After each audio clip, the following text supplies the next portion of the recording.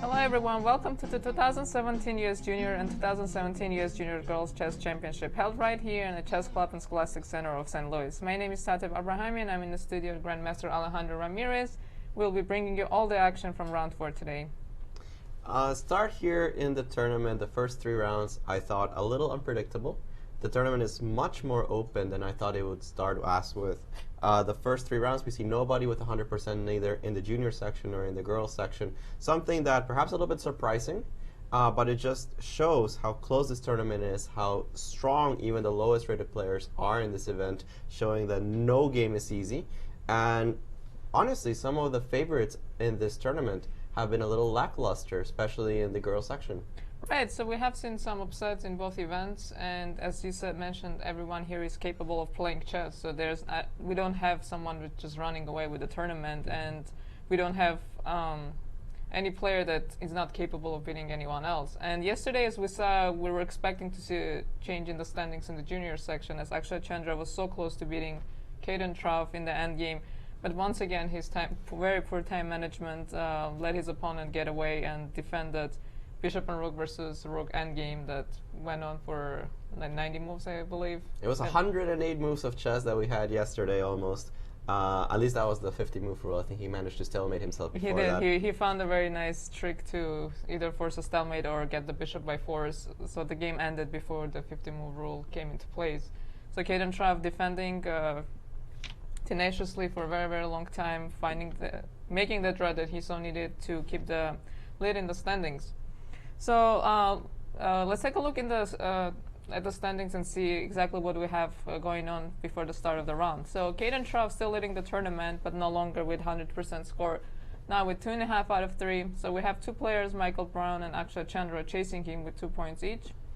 So at least half of the field has 50%. So as you mentioned, we have so many players who are so capable of playing well, as we see so many draws we had in this tournament already. So Ruifeng Li, Wonder Liang, Nicholas Czebe, Mika Britain, and Bobby Liu with 1.5 each. Andrew Tang in 9th place with at -1 in 9th place. That's very surprising, with 1 point. And Joshua Colas, who has lost all 3 games so far.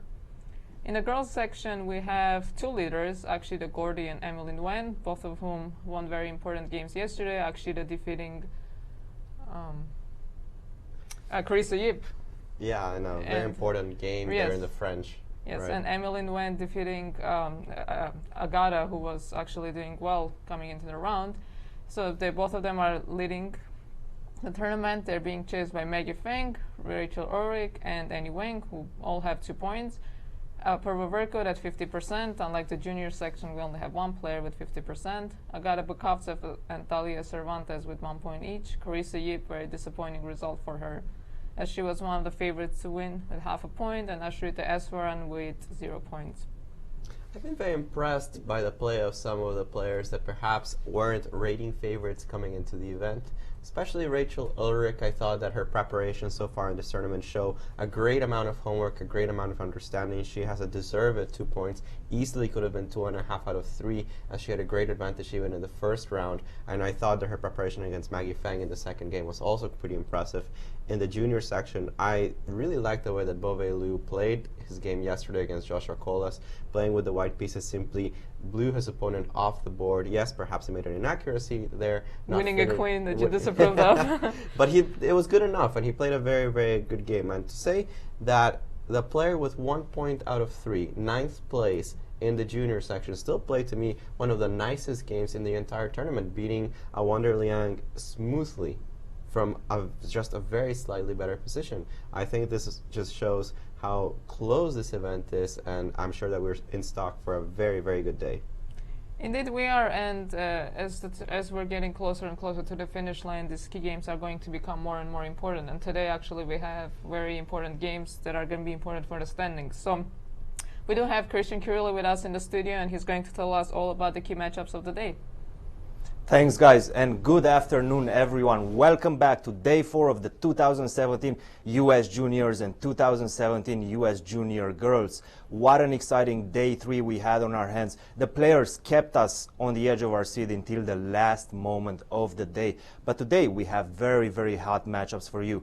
In the junior section, we have Ruifeng Li against Agata Chandra. Ruifeng Li just won a very, very nice attacking game yesterday against Andrew Tang, and he's going to try to continue his comeback. Agata Chandra didn't manage to convert a winning endgame against the leader Kaden Tran, and is now going to find himself on the black side of a very, very difficult game against Ruifeng Li.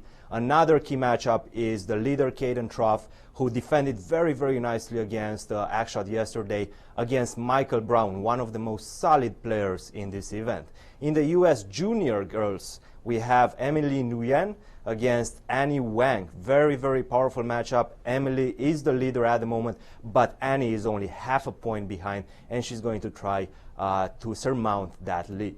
This is going to be a fantastic day, and we're excited to bring you all the action here from the St. Louis Chess Club. Well, thank you, Christian. I'm really, really happy about some of the matchups today, especially the 2500 matchup between Ruifeng Li there against Akshat Chandra. As we see the players almost ready to start, our arbiter Mike Comer is doing the traditional pat down of the players, making sure there are no electronics in the second floor of the St. Louis Chess Club where the tournament is being held. Security is pretty serious. It's a serious tournament with a very important prize of the qualifying spot for the U.S. Championship. So arguably the most important thing they're playing for in this tournament. Absolutely, and they're not taking any they're not missing any precautionary measures there. Nobody's allowed a cell phone or any other kind of device. And I didn't wear my Fitbit during the U.S. Championship because I just didn't want to have anything on me. Yeah, but is it actually forbidden? I've always had this argument with certain arbiters if you can wear certain smartwatches. It's better not to. I've seen Anand wearing a Fitbit, so I mean, Anand is a top player. Definitely, there shouldn't be any restrictions against the Fitbit. Well, I mean, some Fitbits you can get messages on it, so. Yeah. I mean, but you have to have your phone on. So I would leave my phone in the room and just not wear this. Well, no Fitbits on the second floor here well, today. I have it now. In the basement, I guess it's fine. As we do have, I think, also in the girls section, a crucial matchup. I really have been impressed by the way that Akshita has been playing. I think Akshita Aagori, her experience given at the World Team Championship is really shining through. I've been very happy with the way that she's been playing that game against Carissa. We looked at it over again to see what happened, and she actually just calculated really, really well. It was a very long variation that seemed a little bit shaky, but when you looked at it more closely, it was actually a very well calculated variation. It's like she knows we're talking about her smiling. She must be.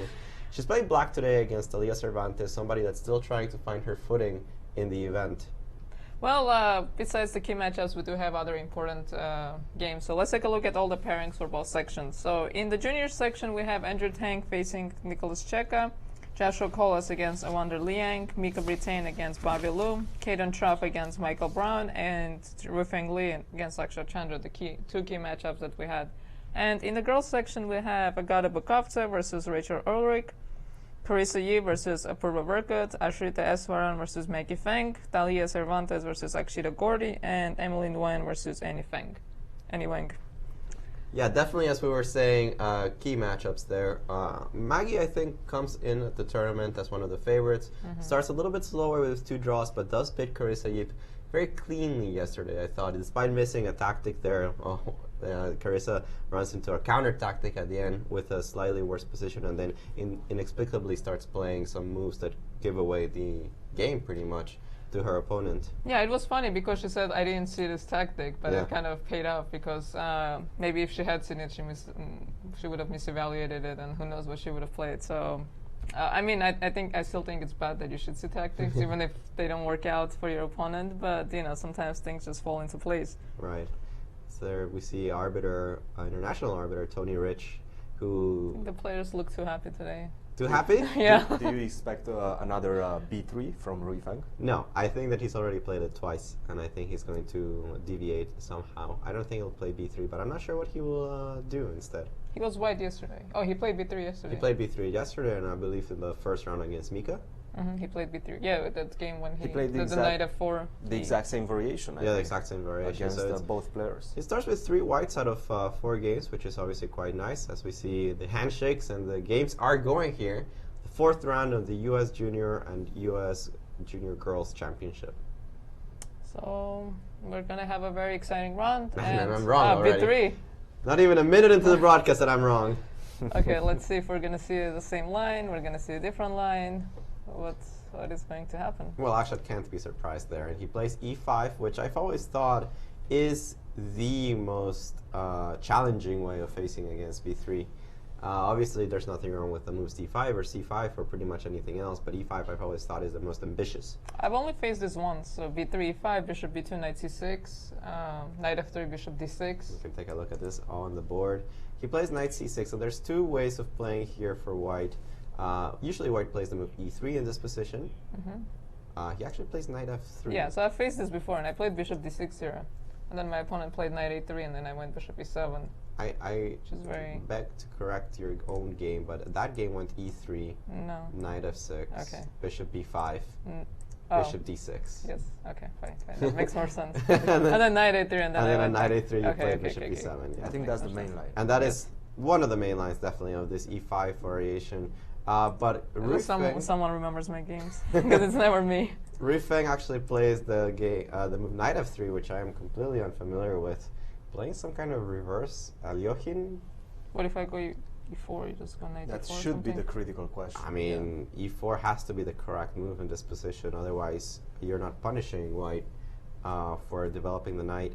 Knight f3, and I'm assuming the only way to play is knight d4. Otherwise, you have to retreat to g1, which doesn't make a lot of sense to me. Although perhaps it's playable. Play some kind of Alyoshin down a tempo. Nah, that looks ridiculous. Knight d4 has to be the move. E4 was played? No. No. Okay, so it's Akshat is Akshat. Are you kidding me? He's gonna be I mean, thinking okay, so like let's not spend too much time on this. Let's look at our other key matchup of the day. Let's see what if Kaden Tran is more theoretical or... I'm assuming it would be. As, Michael is very predictable, right? yes, and as is Kaden, as we discussed yesterday. And actually, they're going to be playing d4, knight f6, c4, e6. I thought Michael was a Queen's Gambit accepted player, but I guess he's reviewed his repertoire. I haven't played in a while, to be honest.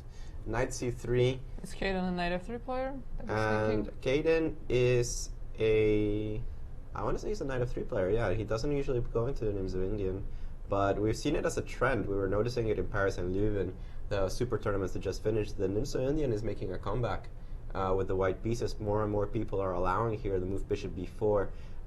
For a long time, the ways of avoiding the Nims of Indian with knight f3, allowing a Queen's Indian with b6, or g3 forcing a Catalan, had become a more or you can play c5 and get into g3. Like You're right, c5, right. d5, and g3 Benoni, which is we saw a game in this tournament, but we talked about that it's not very dangerous for black. Not one of the most critical lines for black. Let's go to the girls section and let's take a look.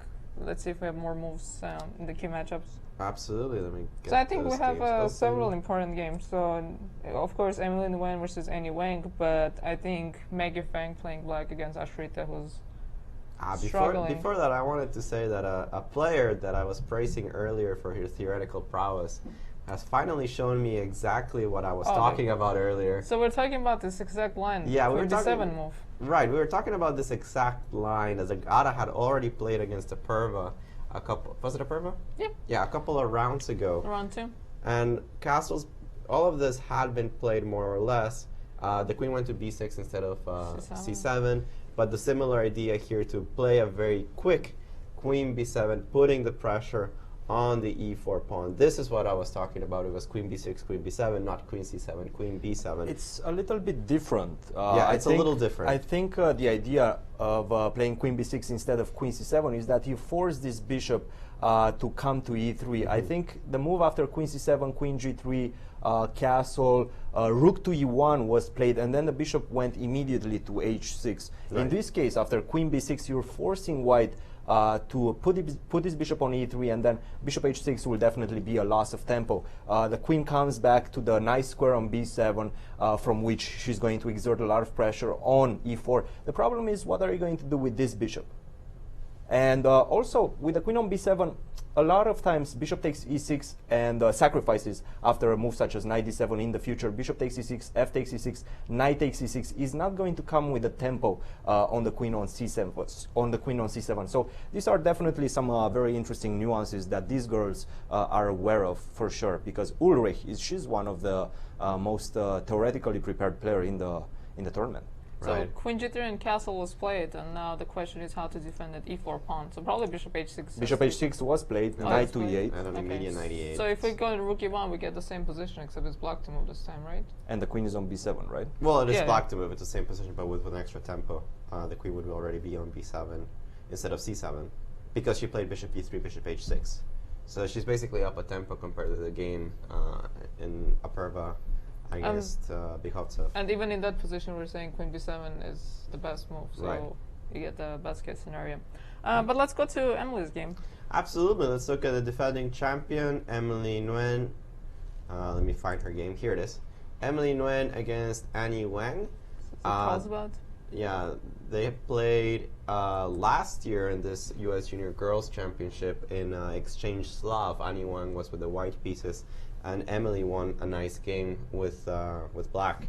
So after d4, knight f6, we have a orthodox queen's gambit, which I'm not very happy about, because after c6, queen c2, this specific move order is incorrect for both sides.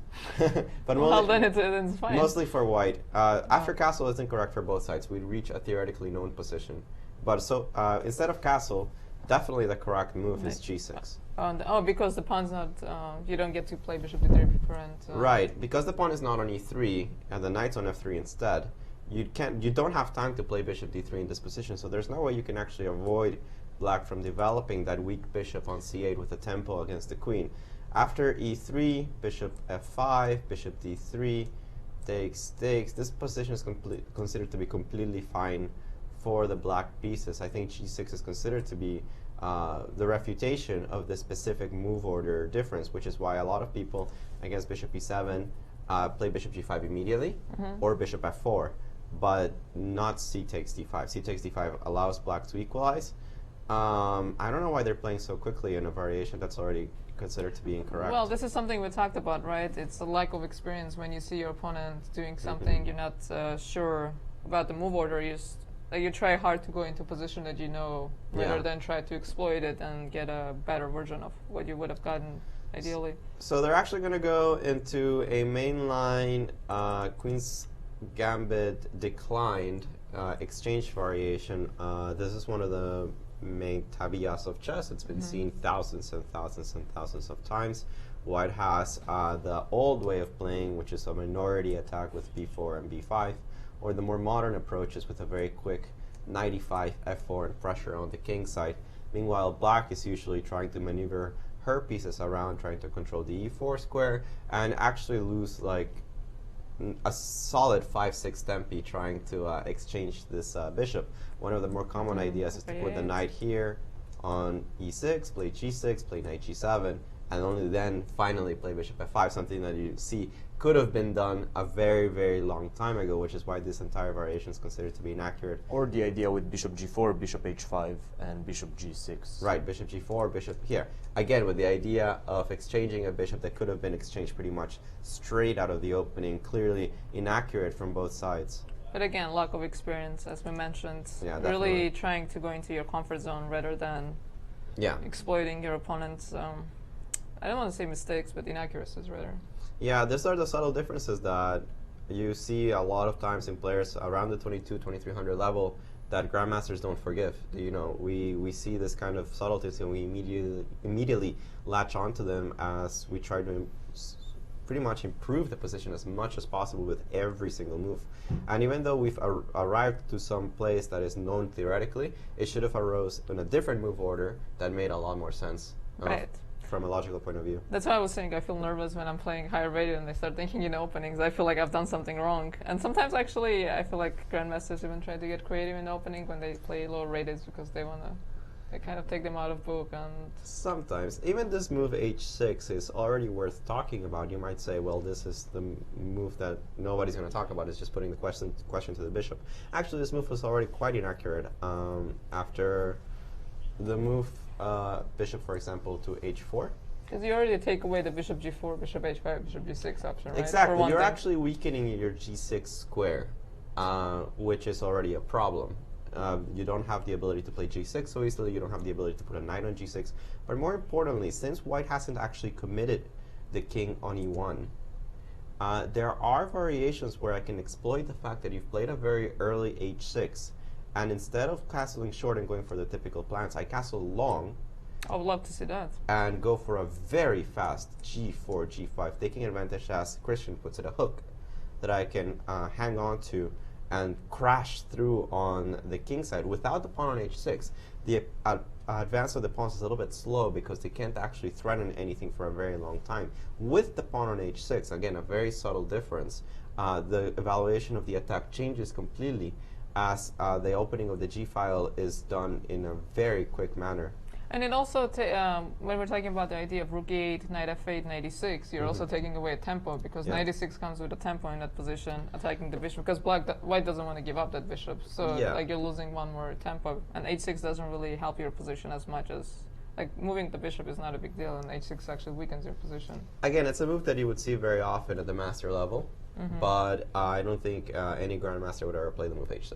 Right, but okay, let's move on from this game too. Let's go to Maggie's game, and I think that's actually going to be an important game for her, because as we mentioned, Ashrita is really struggling in this tournament, so I think everyone just wants to exploit the fact that she's just down, in any position, she's just struggling. And so we have a French, I believe, and we do have a French. Yeah. The birthday girl is playing the French defense with the black pieces. I've played this line before. I lost with this line against Alyssa Malakina. And actually, when I made my chess.com videos, this is one of the lines that I suggested. But then later, when I looked at it more, I realized this is a little bit suspicious for this line with knight c6? Yeah. a3. Yeah, because of this line, and this queen h5 move is a little unpleasant. So I'm going to explain a little bit what's going on. Black's given up the pair of bishops to wreck white's pawn structure. On the other hand, pair of bishops are pretty powerful.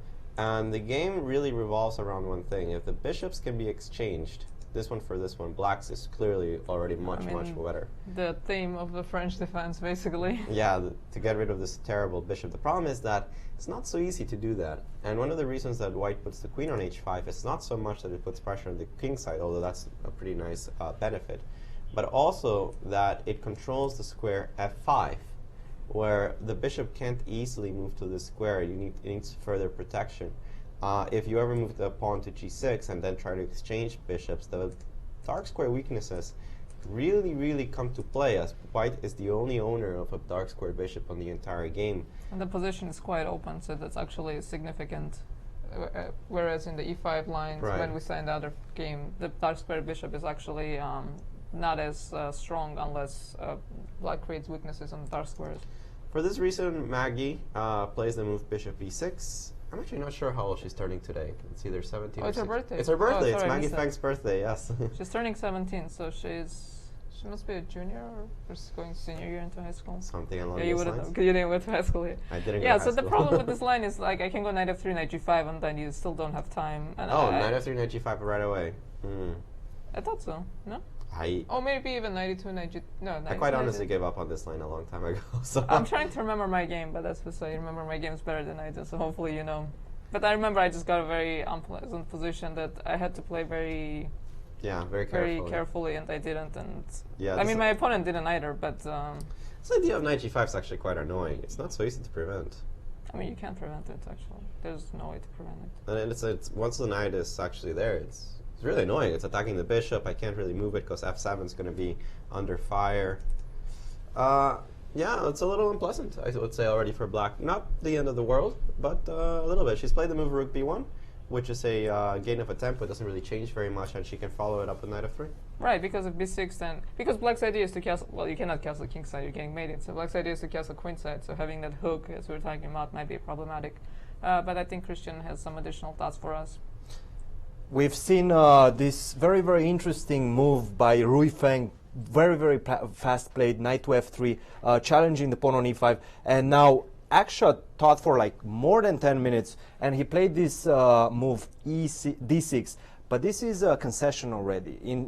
Now the bishop on f7 is going to be, the bishop on f8 is going to be locked. The only way to get it out would be g6, bishop g7, or bishop e7, but it's not going to find its ideal square. As you guys were mentioning, very often this bishop goes to d6, and against e3, bishop b5, a6, whenever white takes on c6, I take with the pawn on d6, with the pawn on d7, and I don't have any problems by having the bishop on d6. d6 is definitely a concession. e3 was played immediately, and right now I feel Ruifeng got exactly what he wanted out of the opening. Akshat is down on time. He's not aware of what he should be doing, and Ruifeng is in control. It's an unpleasant situation where on move 4 or 3, your opponent plays something that you already didn't expect and you're already very unfamiliar with.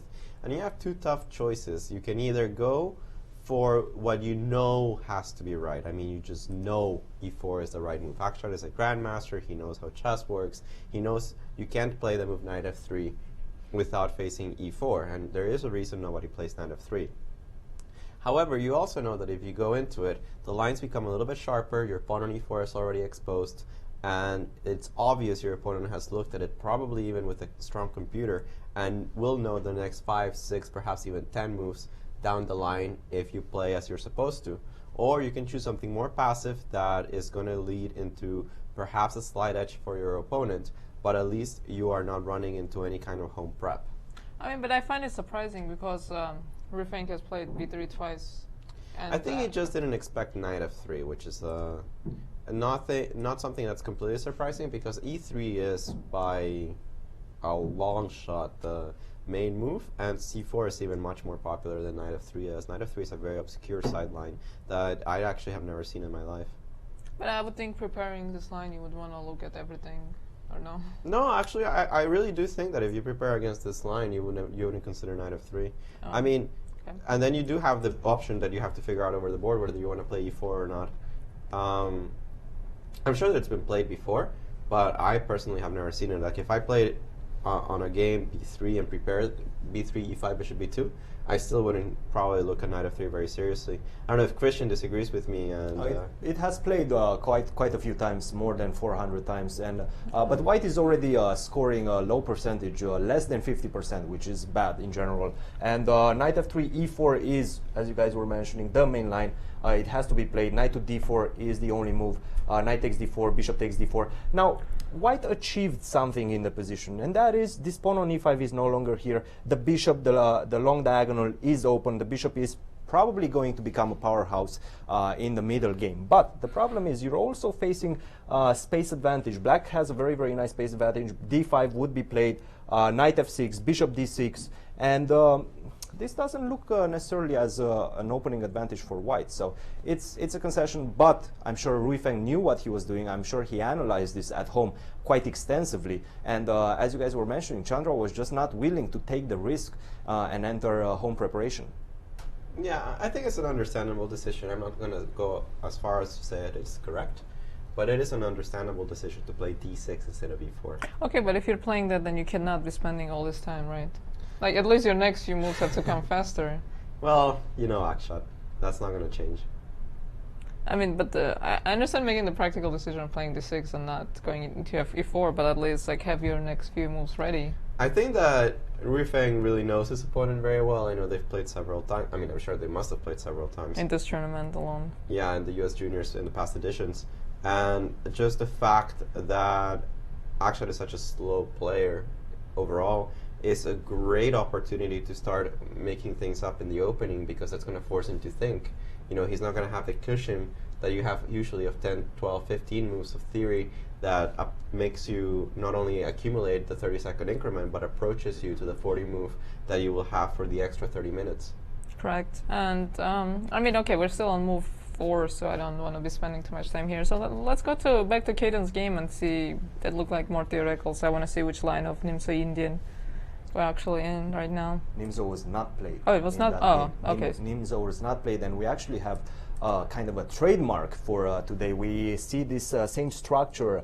E3 will be played, and we're going to see how grandmasters approach this particular structure. Minority attack potential, as you guys mentioned, knight f3, knight e5, plays the knight in the center. We see this move bishop to e6. The bishop in general has to stay on c8, and only after bishop e7, castle, knight d7, knight f8, you will commit the placement of the bishop. Bishop e6, I'm not particularly aware of what the idea behind is. I don't necessarily like it here. Once again, I could potentially put it on g4, h5, and then try to exchange it with bishop e6. So I feel already Michael is in a little bit of a pickle, because he doesn't know this. I'm sure, actually I've played with him a few games on chess.com. That was Blitz, and against knight c3 he was always responding with bishop b4 and entering the Nimzo. But after a long thought, after a 5 to 7 minutes thought, he did play d5. C takes d5, e takes d5 was played, and I think this is more or less a novel position for Michael. We will have to wait and see what he's going to have to say after the game. Perhaps he faced knight versus Kaden's first time, maybe playing knight c3, so he didn't want to go into his line, so it's creating over the board. That might be the case, yeah. I wouldn't doubt that this is one of Kaden's few times playing knight c3, because, I mean, Michael did spend some time before deviating But I have to be relatively critical of this move, bishop e6. Unless this is some sort of new trend in the position, I don't quite understand the move. It's actually more of a target than anything else on e6 because white hasn't committed the knight on f3, which in many cases means that after a very quick e3, bishop d3, and instead of putting the knight on f3, you can play a very quick knight e2, f4, and start asking the question to the bishop of what exactly is it going to do.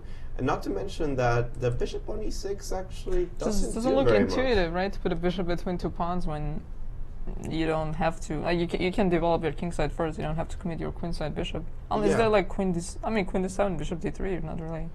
No, I mean it does look a little bit artificial, at least to me. And black can never castle queenside, so there's knight b7, queen c7. I don't know if there are some cool new games in here, but as far as I'm concerned, this is supposed to be a bad move. This bishop, not a bad move, this is an exaggeration, but an inaccuracy to put the bishop on e6. No cool games. There are only 60 something games, very old ones in general, low rated players. In the main lines, there are thousands of games. Thousands and thousands. Thousands, many thousands. And bishop e6 is just a bad move. He obviously doesn't know what he's going to do. White scores a very, very high percentage of more than 65%. So this is already, Michael is finding himself in dire straits. Well, I think if the games are between low-rated players, then the percentage is a little bit irrelevant. Well, it's still there, but I agree with you. But the fact that no grandmaster or no strong grandmaster, right, that's more alarming than has the score. Bishop e6. But okay, so let's see what Michael is gonna show us in this line. Let's look at the Wonders game. So he made that miraculous draw yesterday in a position that we thought was completely losing, and his opponent got a little bit scared. Well, we didn't because we have a computer, but when he had that knight and rook endgame. All right, he's gonna be playing against somebody that has we do have an IMSA. Not found his footing at all. Joshua Collis, who only has, he has 0 points actually. And we do have variation of the Nimzo Indian with b6. Not the most common line, as c5 is considered to be the main line in this position, but b6 is playable. Castle, bishop b7, and we get this kind of structures, which are considered to be just a little bit favorable for white compared to the main lines. Nothing too special. Knight b7 and a quick b5. So black is has a very solid position, but a little bit of a passive bishop on b7. He's trying to take advantage of control over e4 and the fact that this bishop has not been able to be activated. White, on the other hand, plays a very quick b5, which for the moment artificially isolates the pawn on d5. So imagine I play a4 at some point, then the pawn on d5 is going to be isolated for the rest of the game, since the definition for an isolated pawn is that one that cannot be protected by another one, and this pawn on c7 will never be able to protect the pawn on d5 as long as the pawn on b5 is alive. And the choice of taking immediately, which is probably the most tempting. Right? You take with the knight and you gain a tempo against the bishop, which might not be the end of the world. You can probably just move it back to e7 for now, since you're going to follow up with c6. This would be much more naturally played if the rook was already on e8. I think then black doesn't really hesitate to go for this, as you can put the bishop all the way back on f8. On e7, it's kind of in the way of some pieces. But this should still be completely fine for black. And black is probably going to play c5 at some point, right? I wouldn't rush it, but at some point black might want to think of playing c6, c5. I think that taking on b5 is, I think, the most logical way of playing the position. But there is nothing wrong with just playing the move rook e8 and developing your position. I don't think I'm blundering. Yeah, so rook e8 I think is completely fine. What do you think you're blundering? On d5? Some pawn on d5 or something, but everything is well defended as this knight is still protecting. But I think white would go a4 and bishop a3 and maybe try to exchange that bishop. Yeah, he'd probably go a4, but I mean, you've lost some time doing that. Perhaps I can take advantage of that by at some point playing knight e4, not necessarily now, but at some point. It's just one of the ways of playing the position. As I said, more natural, I would say, to take on b5 and retreat the bishop. Okay, let's keep going through the games. Let's look at Andrew Tang, who lost yesterday against Ruifeng Li. That brilliant game that Ruifeng Li played. And we have another ugly sighting of the London system. This needs to stop. E3, bishop g4. I hate the London system. Bishop g4. And, the very quick bishop g4 that I'm not terribly familiar with. The London system is like the Berlin defense of 1d4, right? It's like something no one wants to see, but it's just everywhere. Yeah, bishop g4. And here actually white has some very interesting choices already. The move f3 is probably the most natural, just trying to take advantage of the fact that the bishop on g4 doesn't necessarily have very good retreat squares already. Either on f5 or on h5, it can be targeted and pursued by the pawn on g4. And then craziness starts happening on the board as black is a little bit underdeveloped to try to take advantage of the pawn storm that's already happening on the king side. Crazy stuff.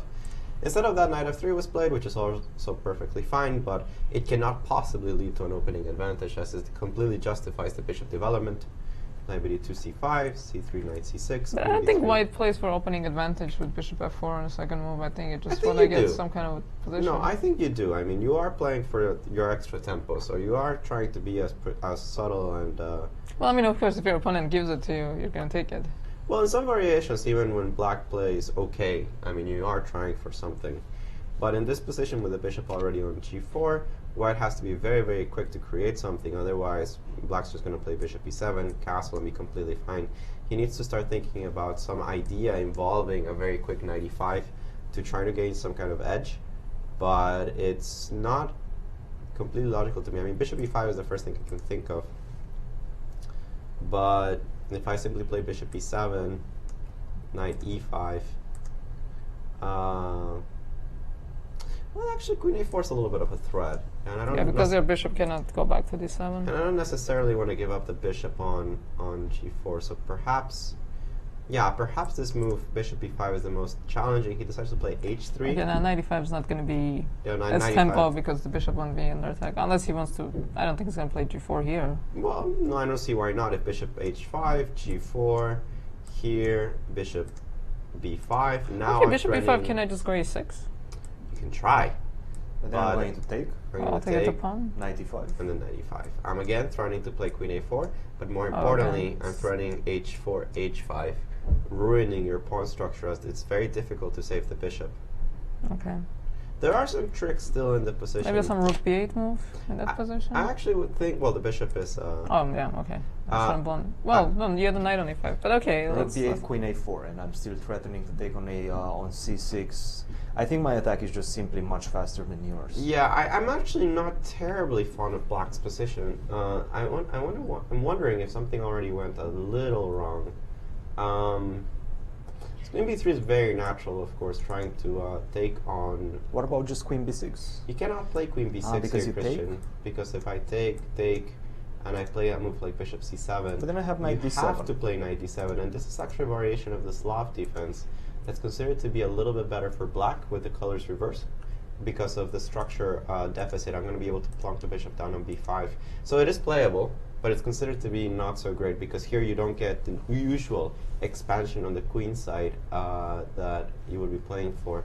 So this is playable, but perhaps not the best. So I think London defense is that open. What we're talking about, like seeing the danger from far away in a strategic kind of position, as opposed to in a very tactical position where you can see your opponents just coming at you at full force and like not sensing the small dangers. I think this is why the London system is dangerous for some players who don't really have this sense of danger developed.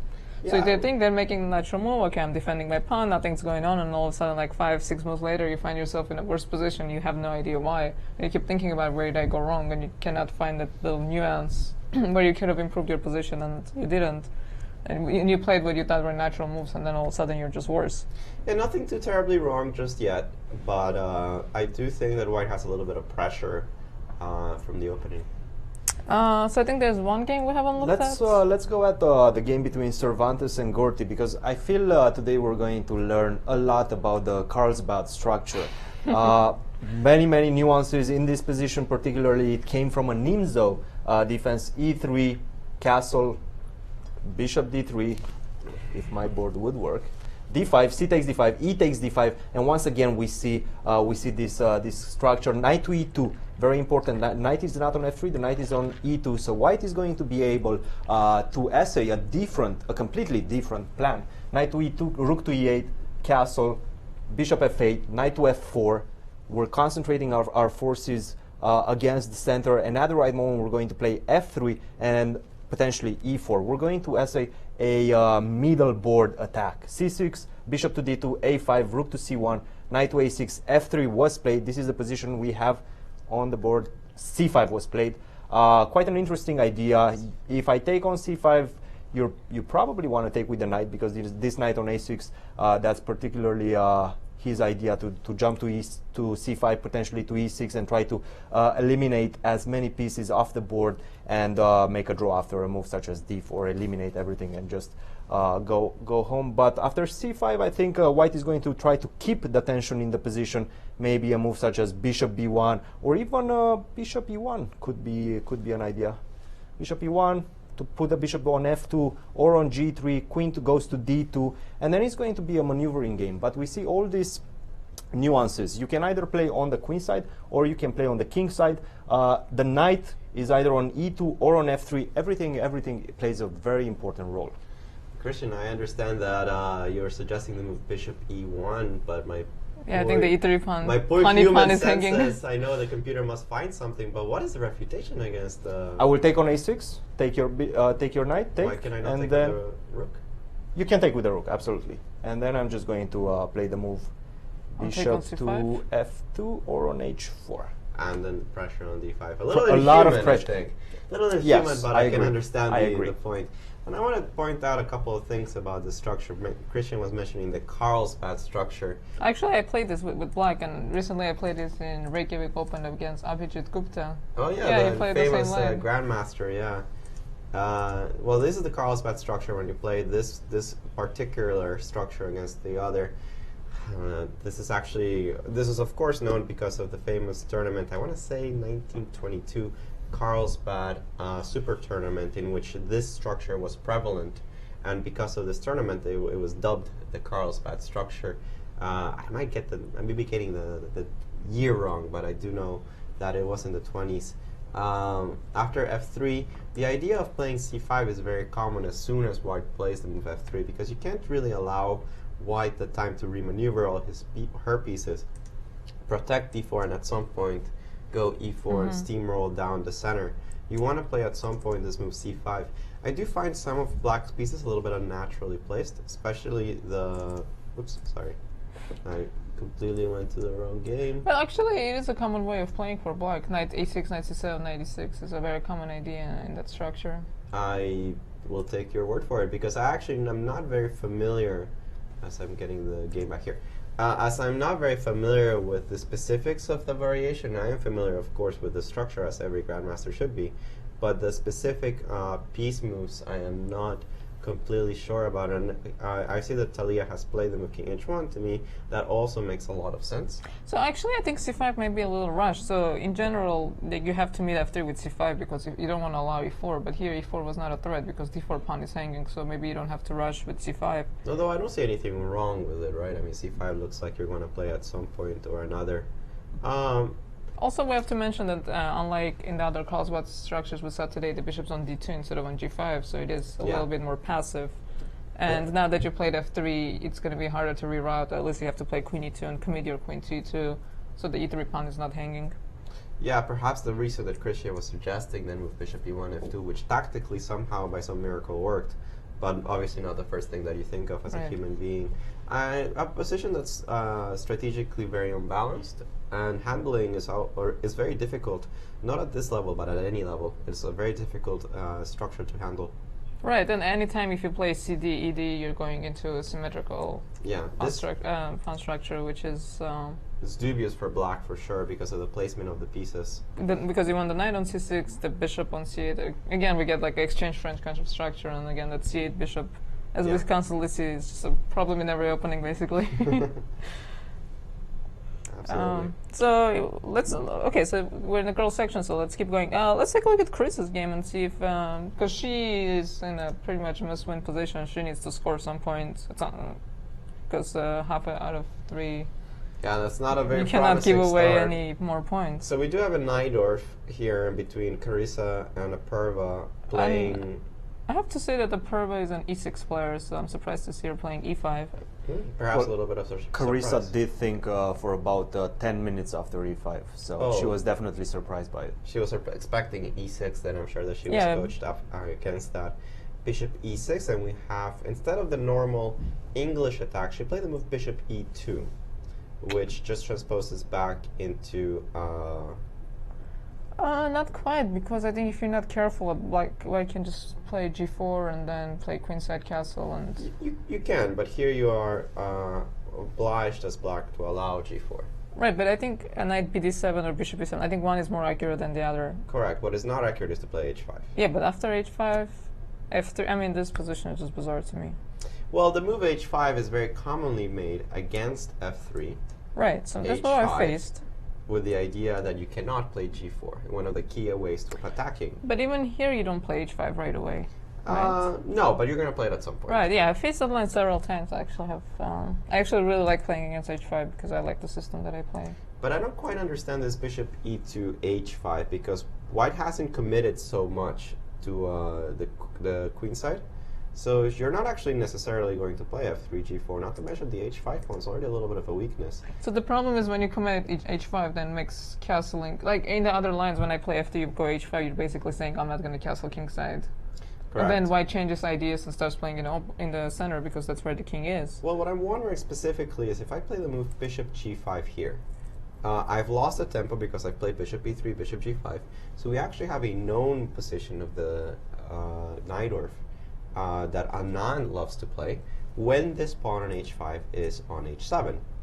I cannot imagine that this pawn on h5 is an asset for the black pieces. I imagine it's more of a weakness than anything else. I can't even scare the bishop away from g5. This must be completely inaccurate. But again, we don't see the flexibility because at this level, at this age, they don't know whites, like they don't have this experience of playing different systems. They just know their openings, their system, which is why on move 6 when your opponent goes bishop e3, e5 instead of e6, you spend some time, you don't have something prepared. Yeah, but well, like why f3? Is knight g4 a threat? No, there's no threats. I mean, bishop g5 gives white a clear advantage, but even just castling, I think is very comfortable for the white pieces. Knight g4 takes way too much time. I wonder if white can switch ideas again and play for queenside castle. But I mean, I know she committed to kingside, but if I play queen d2 and castle... I mean, she can do anything. Honestly, f3 is the move that makes the least amount of sense. Actually, I think maybe against h5 queenside castling, actually maybe not accurate because I don't think you want to put your bishop on e2. I play with bishop on d3. I mean, you have to remember that there's no... You're comparing this to the lines with f3. I haven't played f3. No, I'm saying after f3. Well, but f3 is just a bad move. Right. f3 justifies h5. Yeah. Because now the bishop on e2 is not doing anything. I can't imagine that this sequence of moves makes too much sense. I think f3 here justifies h5. Now obviously I can't play g4 as white, so I'm not actually sure what the idea of f3 is. I think if you're so scared of knight g4 and you're going to castle kingside, you should go h3 and keep f4 as an option. At least h3. Against h5, f4 just makes so much sense because if your opponent takes, it's just so ugly to have that pawn on h5, and if they don't take, then anything f5. And I'm still in love with my move of bishop g5. I still think this is the Anand variation where he goes queen d3, he plays a very quick knight d5, and this is just great. I mean, I'm not a Najdorf player, and I gave up e4 a long time ago. I still dabble in it once here and once there, but I don't actually dare go into the Najdorf. I think against h5, another very important plan, and also specifically against this early bishop e6, is to actually play with f4 and try to play f5, gain complete control over the d5 square. So move as queen d3, and then potentially after knight bd7, let's say, now a move such as f4. This could yield some troubles for black. And f3, definitely, as you guys were mentioning, completely unnatural. Doesn't make a lot of sense, justifying the h5. But one thing I want to go to is another Carlsbad structure, and that is between Truff and Brown, because we have some developments in this position after knight bd7, bishop d3 was played, bishop d6, knight g2.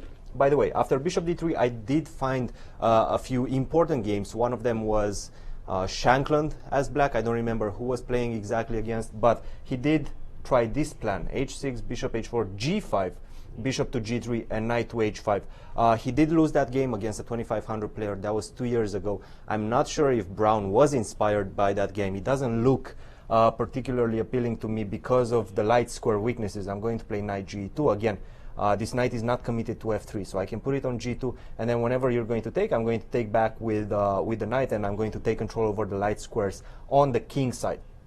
Instead, black played the move bishop d6, knight g2, h6, bishop h4. We have this position on the board. It was played maybe 10 times, and white is scoring something along the lines of 80% in this position. This is very ugly for black. I'm going to withdraw my bishop on g3 at the right moment. Again, I'm not going to commit where I'm going to put my king. If you're going to go kingside castle, once again, the pawn on h6 is a hook. h3, g4 becomes an option. So you're probably going to want to put your king on the queen side. But then I'm going to be able to try to attack you with a3, b4, rook b1, b5. This is not going to be a very, very pleasant position for black going forward. Yeah, and something I really do like is that since white has a little bit more space, he can actually waste time easier than black. And what I mean with that is that he has more useful moves than his opponent before castling. So it's actually black that wants to castle before white because that's the way that he can bring his rooks to the center. Whereas white can make a lot of moves without really needing to use his rooks. I do like Christian's idea of keeping the king flexible in the middle of the board and just waiting for his opponent to castle and then immediately castle to the opposite side. Queen c7 was played, I think, and this is following the games that I was talking about, not the Shankland one, but part of those 10 games. I think Queen c7 is the main line. And yes, after bishop g3, what is your next move? How are you going to continue developing all your pieces are developed? Now you have to make the connection between the rooks. You're going to do it either with a queenside castle or with kingside castle, or you can delay that by playing a move such as knight b6, a very natural move in general, trying to attack potentially a queenside castle by white, also defend a queenside castle of blacks. The knight is a very good defender around the king. But now I can once again, I have also this move, knight to b5, which could potentially yield some problems. So if white finds this move bishop g3, black might find himself in dire straits because he simply doesn't have any moves anymore. If you go here, I'm going to go here and I'm going to attack you. If you go on the king side, I'm going to go on the queen side and I'm going to attack you. So what are you going to do after bishop g3? Yeah, it's the subtle points that we were talking about earlier. I mean, Kaden is a very experienced grandmaster. I'm sure this is going through his head. Whereas one little inaccuracy like bishop e6, which seems like something that shouldn't really be talked about, it can actually put a player against the ropes even from the very early on in a strategical sense. And I do like white's position already more than black's, even though it seems like black has developed sensibly. And I think Kaden had this game, a similar structure against Andrew Tang in the first round, when his opponent committed to g5 early and castled like without care, and he had that really nice game. And actually, I think after bishop g3, if I put my knight on f4, like and ask your bishop where it's going. Yeah, I really do like white already in this position, I have to say. And it's Kaden's move, so let's see what he's going to come up with. I'm sure he's going to play bishop g3. I don't think he wants to commit his king before his opponent does, so he's... Yeah, I mean, you definitely think about it, but it's a little bit of inaccuracy, I think, to... Well, you cannot castle kingside because your pawn's hanging, so I don't think you want to just commit to castling queenside right away. Yeah, that would be a little strange. Beastie. Okay, let's look. One game we haven't looked at in the junior section is Mika Bertin versus Babilu. So let's just go around and look at all the games and see what's going on in every opening. So how many more Carlsbad structures we have? Oh, almost. Almost. Almost, but not quite. This does involve a fianchetto, so there will be no Carlsbad structure. We're playing a Queen's Indian, straight up. Okay, something of... Knight e4, bishop d2. And here I think the main lines are f5 and knight takes d2. Or bishop f6. f6. I played bishop f6 several times. I'm not familiar with the move d5, although... No, I'm not familiar with it. Perhaps one of my fellow commentators can help me out because I don't actually know this move. d5 is definitely... I would call it an inaccuracy. I think this is a move I played against you, Christian.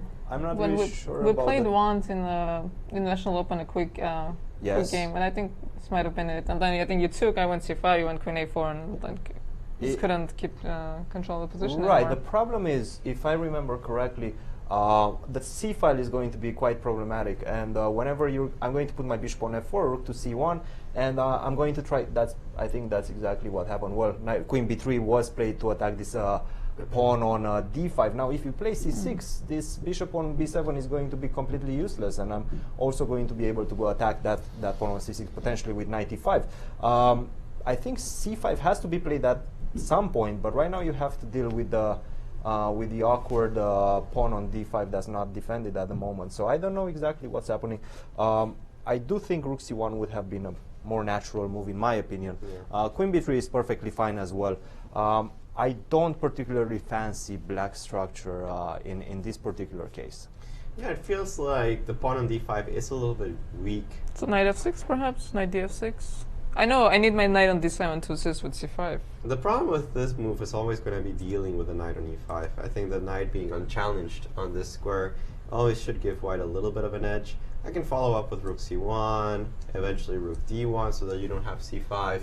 And achieving all of your breaks is not going to be so easy. Of course, I don't have to play knight e5 right away. I can wait for a while. I can probably just play rook a1. Rook a1 for now, rook fd1. Eventually, my knight's going to be jumping to this pretty juicy square. And one of the many things is that once, for example, you want to play the natural move, rook e8. But as soon as I play knight e5, I'm immediately threatening to take twice on e4. F7 is the target. Yeah, f7 is hanging. So this little discomforts actually kind of add up in the position. That's one of the trumps of the move queen b3, and another one would be if you play c5, I can take on c5, and you can no longer take with the b pawn and have the hanging pawns, but you have to take with the knight, and then you're going to have an isolated pawn, which is supposedly a worse version. No, I have to agree with the evaluation that nothing major has happened. It's not like Bove is in kind of deep trouble, but it is slightly more pleasant for the white pieces, which might offset the fact that he's down 30 minutes on the clock. Well, I mean, he's not in deep trouble yet, but I think he's in a situation where he might end up. He needs to make correct decisions. Strategically, I agree. Again, foreseeing that danger sense. So we went around, we looked at everything, so let's go back to the girls section and look at any game we haven't looked at. Let's go to the game between Bukov and Ulrich, because we have a very, very interesting, once again, theoretical battle.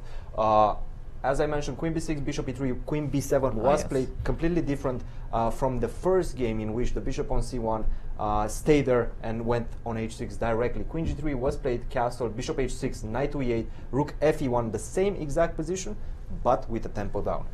Bishop f6, bishop e3 after a long thought, so bishop went to e3, h6, back to e3. This is not very good. And once again, another trump of the fact that the queen is on b7 is that you no longer have the move bishop takes e6 against knight d7. I think this would have been the optimal response in this position. Knight d7, knight c5, targeting the bishop on b3, targeting the pawn on e4. This would have been quite a problematic position for white. Instead of that, she played the move bishop d7, still a natural move, but not taking advantage of this nuanced position with the queen on b7. f3 was played. We have this position on the board. Knight c6 is probably going to come. This is the natural way of developing the pieces. I'm not really sure what this queen on g3 is doing. I understand that it aided with the bishop on h6, but right now bishop e3, bishop h6, it seemed like white lost a lot of tempos, and I don't see black having any problems here. Was bishop e3 necessary? I couldn't play just rook d1 because I mean, is the bishop on f6 so bad that it's worth? I think rook a d1 would have been quite. Oh no, What's bishop the to e5. Some tactics. Bishop to e5. That's the problem. You're losing a piece. Oh. Well, I don't have now bishop f4. I think I can just simply take and yeah, pin now you. I'm losing some more stuff. And now if you move your queen, your bishop on h6 is dying. If you put rook to d1, then e5 is just losing the rook. So yeah, okay. Then that means bishop h6. Then yeah, rook a1 is not possible. No, I mean, once again, Rachel was just simply out preparing her opponent. Well, let's take a look at the time situation, because it's normal. Even though Rachel is there on the way, but I can see that she has a minute, an hour and 30 seconds, again, with more than she started, hour and 30 minutes. More than she started with against Agata's 55 minutes already. Quite a big difference on time, which, okay, it's not important yet, but it's going to accumulate once we start reaching the critical junctures of the position. But I have to say, I don't necessarily like what plan she chose. She played this move a5. Right now, after a4, you're going to have some difficulties with this square on b5. Let's say you go something like b4. I'm going to plant a knight on b5 and attacking the pawn on d6, and it seems like all my pieces right now are starting to find their purpose in the position. I really don't like this a5 b4 idea. I think knight c6 should have been played. Perhaps she wants to take on f4, but after knight takes a4, this structure is a little bit better for white. Now I have a novel target on a5. Potentially I can focus my pieces on that one. I'm not really particularly fancying this move a5. How about you guys? Yeah, what I don't like about a5 is basically forces a4. Like, it's not like you're going to play a3, it's not like you're going to give up a bishop, so it just makes your opponent's decision so easy. And when you're up on time, you don't want to make, and especially if you, even positionally, Black is already completely fine, you don't want to make your opponent's life easy. I have to agree that the move a5 strikes me as a little bit unnatural. I can see that that was the point of bishop d7, but it doesn't seem like it's well timed. I do think a5 at some point was a good idea for black, but it would have been very hard for me to refuse such a natural move like knight c6 to finish development, trying to trade off some pieces if necessary. Knight a5 might be a strategical threat at some point. It would have been very hard for me to refuse the move knight c6 as the most logical one. I don't see anything wrong with it, and I think it would have been my top choice by a fair bit. Maybe she wanted like knight a6, knight c5, so being a little too fancy. But I'm surprised that I gotta play this line and she didn't have this prepared, this queen b7 move. Because if you're repeating lines, you have to assume your opponent has seen your game and they're gonna prepare something against you, right? I agree. Like, you shouldn't be surprised. Yeah. Did we look at all the games in the girls section? We saw Chris's game. Oh yeah, there was that strange Nairo. We saw. Did we see Shita's? Yeah. So I think we saw all. Did we see Talia's game versus Akshita? I think that's the game. Yeah, that was another one of the Carlsbad structures today. With this c5, we'd have the only one more move. This move b6. No real changes in the position. So let's take a look at that Nairo one more time before we go to a break. Let's see if there's been any development. Which was Chris's game. Always gotta see the Naiders. Yeah, because you never know what's gonna happen. Knight b7, a4, b6. Castles. Okay, so here Carissa decides to castle short. Okay, it's one of the many ways of playing this. Would you play b6 or would you allow a5?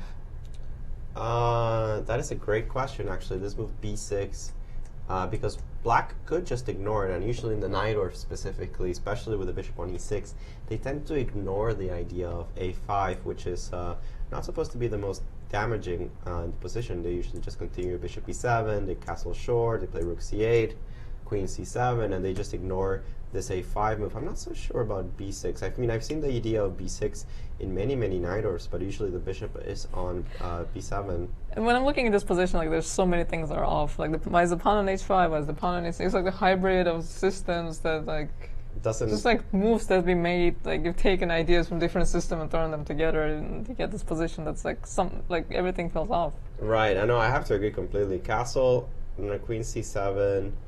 And a very quick knight d5, which, okay, changes the character of the situation. Takes on d5, takes on d5.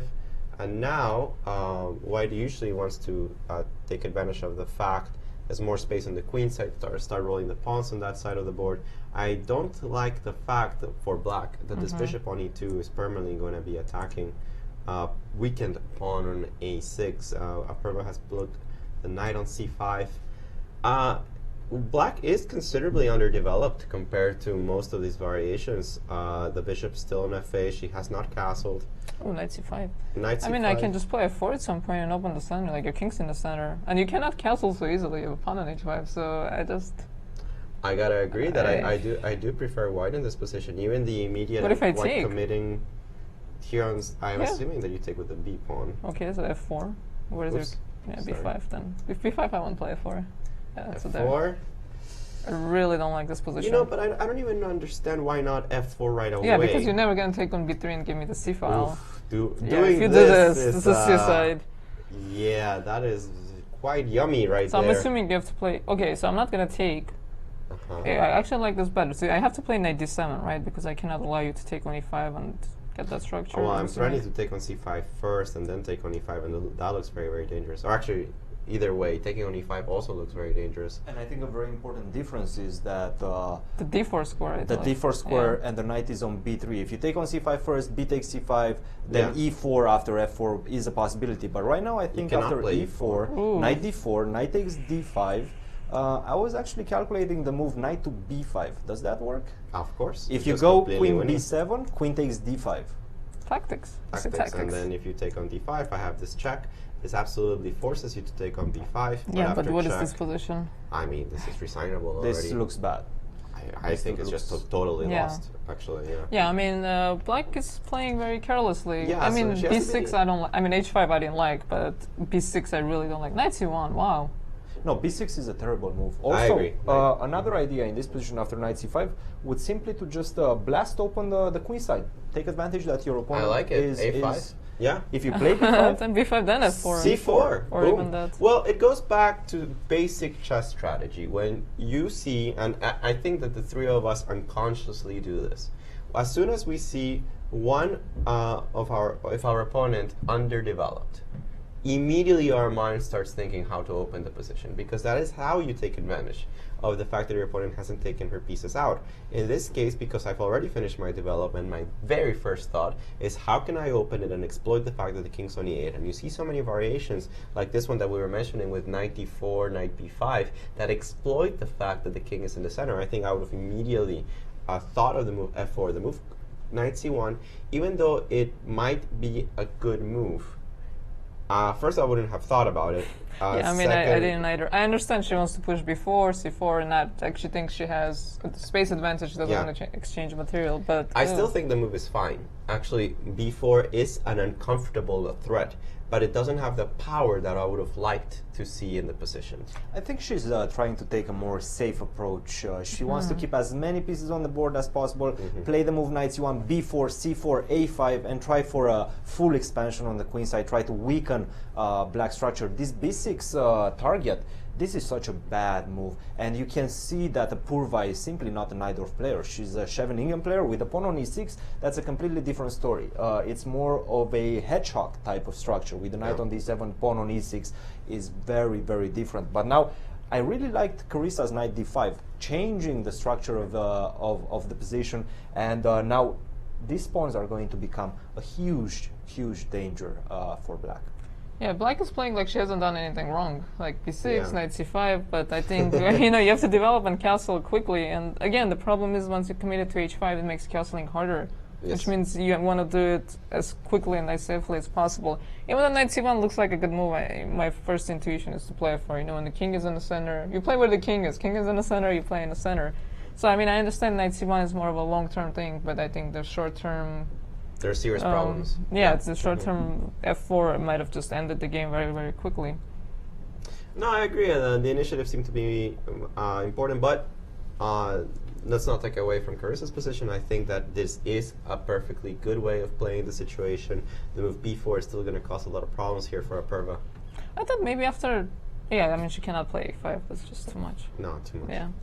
Well, I mean, we still have a lot of games developing. We're still in the opening phase. A lot of players are still taking their time in the opening. Some of them are in unfamiliar territory, some of them in unpleasant territory. So I don't think we've had a lot of theoretical battles going on still. No, definitely not. Actually, quite the opposite. We have a lot of structures, Carlsbad especially, a lot of strategical duels, but no deep theoretical games the way that we saw yesterday. Right, so we're going to take a little bit of a break. We're going to freshen our knowledge of the Carlsbad structure so we can talk about it more. So don't go anywhere. We'll be right back. A question on Twitter from Damas. I should not have pronounced that. That was a bit of a trap, yeah? For those of you who are new to chess, it might look like ba3 is an illegal move here because white advances pawn 2 squares, not 1. But it's a little something we call en passant. And you can do that, but you have to do it instantly. You can't wait for a move, like let's say play king e7, king g2, and now try, because I'm gonna do it. I'm sorry. This is too funny for words. This is a software glitch? I'm pretty sure there's not a lot. Lawrence. Hello, Lawrence. Yeah, I'll play 4 against Lawrence. And now he's going to play something against me which we discussed at length during the course of my stay. Yeah, he told me this is excellent. D5, this was what I was kind of hoping for, because now I think E5 is quite strong. No, Lawrence, this is not how chess works. Sadly, it would be much, much more fun if chess actually worked like this. But I don't think it does. Or maybe it does. Well, that's me regretting what I just said. How did I get from there to here is a little bit beyond me. And what's worse, I will never hear the end of it. My quality of life has just gone downhill tremendously because I'm actually sharing the office with the guy.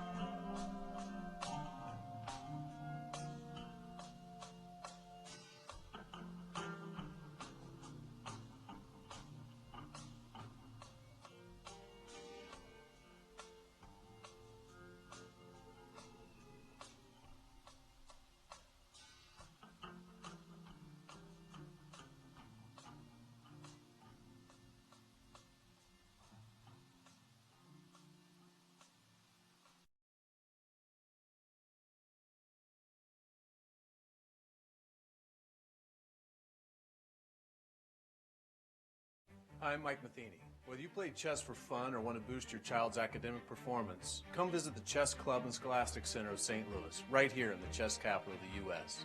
From a welcoming, diverse environment to a scholastic outreach program, now in over 100 schools, our center, across from the World Chess Hall of Fame in the Central West End, has it all. So whether you've played for years or never before, we invite you to experience all chess has to offer.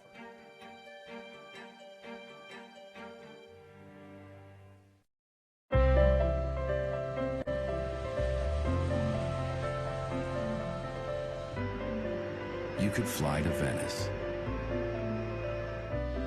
or Paris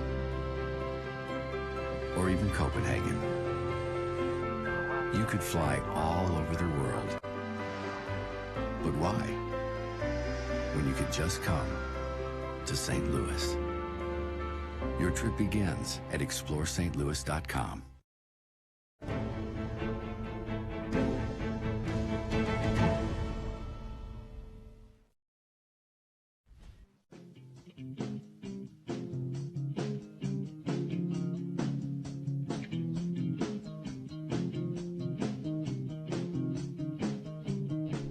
Welcome back, everyone. If you're just joining us, this is the coverage of the 2017 U.S. Junior and 2017 U.S. Junior Girls Chess Championship held right here at the Scholastic Center and Chess Club of St. Louis.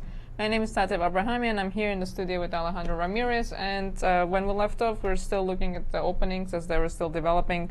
We didn't have anything crucial going on yet, so the games were still in the opening phase. The players were taking their time. We don't have a lot of theoretical battles. We have some structural battles that we're looking at, one of the prominent ones being the crossbar system happening in both the junior section and in the girls section. So we're going to take a look at what's going on in those games, as we did take a little bit of a break. But before we do that, let's talk about what the players are playing for in this tournament. So not only is there a qualifying spot for the U.S. Championship, the coveted prize, which is arguably the most important thing the players are playing for, there's also a very nice prize fund. But the first place being $6,000 in the junior section, second place $4,000, third place $3,000, fourth place $2,000, fifth place $1,500, sixth place $1,200, seventh place $1,000, and then eighth with $800, ninth place $600, and 10th place $500, which is quite a large prize fund for a junior championship.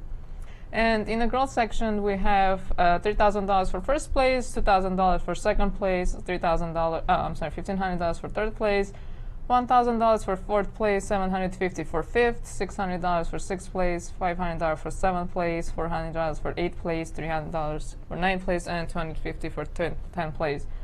So I have to say the prize fight is actually quite large for such a championship, as actually I was looking at my chess player history, and I have played in the junior tournament when I was 15, 16 years old back in 2003.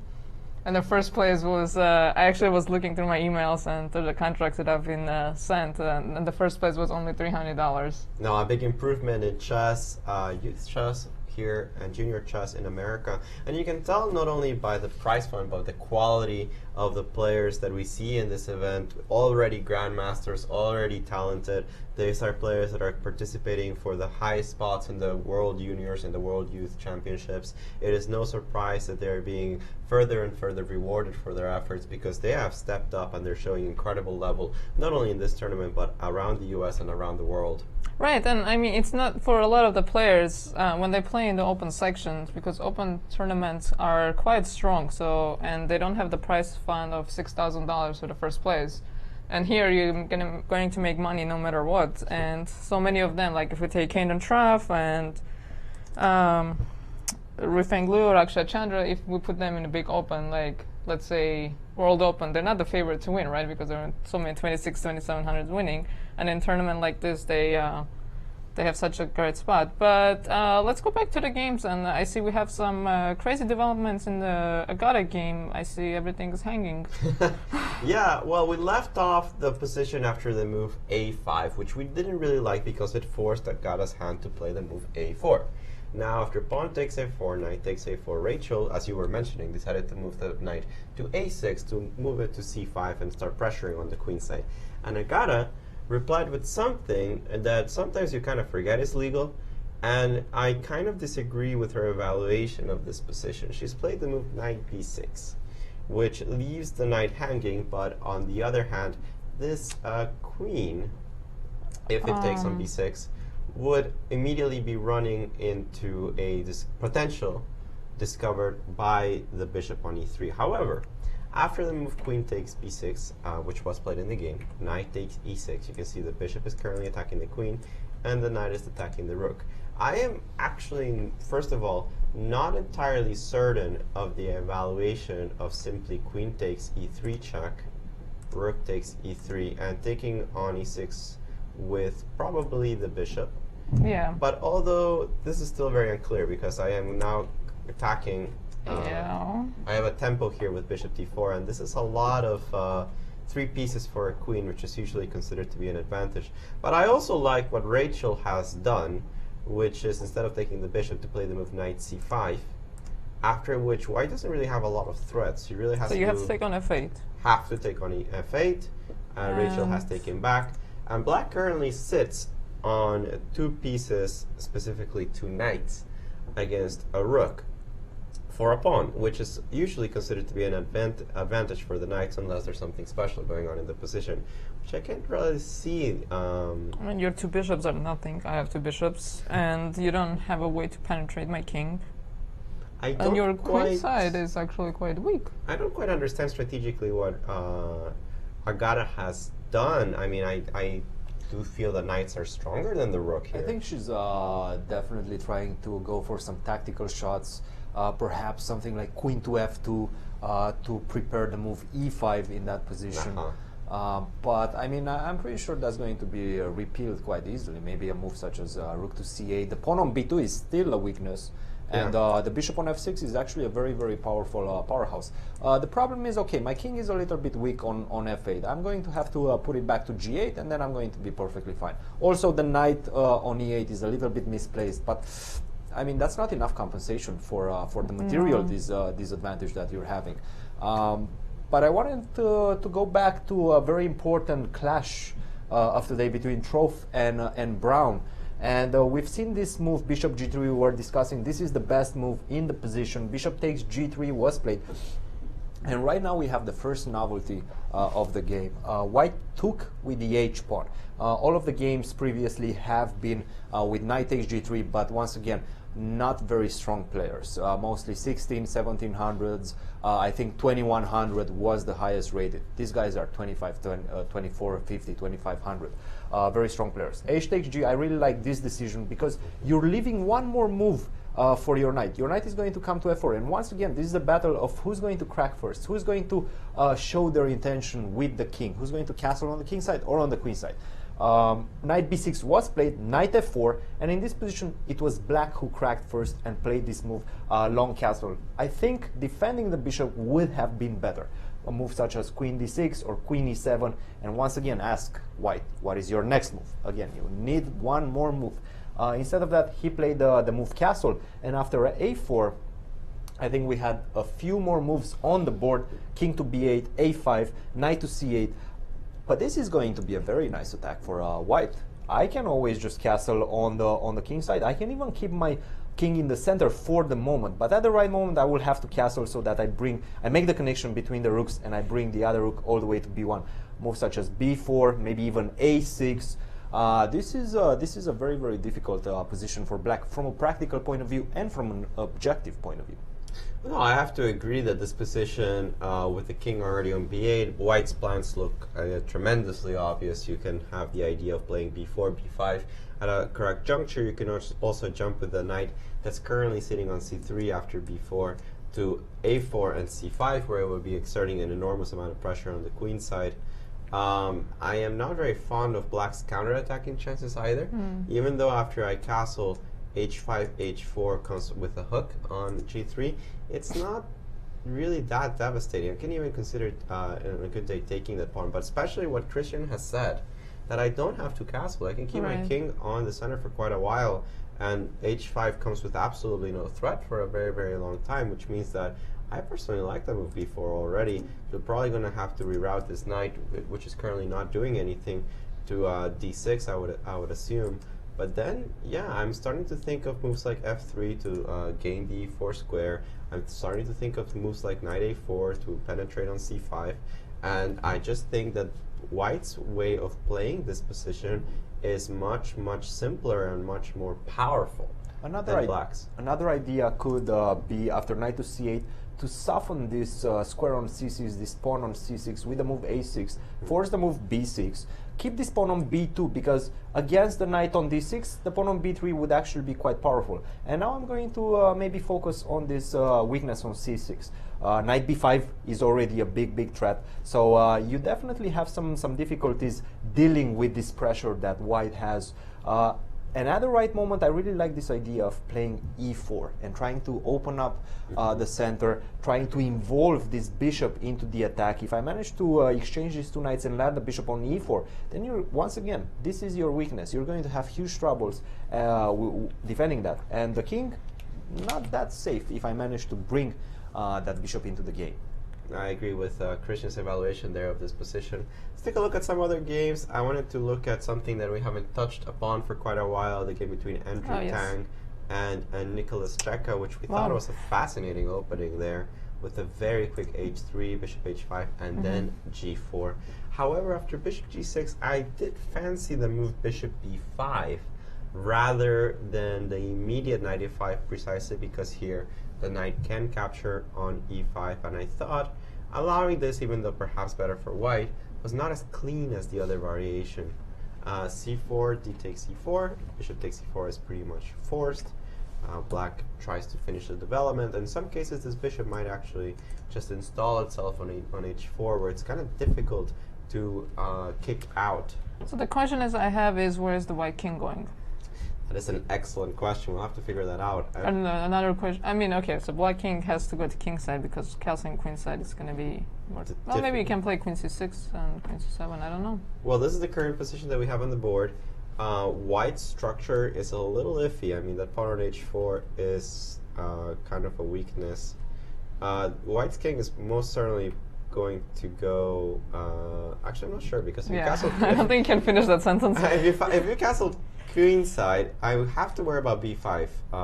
Not necessarily right away, but at some juncture, I'm going to have to worry about b5.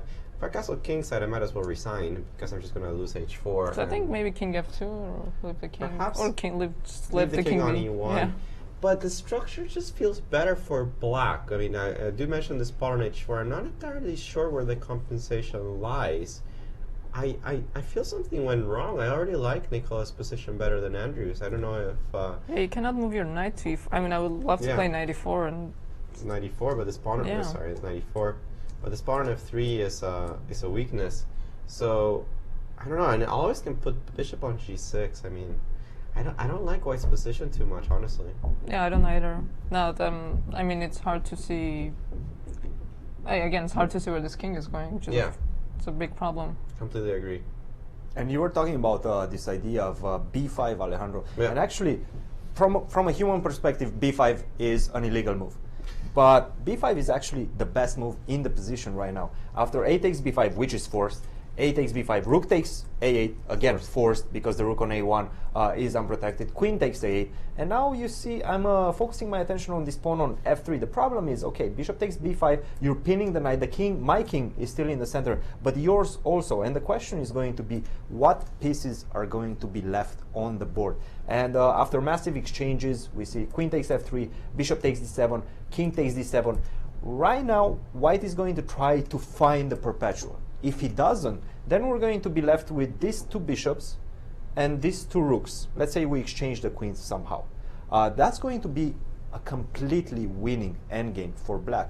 The bishop on f4 is completely restricted by the pawn on e3 and the pawn on e5. We see all of White's pawns are currently on dark squares, but your structure is so damaged If you don't manage to involve this rook into the attack of the black king, if my black king somehow finds shelter, then you're going to be in huge strategical danger. I don't expect b5. Once again, it looks very unnatural. You actually have to calculate a lot, and you have to be quite brave to bring your king in the open on the d file. But if he plays it, he's going to get the better version of this position. Well, an incredibly sharp variation you have to calculate. Obviously, not only is the move b5 hard to think about, but also allowing your king to stay on d7 is not something that intuitively looks correct. That being said, at the end of the variation, the king was relatively safe because of the lack of pieces. And I do like Christian's idea there of going b5 immediately. Very forcing, very strong, and the exchange, a natural exchange of the B and A pawns for the A and F pawns that is completely forced because of b5 seems to favor the black pieces. I mean, I would love to block that f3 pawn off the board, which is currently one of the few defenders of the central squares. Right, and I think calculating this line, the most important thing is going to be the evaluation of the final position, because you are basically taking your king out for no reason. It's not easy. It's not easy to see all of that coming from this situation right now. But what did I really like about the final position is, one, your rook stays on h8, and you prefer to leave your rook on h8 as opposed to castling, because your rook on h8 is actually doing something, whereas if you castle, then all of a sudden you're taking your rook from an open file to being behind your pawn. And second thing, without the f3 pawn gone, as Christian mentioned, if we exchange queens, then my king is going to play king d5, king e4, and with the king on e4, I mean, your position is going to be very, very hard to defend, and everything is just going to be hanging. Absolutely. But yeah, b5. I mean, tough move to play. It's a tough move to play, but I think something Nicholas should consider. I think he will consider it. So I don't think it's something he's going to overlook completely, because it is very forcing. As the question is, how do you evaluate the position with your kings on d7? Which I don't think it's an easy thing to do. He is looking at that side of the board. That I can see. But whether he's calculating b5 or not, we don't know. I think like move like queen c6 feels almost more natural. Maybe like knight b6, knight d5 also maybe. feels very natural. You attack the pawn on f3, you force some kind of a response. But I do have to agree, this move b5, unnatural, but something worth looking at. So let's go back to our key matchup of the day. So actually we had two key matchups of the day. So let's see Ruifeng versus Akshat at 1b3. Let's see how, first of all, I want to see the time situation. Well, Time normal, situation is more or less what you would expect. 28 minutes for Akshat, still a lot of moves to go. We left it off here actually a very long time ago. Christian was mentioning that the only way of developing this bishop on f8 was this move g6, which Akshat played. And immediately Ruifeng takes advantage of the move g6 to play his own break in the center with d4. Normally you can just meet this with pawn takes d4, but here currently you don't necessarily want to open up this diagonal after knight takes d4. There's already some problems. You cannot play bishop g7 so safely. Yeah, you cannot play bishop g7, as this discovered attack will attack the queen, and of course you lose the bishop. So instead of that, bishop g7 was played immediately. Pawn takes e5. The pawn is actually not something I need to take right away, but bishop b5 is a threat, eliminating the knight on c6. So knight takes e5 was played, knight takes, bishop takes. Now white would gain absolutely nothing from trading every piece on the board. If you take on e5 and trade queens, black is perfectly fine with that endgame. Knight c3 is definitely the only way to play for something. The idea is that this bishop on e5 might become a target to a future pawn expansion with f4 and e5 and e4. Bishop e6 looks natural, queen d2. Again, queen d7 looks very natural. I'm very hesitant to castle king side as black. As with the pawn on g6, just inviting h4, h5. Yeah, this looks very natural. I do like e4, as I am guaranteed to play f4 on the next move. I am not afraid of the dark squares in the center. 97, castle, castle, f4 looks good. Bishop g7. I like g3 as well. Many players here would simply develop the bishop, but I do like the move g3, putting it on g2 instead, where it might exert some potential pressure even on the queen side. King b8 looks like a decent move. The king is better placed on b8, where it is much, much safer. Here, of course, black's going to have to be worried about certain tactical tricks that involve f5, but they don't work right now. For example, after bishop g2, you can imagine that if for some reason I can attack b7 and f5 would force the opening of the bishop. Currently, I don't see any of that working.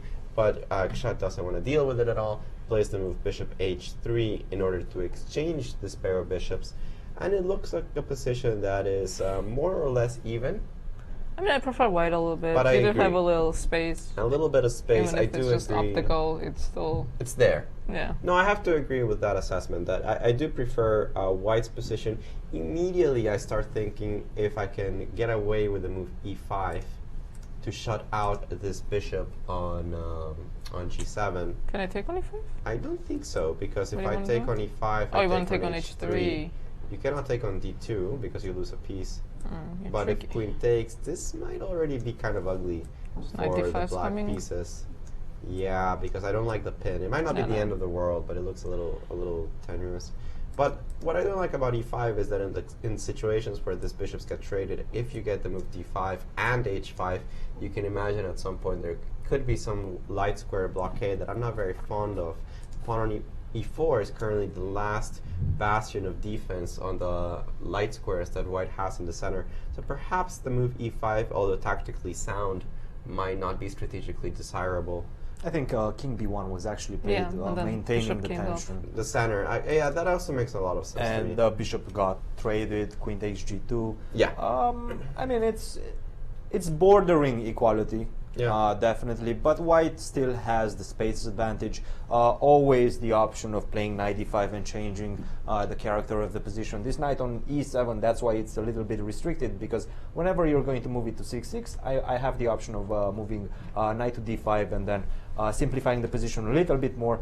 Once again, bordering equality, but definitely white has the more pleasant side of this equality. I completely agree. I mean, as we were both mentioning, a little bit better for white. And I would never guess this came from 1b3 because it looks some kind of a Philidor, right? I would never guess where this came from. Like honestly. e4, e5, knight f3, d6, d4, take, and then you played with b3 and Yeah. something like that. But I mean, I would never guess this came from 1b3. So I think we're. Oh, actually, no. Let's go to a wonders game. So one of the favorites coming into this tournament is only at 50%, facing Joshua. who's not doing well. So even though he has the black pieces, I would assume he would want to score a point. Well, he can try to do whatever he wants, but he does strike me as being slightly worse in this position.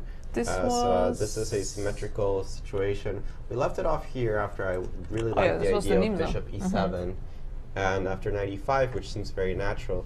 I thought black would first play something like c6 and prepare a c5.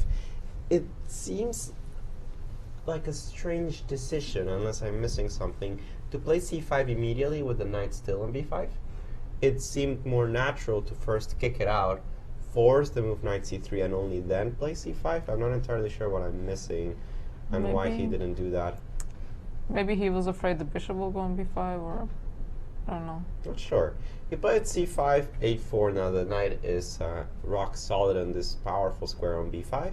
And you do want the bishop on a3 and getting rid of that bishop and leaving your opponent with the bad bishop on b7. Yeah, rook e8 and f4. Okay? It's very logical. A little bit committal. You don't always necessarily want to play the pawn to f4, but here it looks fine. You're protecting the knight on e5. Taking on d4 puts an interesting question on white's camp, whether you want to take with the bishop or with the pawn. I can't really fancy taking with the knight, as that allows knight takes d5. But Oh. I think pawn takes d4 is the most natural. Well, once you're committed to f4, I think you want to take with the pawn, right?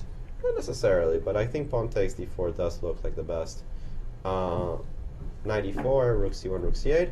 And this is currently the position that we have on the board. Situation on the clock is pretty much equal, with both sides hovering around 50 minutes. But I have to say that because of the placement of certain pieces, for example, the knight on b5, on a symmetrical structure, also the fact that the bishop on e7 is kind of obstructing this rook on e8. Bishop on e7 doesn't have a job right now. I prefer white. It's not a big advantage by any means, but just a very slight, I think, nagging edge that white has at this moment. I think queen b3 at some point, not right now because queen b3 I have knight d2, but queen b3 at some moment might be a little bit annoying. Again, I prefer white. I agree with that assessment. Christian maybe disagrees or agrees? No, absolutely. I agree with your assessment on that one. White is slightly better, but still definitely a lot of play left in the position, a lot of complicated battles ahead. One game in particular that is exploding right now is the game between Carissa and Apurva. In this position we were mentioning we prefer white's white side because simply I have the bishop pair, I have the expansion available on the queen side, and your pieces are very, very restricted. They don't have a lot of space to move around, and you simply do not have any sort of counterplay, especially because of this pawn on h5. You will never be able to construct an idea on the king side because you're going to weaken your king way too much. So b4 was played as we were expecting, immediate expansion on the queen side, knight b3, queen b7, c4, rook c8, queen d2, castle, rook fd1, rook fe8, a5. Everything is just coming with tempo. This position is bordering lost for black because after b takes a5, knight takes a5, knight goes to c6, a very important square, and with these two bishops cutting the board and eyeing this queen side, at the right moment I might even play a move such as c5 or b5, put my pawns into motion, create the passed pawn, and that's just simply going to be game over. Black's biggest problem in this position is that she doesn't have a counterattack. Her pieces on the king side, they're not doing anything. They're just waiting. You're waiting to be massacred on the queen side. This is going to be a very, very difficult defense for Virkud. And these are the type of positions Carissa is excelling in. I gotta agree completely. Allowing this move a5, oof, you gotta be very certain that you have some kind of counterattack against it, because once the pawn reaches this square, which is the entire point of the expansion, it liberates certain squares for white's pieces. I mean, we were talking about this permanent problem of the pawn on a6. This hasn't really gone away. It's still on the position, as Christian is mentioning. Many times this move c5 will come with the tempo, and bishop takes a6 will be attacking the queen and the rook. You cannot ever really consider to take on a5 and release the tension because of knight c6. And the move b5, which is a very common idea in the situation, you can notice this is why Carissa played this mysterious rook move, rook f to d1. The idea being that after rook f8, a5, the move b5, pawn takes b5, doesn't leave the pawn on d5 hanging. So even though I'm pretty sure she could have played a5 right away, she takes an extra measure of caution, puts the rook on d1 first before, and black moves with a rook on e8, which doesn't do very much. And now she's fully prepared to move a5, b5 here takes a5 is pretty much lost for the black pieces. Yeah, the pawn is just... Pawn is reaching You're going to put it on a7, a7, right? Yeah, it's reaching a7, and there's nothing black can do about it, and the knight's going to reach. I think queen b8, a7, queen b7, knight a5. And then you have to play queen a8. Yeah, we're very critical, well, somewhat critical of this knight c1 move because our instinct was to go f4 and just blow the position over. But we were also mentioning that it was perfectly a valid way of playing, and you can see that Carissa's standard plan has not been refuted by Apurva's. This is a very difficult situation for her. So let's go back to move 15, and when she played knight b3 and this... Yeah, so what is this queen b7 move? What is this queen b7 move? Well, queen b7... Lack of alternatives. Oh no, you're attacking the pawn, but I mean white wants to play c4 anyway, so I'm not sure why you wanna. Well, c4 is something that white's gonna play anyway. Like this is something that I'm gonna do voluntarily. She wants to move the rook on a8. She wants to move this rook out of the square, but unfortunately the pawn is hanging. So she puts the queen on b7, which I think is a mistake. She should have castled for sure in this position. And maybe play a5 and. I think try to create some kind of blockade. I would have put this rook on c8. I think black has to play a5 at some point, right? I think at least I need to be bishop ready. d8 and defend. And I think at least I need to be ready to meet the move c4 with the move a5. At least try to gain those dark squares on the queen side. But the way that she played it after queen b7, c4, she doesn't give herself the ability to play a5 at any moment. Even the move a5 here, even if it costs a pawn. I don't know about that. I mean, I think I'm already walking on desperation. I mean, look at what happened in the game. This is not much prettier than anything that could possibly happen here. I understand that you're probably going to get steamrolled if white finds correct continuations, and I'm very, very scared about Maybe I can go something like queen d2 to bring my queen to b4 as well. Yeah, I mean, as I said... We have to play bishop d8, but then there's like c5 breaks maybe at some point. c5 or a5, yeah. Nah, this position is really ugly. Looks very bad. It's very hard to hold on to. And what happened in the game was very... I mean, again, I'm not very fond of moving my rook on a8 to c8 because I think the rook was important on the defense. Yeah, because even if your opponent goes a5 and you go b5, cb, ab, you don't want the pawn to move, so you still want the rook on a file. You still want the rook on the a file. I think that she overestimates how important this rook's on c8, perhaps not really understanding the structures. The rook on e8, even though it usually goes here, because you haven't pushed your pawn on f5. You're not actually doing anything with the rook on e8. E4 will almost always be met with the move f4 anyway, closing down the files. You're not going to play e4 successfully.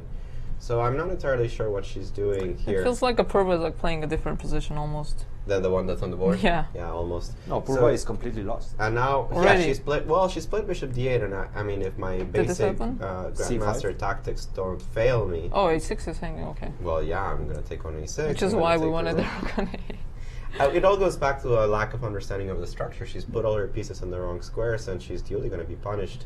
I believe that she's ignored a pawn on... No, she took I'm it. sorry. You Bishop cannot takes ignore it b6 because was c5. Yeah, you can't ignore it, but c5 just wins an exchange. I think looks like the game, right? it definitely looks like it's winning an exchange, but I'm not even sure you want to take it. I think bishop takes c5 might be what Apurva is planning, but after a move such as b takes, queen takes b3, c6, I mean, this position with the two bishops, bishop takes a6 is coming, this queen on b3 already a little bit misplaced. The computer evaluation is just exploding. I mean, this is game over. And I really don't see Apurva fighting for survival for long here. White's moves are very easy. The two bishops, two rooks, queen, every single piece is involved into the attack. And black's pieces are uncoordinated. That pawn on c6 is going to be an important factor. This is just game over.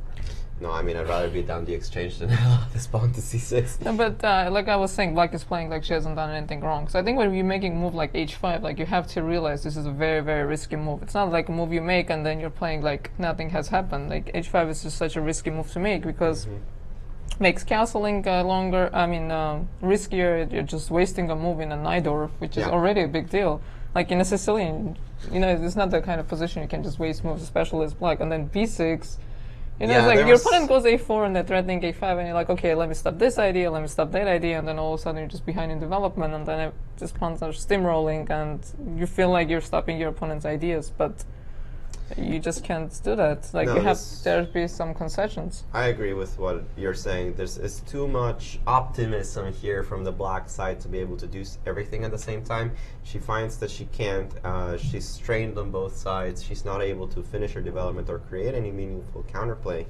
And for this reason, I think I agree that tactics should favor white in certain variations, and I think c5 should win material. It just wins material, honestly. I think she's gone ahead and played it. If I can see that properly. It's not a difficult move to find at all. We know that Carissa does not second guess her tactics, and which sometimes backfires. Sometimes she should. But after c5, I think this is just game over. I'm going to take an exchange on a6 if you take with the pawn, and we already saw what happened if you take with the bishop. I mean, it's equally as ugly. I don't think it was optimism, but simply lack of knowledge, because she's not playing this. This is not her opening. The Najdorf is a very complicated opening, and nuances are all over the board. h6, h5, long castle for white, short castle for white. I mean, this is just lack of knowledge, and she's getting steamrolled by Carissa right now. Yeah, I think that she's shown that she doesn't understand the structure, and that Carissa played a very normal plan and was unable to repel it. Yeah, it was. I think unless you're a very strong grandmaster, when you're playing the Sicilian, either you're an e5 player or you're an e6 player. Whenever I play the Najdorf, I always play e5. So if I played e6, I don't think I would know where to put my pieces unless it was a line that I played with white, and then you can play it from the black side. But I mean, yeah, like I'm saying, it's just playing a different position. Oh, yeah, I agree completely. Yeah, but okay, let's take a break from this game. Let's go to Emily's game. Our co-leader playing against Emily Nguyen, who can defeat her and take the leadership spot. Yeah, we have this Carlsbad structure, one of the many of the day. Emily Nguyen against Annie Wang. Relatively simplified Carlsbad. Somehow the bishops came off the board. Let me see exactly how this happened. h6, bishop h4, So rook this e8. h6 move that we weren't so fond of. No, I really hate that move. But she should have castled long here, actually. Why not? Why not, right? Castle long, exploit the fact that there's a pawn on h6. But okay, castle's not a bad move. Knight e4 is pretty standard in this kind of structures, even though it's generally undesirable. Take on e7 is forced.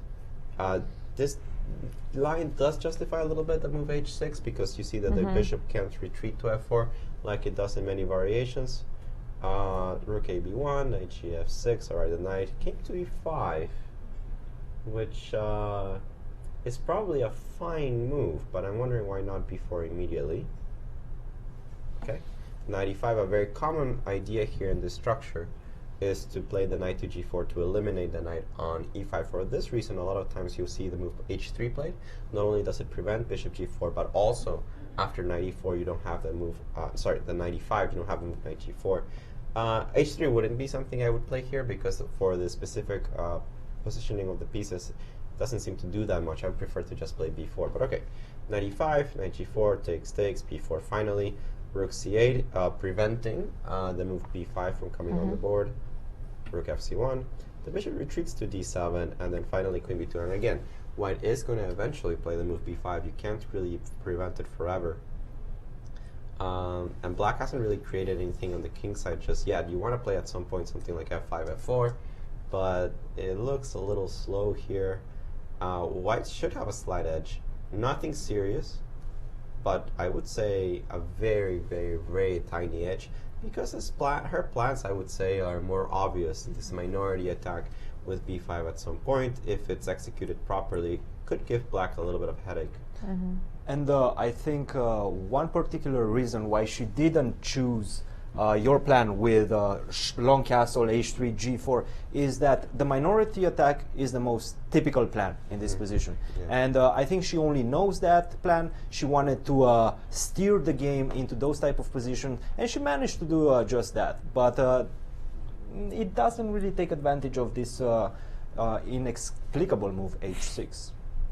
But as we talked about it, the lack of flexibility for the players, you know the structure and you just play it. And I mean, this is something I'm emphasizing, and it's actually something that happens in my games too, because I do stay true to my openings. I do like to play certain structures or others, but I think it's also something that comes with experience and seeing more games, playing different structures, just experimenting with openings. Yeah. You see something like when we looked at the Najdorf in a purple game, and like our first instinct is something is off, even without looking at the move, right? Like something stands out, like something is off, which comes with experience, just seeing games and playing different structures. But for them, it seems like they just want to go into the known territory. And speaking of that game, so she did play bishop c5. So I think white has two options: if it knight c5 and still winning the exchange, or b takes c5 and going for that position that Cristian was talking about. And I think it's something worth considering. Definitely. I mean, she can take her time here because I think both options are quite tempting. One goes for a permanent advantage of the passed pawn on c6, and the other one gives you the permanent advantage of the extra material. So let's see how the extra material happens. Because she took with the bishop, I don't have to take with the pawn. I can take with the knight, and that's still equal. I can take with the knight. Now I'm absolutely forced to recapture with a pawn, otherwise nothing makes sense. I would just be down a piece. But here, instead of recapturing on c5, which would make no sense, I can take on a6. Absolutely force you to take on b4, otherwise you're down in exchange, full exchange. But after simply bishop takes c8, rook takes c8, even though this game is far from over, and I wouldn't say the win is trivial, it is winning. I don't see how long your pawn will survive without exchanging a pair of rooks. Absolutely winning, but wouldn't you prefer having a nice pawn on c6? I don't know. I mean, but again, this is an experience thing, like, because you see material, you want to grab it. I'll put it this way: when the question is, this is absolutely winning, but wouldn't you rather do this? You know your position's pretty good. So I think that Carissa has really nice choices here. Either way, we couldn't fault her for it. I mean, it is a winning variation. Both knight takes c5 and b takes c5. It's more of a stylistic choice, I think, at this point, in which one I would personally prefer the pawn. Yeah, because that's more long-term. I think that one is harder to mess up than this one. Like once you have a protected pass pawn on c6, you really have to try really hard to mess up that position. Yeah. But as I said, she has two winning choices: b takes e5 and knight takes e5. So we're looking at the leaders game soon. Actually, Aagori also with 2.5. She's playing Talia Cervantes, who has shown really great preparation in this tournament so far. So we have this position, right? It's a little bit harder to recognize from what we had a while ago. What was the opening? Guys, I forgot already. let's keep that in mind. But we have a huge development in one of the important games between Bukov and Ulrich, and we were mentioning Ulrich's position was perfectly fine, but this happened. E5 came on the board, D takes e5, huge mistake already, F takes e5, bishop takes e5, and right now, if I take queen takes e5, queen takes e5, basic tactics, bishop takes e5, this is game over. Completely game over. You don't even have a move such as queen d6, because I can take rook takes d8, king takes e8, bishop takes d6, piece up, your Two king bishops. is not safe on e8, the bishop pair is dominant, this is just game over. So if Agata sees the move queen takes e5, which I'm sure she will because she did play e5, I mean this is just game over. I mean, this is so basic. Like, what's the excuse? You calculate bishop c5, queen c5 with a check. You think this line doesn't work, and also why are you putting your rook on b8? Why isn't your rook on c8? Well, let's take a look at what happened. So we left off the game after rook, king takes f8, f4. I like this move, queen c7, actually, retreating the queen. Bishop d5, of course, hits the rook here. And I was analyzing this position just on my spare time. And after rook c8, I thought everything was kind of working out for black. I didn't see any major problems. For example, if the move e5 happens here, you can go pretty much at the same variation. Bishop takes e5, and now you cannot take on c5 because when I take back, it's a counter check on your king on g1. And if you take on e5, wait, am I losing a piece? You're losing an exchange. I'm losing an exchange, so I actually cannot do this at all. So Either way. here you can just go back with the bishop, right? What's the problem? Yeah, that's true. But in both cases, I think going back with the bishop was completely But fine. I just like my rook on c8. It just feels safer. It does feel a lot safer to keep Because the rook on whole c8. target, the whole idea is e5 targeting the knight on c5. So I'd rather overprotect than go for adventures. I'm not Has she sure. played? I feel like that move has been made. No, I don't No, see she it. hasn't. She's thinking about what the booby trap is here after e5 because well, rook b8, e5. I mean, she should have just gone back even in this position.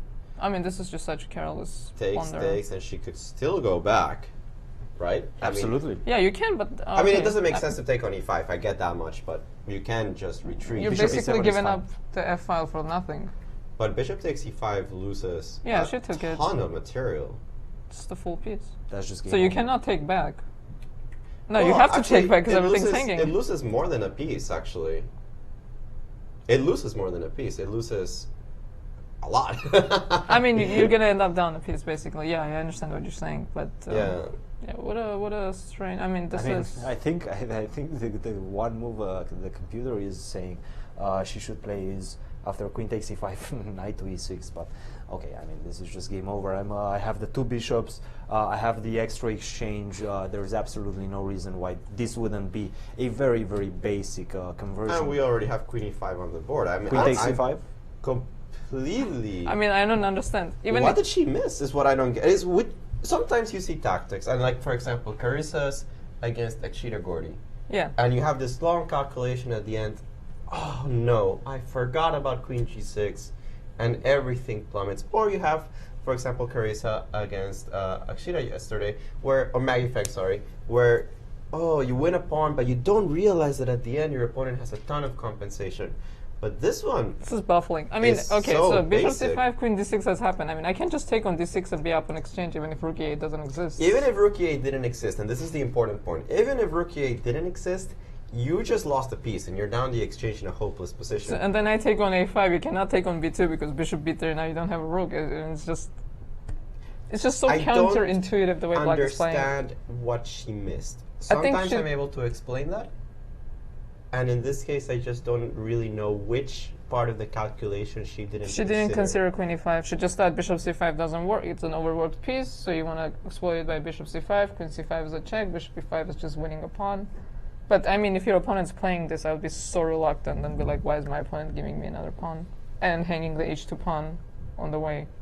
Well, this is going to be an important victory for Agata, who recovers a gift. Yes, her second gift of the tournament, as she was pretty much lost in the first round against Talia. I mean, she hasn't shown good form. I mean, the only good game of hers was against Aperba, where she was outplaying her, and then she basically outplayed herself. So I think, I mean, I cannot say that her wins are impressive, to be completely honest, because I mean, this is just ridiculous. This is.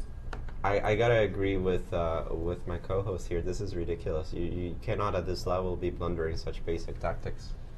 Queen takes e5 is something that I would expect, 12, 1300s to solve over the board. I mean, yeah, and then you're wondering, should I win up a piece? Should I win up an exchange? I mean, okay, we shouldn't be looking at this game anymore, so we are expecting a move that will result in resignation. And I don't quite understand why Rachel has an hour and 12 minutes on the clock. She had plenty of time to think about whatever she wanted. She wasn't under pressure by any means.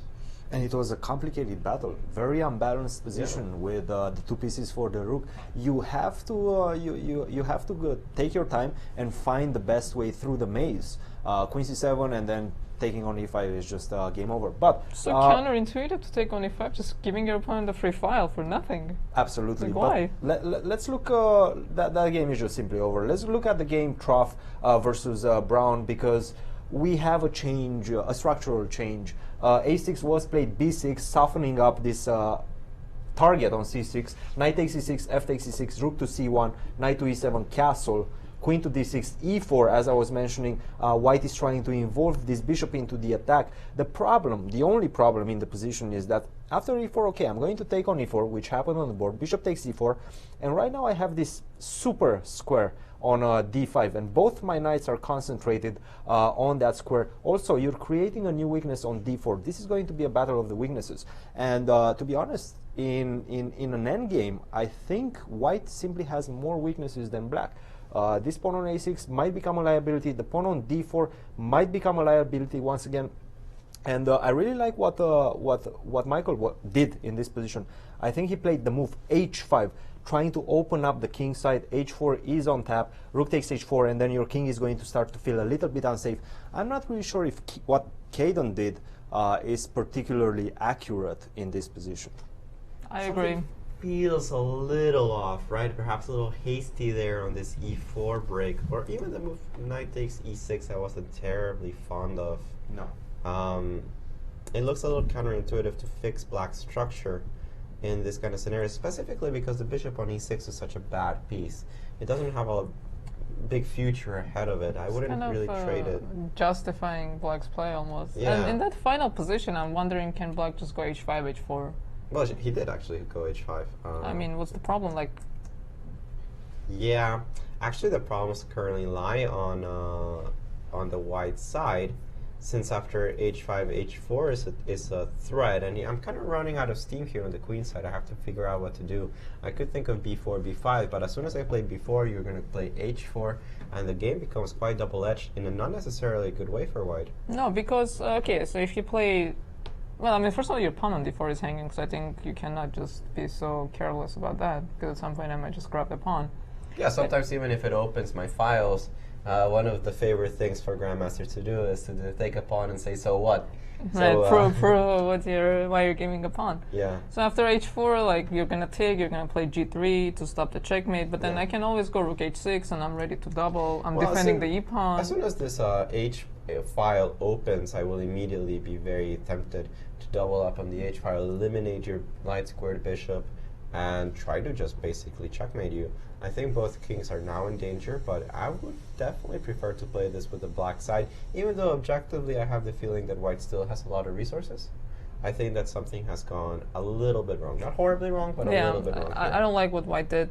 Yeah, I think maybe castling came to maybe he should have prepared everything before committing to all this. And we saw in his first round game again, like we were thinking he would maneuver his knight to the center before breaking the king side with g4, and he just played too quickly. And here, unlike in that game, I think here black has more counterplay, so this might backfire.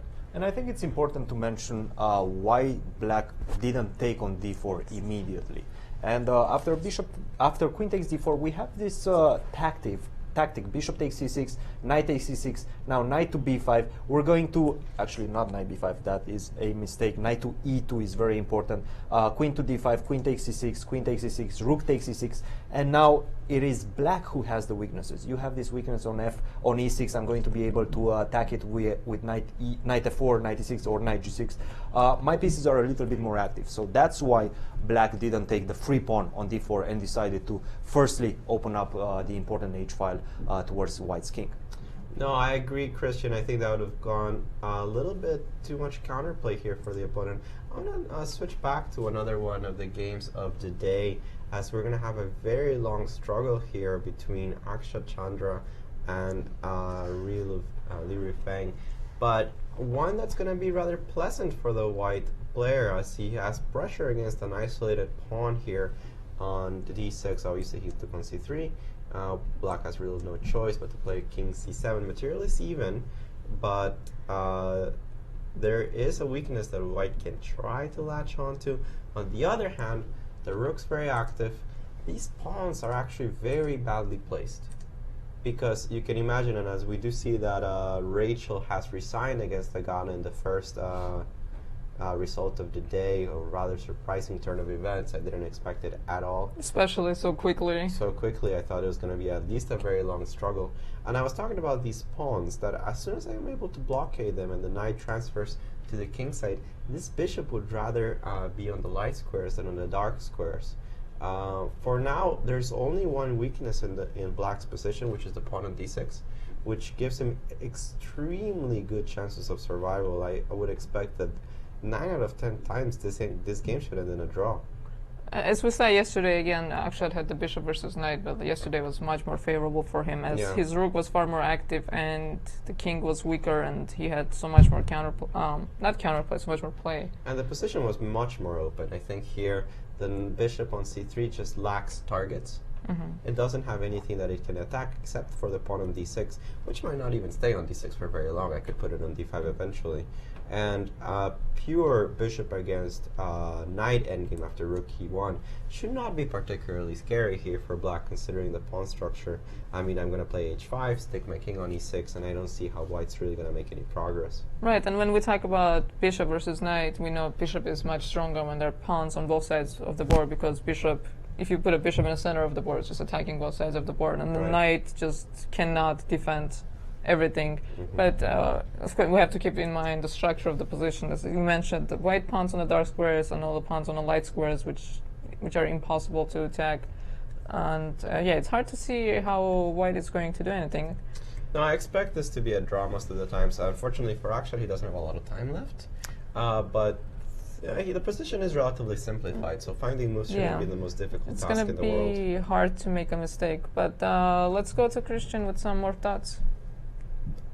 Yes, we have the game between Tang and Cheka, and this position is getting wild. I'm not really sure if we looked after this position where we saw this idea with b5. Cheka didn't play the move b5. He played the move queen c7, very, very natural development. Bishop to e2, knight to b6, knight to e4, c4, and we have this position on the board. But white's king, it seems a little bit unsafe, and I can play a move such as maybe queen to c6. Just to develop my piece, see if you take here, then I can just take on f3, and this position is completely crushing for black. So this pawn on c4 is taboo. You cannot take it. I'm attacking the pawn on a4. You're going to have some problems dealing with dealing with your pieces and your king on e1. I definitely prefer black in this particular position. Well, I gotta agree that in that position, black has been able to push white back, and I think that it comes back from the handling of the opening. Back to that move knight to e5, which I wasn't very particularly fond of, and I think here, as Christian has mentioned, now that the bishop has to retreat to e2, the way that black is setting up all of his pieces, especially this move c4 and rook c8, it definitely gives Cheka the advantage. And let's take a look also at the advantage on time that Nicholas Czebe has managed to accrue, as he is ahead almost 25 minutes in the clock. Nothing quite significant. Yeah, nothing terrible here for Andrew, but it definitely is something that he has to already kind of keep in mind with still 20 moves to go in the position. A very complicated and I would say difficult position for him. Yeah, and he didn't play that b5 move that we're hoping we would see on the Yeah, board. that would have been chaotic, but... That would have been great for us for commentary. But yeah, I do like this position a lot. It looks like some kind of a pleasant Caro-Kann almost, right? Yeah, like very, overly very pleasant Caro-Kann. This move Queen A2, I understand, it maintains the pressure on the c4 pawn, but man... Threatens a5? Man, that is a check. natural move. Check. I mean, check's not going to do anything because king goes to f2 and that's fine. Yeah. No, definitely not a situation that I would like to have with the white pieces. The structure's a little bit weak. I basically have one good piece, which is the knight on e4, threatening to go to d6, but he's a little restrained on pretty much all sides of the board. I think if black is able to achieve knight d5, something I can't currently do because of my weakness on c4. So what although I'm not entirely sure if that's what I said just is true, because I could consider going just knight giving d5, up the pawn. give up the pawn, take on f4, and play for the structural advantage. But even without this, if rook takes, you want to check. If rook takes, correct. I have this intermediate check. I will take on c4, take on f4. I don't know if this is exactly what I want to do, but it's ideas that I'm already kind of brewing in my mind.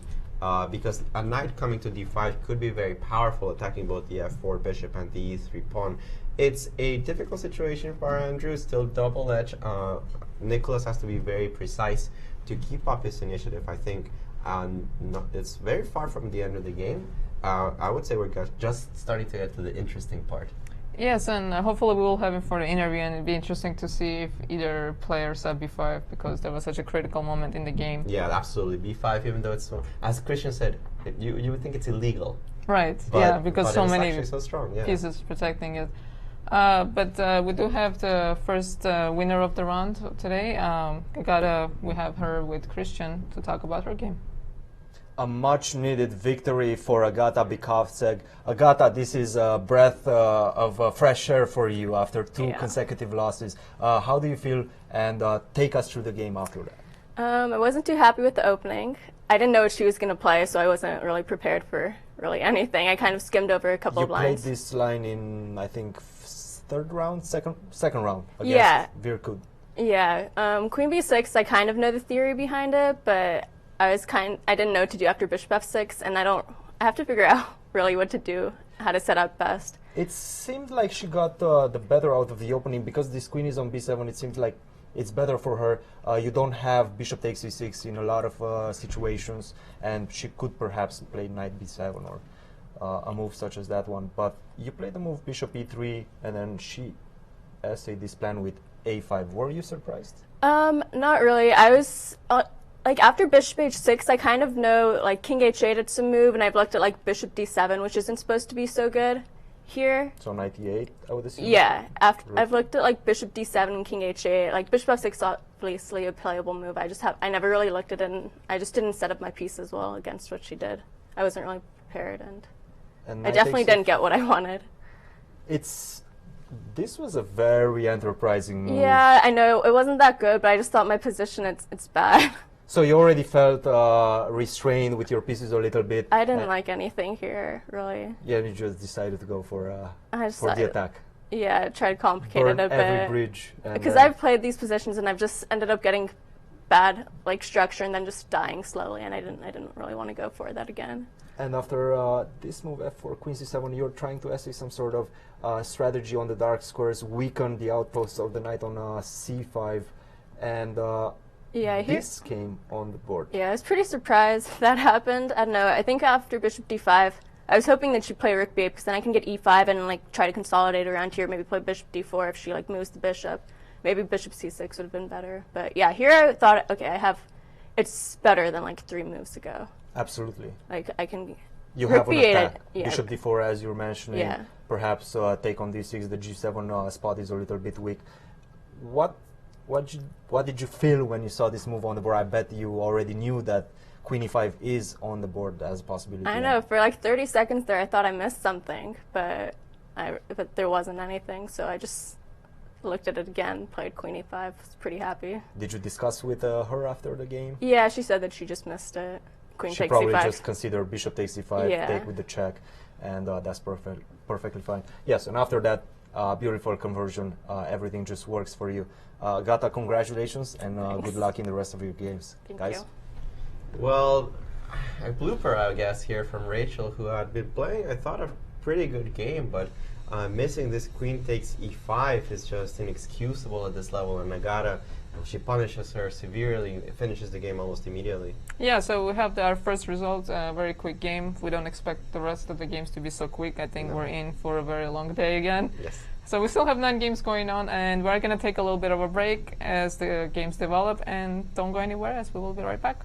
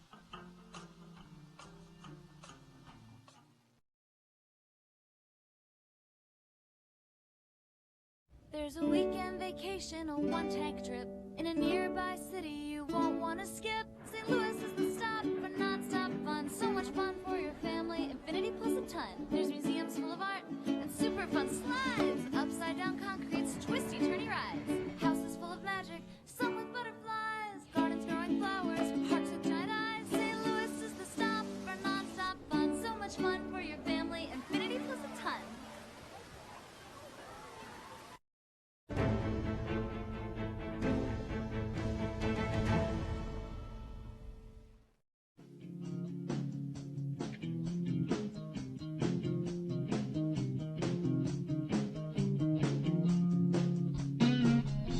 Welcome back everyone to the fourth round of the 2017 US Junior and US Junior Girls Chess Championship. My name is Tatev Abrahamyan. I'm here in the studio with Alejandro Ramirez, and we still have 9 games to go. As before we left, we had one decisive result in a really surprising turn of events. Agata Bykov defeated Rachel Ulrich in a position that was just going to be really nice for Black, but she did make that blunder that we're not expecting. And let's go to another game that we thought might be over soon, in a game of Carissa Yu versus Apurva Verkut, where Carissa seems to, well, rather Apurva seemed to not really have a grasp on the position and got completely dominated by her opponent. So when we left off, she had the option of either taking the exchange or going for that permanently plus over minus or plus minus position. So she did play a little more greedy than what we were, we had a preference for putting the pawn on c6, but she decided to go for the position where she's up the exchange by playing knight c5, takes on bishop a6. So take us through the game. Yeah, well, this already we considered to be more or less forced, and now the game is pretty much a matter of technique. You are up the exchange. However, technique has not been known to be this player's strong suit this tournament so far, so she needs to step it up.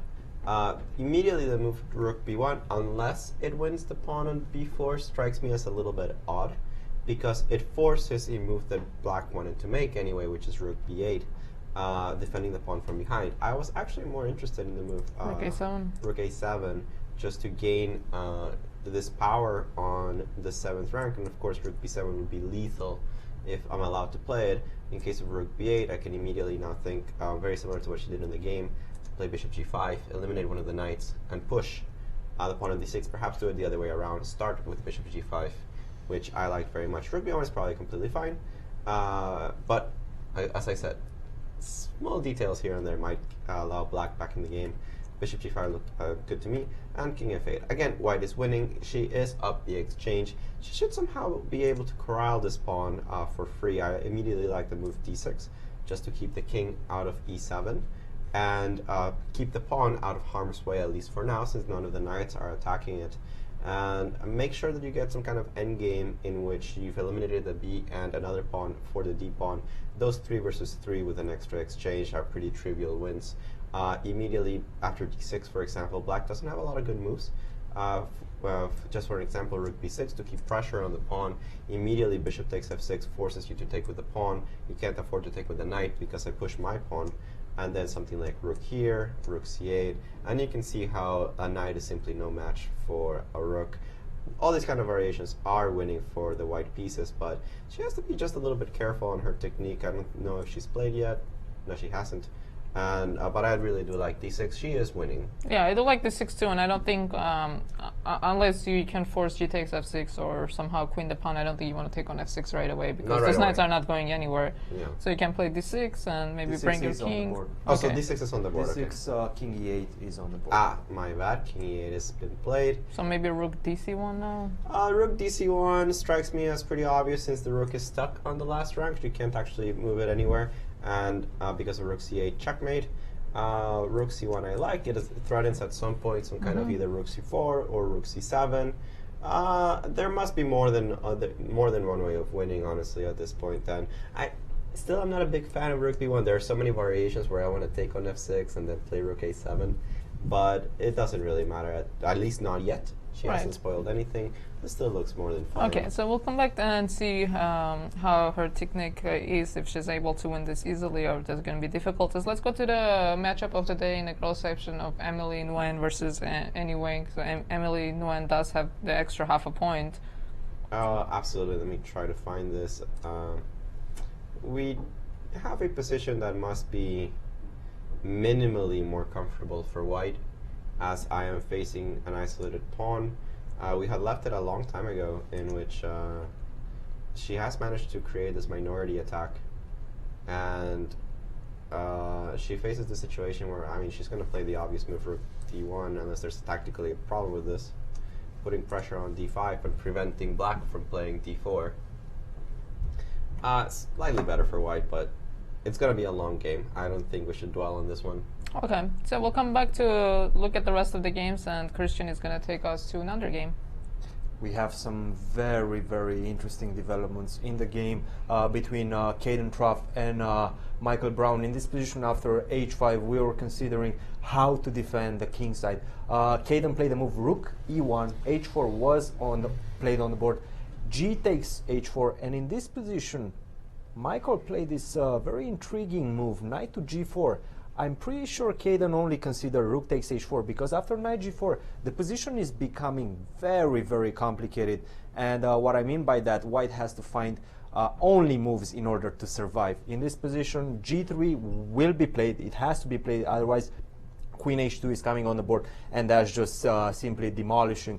Rook df8, very natural move. I'm pressuring the f2 pawn. I'm keeping this rook on the h file, and in this position, one of the only moves to maintain the balance is this move knight to e2, allowing rook takes f2, bishop takes c6, and apparently somehow, I don't understand how white is better here. But with this queen on d6, the rook on f2, the knight on g4, the rook on h8, all eyeing your king, and only this knight on e2 being the defender that keeps the position in place. This is very, very unnatural. I have a question. In this position, can I take rook h4?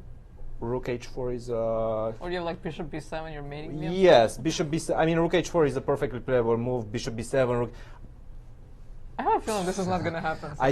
Somehow. I don't see any human being playing the move knight to e2 in that position. The natural move is after rook df8 to play f4 and try to completely close the structure, but unfortunately g5 is coming on the board, and one of the rooks is going to enter the game. If you take h takes g5, queen takes d4 is actually coming, your dark squares are completely weak, and this is just simply game over. It's going to be very difficult to defend this as I have a question, Cristian. Yes. You were mentioning the knight e2 was one of the ways of holding the position, and that f4 does lose to g5. Was the computer giving any alternative to knight e2 that didn't lose instantly? Let's try rook e2, right? Let's try rook e2. Bam. Rook takes f2. Wait, what? Rook takes f2. Queen takes g3. King. Okay, can I play rook g2? Rook g2, queen e3. Okay. You're getting checkmate. Yeah. You're simply getting checkmate. The problem is that both your rooks are hanging. Knight takes g2, queen takes f2 is not possible because queen takes c1. This is just game over. And if you put your king on f1, then rook f8 is coming. The players can just simply shake hands. So I don't know. I think Kaden missed this move knight g4 because he's still thinking. He understands that black is going to play rook df8 next move, and he's going to pressure the structure, and he's just trying to figure out, how am I going to defend my king? Well, that's the face that you make when you realize that things are coming your way. Not a poker player, Kaden Tran, not by any means. He realizes that he is in trouble if he doesn't find something, and unfortunately, the variation that Cristian showed us is so laughably inhuman that sometimes you go for it because it's the only thing that you see doesn't lose. But it's so hard to even consider just looks unnatural. 92 allowing. I mean, g3 is forced. I mean, I agree with that. You can't possibly allow queen h2. So the thing about a move like 92, once you see it, once you see computer evaluation, like, you can't explain it, right? You're defending the d4 pawn, you're defending the g3 pawn, so the queen cannot get in. You're taking on c6, you're giving yourself counterplay, but like to come up with that move without like having the computer is just so hard to do. It's inhuman. I mean, if this was the era of Fritz 5.32 and my computer said equal, I would just throw it in the trash and get a new one. But we are in the era of Stockfish and Houdini and all these amazingly strong engines. And unfortunately, even as strong grandmasters, we do have to defer to the evaluation of the computer sometimes, especially the messier the position. We're still stronger in certain situations, but in this very tactical scenario, if the computer says there's nothing, You there's nothing. You were asking what the moves are that keep the balance for white. One of them is knight e2, the other one is bishop g2, and Wait, Bishop g2. Oh, then bishop g2. So rook f2, rook e2. That's the idea. I could have No. played. I could have played. No, rook no, e2. no, no. Oh, sorry. Yeah, The I'm idea wrong is about rook everything. f2, knight to e4. Okay, this Okay, one I yeah, understand. this This makes more one I sense. understand because after this, I forced the trade of queens, right? Which at the end, this pawn on g3 is safe. This pawn on e6 is a little bit weak. It would be hard for me to assess the situation. Well, white is up a pawn currently, right? Wait, whose turn is it? No, I'm taking on b2. But I'm probably going to take with the knight on f2. Yeah, that's what I was. Yeah, of going course. to ask. But I can understand that at least from a human point of view, you don't allow the rook to come to f2. You want black to take with the knight, which is still dangerous, but not as dangerous. And I can immediately think of just playing knight e4, knight takes, take with the queen, take advantage of the fact that this king's on b8. Queen g3 is possible, but it's risky for both. And after, for example, knight queen e5, if I haven't found anything else, at least I'm surviving. I might be down a pawn, You're but we a have weakness pawn on down. c6. And I'm the pawn on surviving. h4. And I'm the pawn on surviving. I didn't get mated. I didn't get mated. Sometimes that's a success. I mean, f4 is going to be such a difficult move to play because you're hanging d4 with a check. No, come on. It's, No. I don't think f4 is a move No, we're gonna I would never consider it. G3. G3 is forced. Rook G3 is f8. completely forced. The first thing you look at is defending the pawn. You Like want to rook put e2. you analyze rook e2 or rook f1. You realize they both failed for the exact same reason, And then you panic. and then then you panic. Then you panic. Let's not forget, Kaden only has 20 minutes on the clock, and we are at move 24. Rook f8 is going to come almost instantly, yeah. because it's the only move in the position. You have to continue the attack. Then Kaden is going to be put under pressure, and he's going to have to find the only moves to survive with only 20 minutes on the clock for the next 16 moves. That's a lot. His task is very, very difficult. Something went terribly wrong in his middle game. I have to agree that even if the computer engine says, "Oh, it's equal" or whatever it is that it's saying, from a human point of view, this is such an unpleasant position. I know his opponent only has 10 more minutes than him, which feels insignificant, but the problem is his moves are going to be easier, Oh, one much thing, and easier, second, yeah. Kaden is thinking, which means his opponent is sitting there calculating. He's not just, just sitting there and... Wasting his time. Yeah, so I'm sure he's seen that after rook e2, he's calculated rook f2, maybe I don't think they've seen knight e2, Well, the but thing is, currently, black isn't threatening anything terribly lethal. It's just things that really look very scary, like queen h2 check, right? It looks scary, you but just cannot allow. But imagine that you're calculating in this variation and you see the g3. Then you see rook df8. And you can't find knight e2 because let's face it, you might not even think about it. No. Then you might think on not playing g3 in this position. But then you have to find a move. You keep going back and forth, back and forth. Yeah, I mean, you're just going to spend a lot of time in this yeah. situation. It's a tough human task to calculate this kind of variations because you panic and you start desperately looking for forcing ways out of trouble, and there are none. The last thing you really want to calculate is this kind of lines with 92 where there's the tension at the end and you're unsure of the evaluation. It's very difficult to go for this kind of this kind of lines. Lucky for us, we have a computer, so we don't have to do all this work. But we had another crazy game, Andrew Tang's game versus Nicholas Czebe, where he had that really double-edged position. Look nothing at what has happened. Oh. No, a little bit. Too Not too much has happened, but there's currently a knight on d6, which will probably be swiped off the board, I would say pretty quickly. I can't imagine that black wants to live with it. And black did castle, and as we were saying, we didn't really want to castle because we actually prefer the rook on h8. But yeah, he's definitely shifting his focus towards a center approach, right? I imagine that black's idea here, I'm not the one using an engine, so I am more prone to blunder, But I think Queen that C6. I was thinking Oh, Queen C5. C5 and E5 was his idea to start Then corralling. F5, F4, right? Yeah, you corral the bishop and you threaten the pawn on D6, which is currently lacking defenders as soon as I play E5. Pawn on C4 does a very good job of keeping white's pieces at bay. So perhaps this is something along the lines of what Nicholas is planning. Another good plan for black is to just flag your opponent, which is always a resource that you can have on the But position. he is the bullet player, so I don't think... The genius bullet player. Yeah, but I do graph that bishop d6 takes queen c5 now. I'm having a hard time finding a move for white, because e5 just looks... Scary? It looks scary? Yeah, e5 followed by f5 or knight d5, so those pieces are coming at you, and your king on f2. I mean, probably safer than anywhere else it could have been, but still not safe enough. Well, I'm going to defer to our Silicon overlords and their interpreter, Cristian Chirila, here on the evaluation of the position, but I still like black a lot after bishop takes d6, e takes d6, and queen c5. Well, obviously I like white because I have a computer next to me, but I do agree that bishop d6, e takes d6, queen c5 is the natural response. The problem is you have to find a way to defend against black's threats. That's one of the tasks that you always have to solve in a game of chess. Just what your opponent wants, how are you going to defend against it?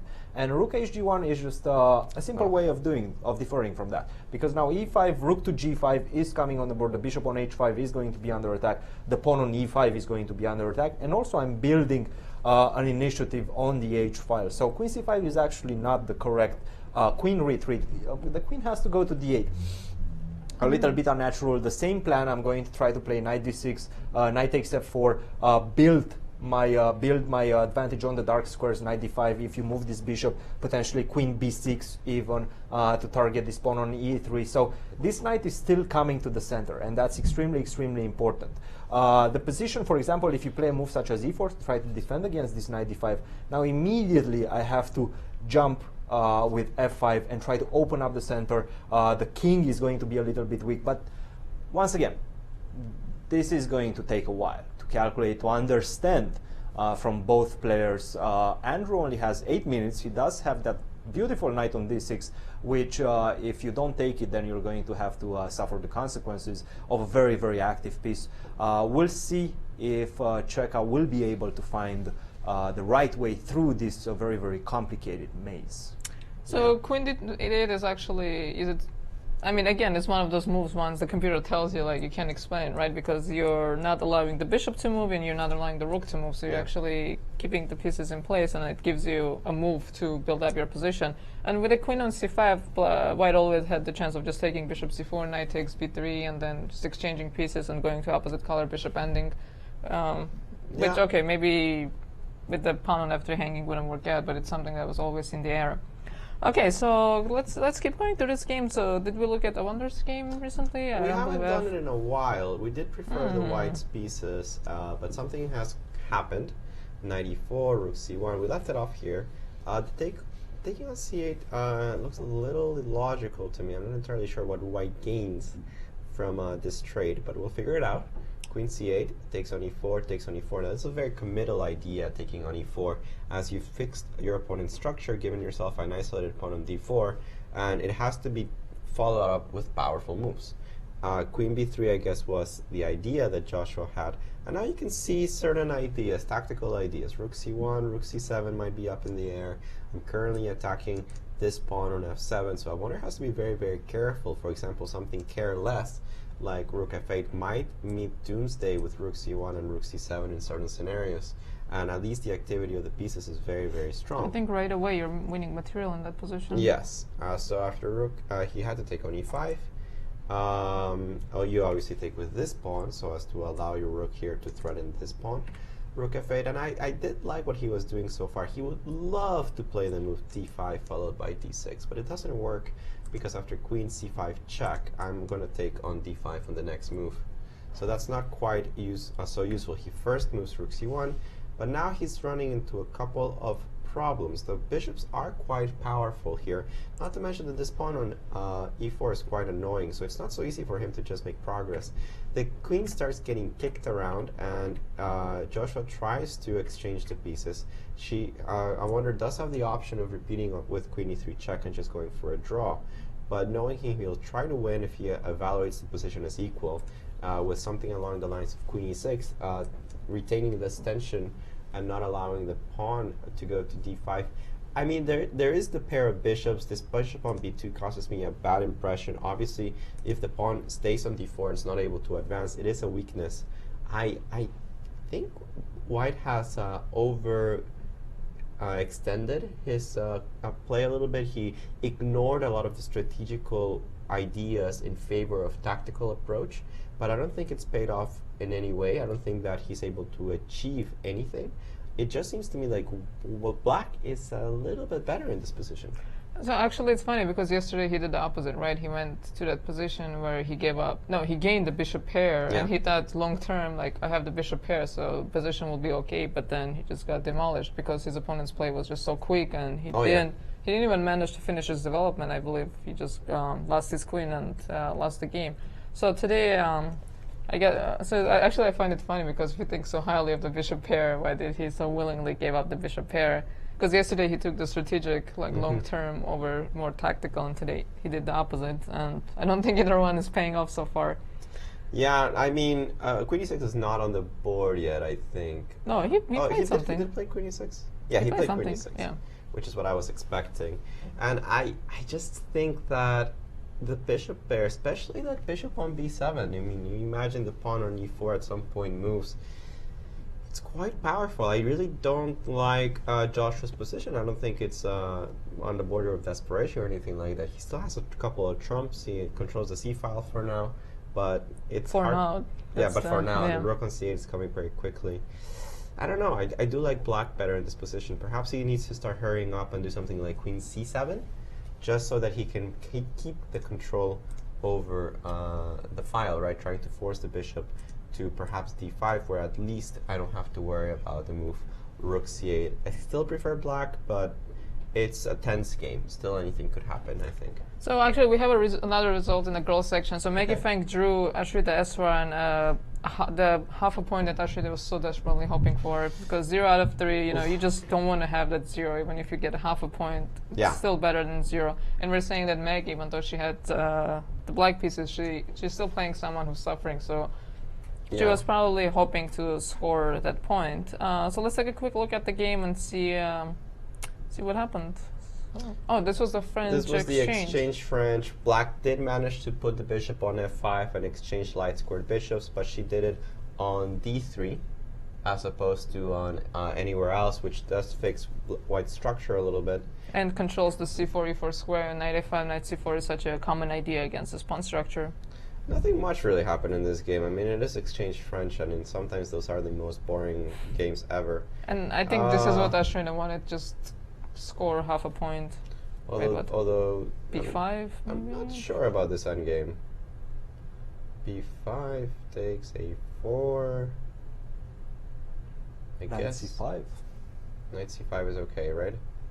Yeah, knight c5. So if I'm not queening my pawn. So yeah, I mean, I'm always looking at ideas of playing b5, trying to pass this guy, but not so easy to accomplish that actually, because if I try to protect it with a knight, this a5 pawn will be hanging at the end. You gotta do it in some kind of fashion that maybe it run works. I mean, you cannot just run the king all the way to a6 and play b5, because the king will enter on the king side. Yeah, this king will enter pretty quickly. And they agreed to a draw here. Quite honestly, I'm not sure I would agree to a draw being Black. I think I would at least maneuver my knight a little bit. I would probably plunk it down on d6. Especially psychologically, because you know your opponent really wants to make a draw, right? No, but even quite objectively, isn't Black better? Where do you want to put your knight, on d6? I want to put my knight on d6 and threaten b5. But your f pawn is always hanging. It doesn't matter, because you're exchanging, right? Yeah. Perhaps. I'm not saying that with good play Black should win. I'm not saying that at all. I think with good play this endgame is a draw. But I would at least poke a little bit. I mean, my king on f5 is better than your king. Once the knight reaches d6 and controlling your structure on the queen side, I don't think that White is in real trouble, but I would probably be the kind of position that I would be happy to press with Black for quite a while. Well, you do like those kind of positions, so I can see why you would want to play this position. But I do agree because you're playing without any risk, so you can just move your pieces around for a while and just see what happens, because it's going to be very hard for Black to lose. And we do have Ashrita with Cristian in the studio. And we do have Ashrita with us, who had so far a nightmare tournament, 3 losses, but today she managed to get on the scorecard. Ashrita, how do you feel?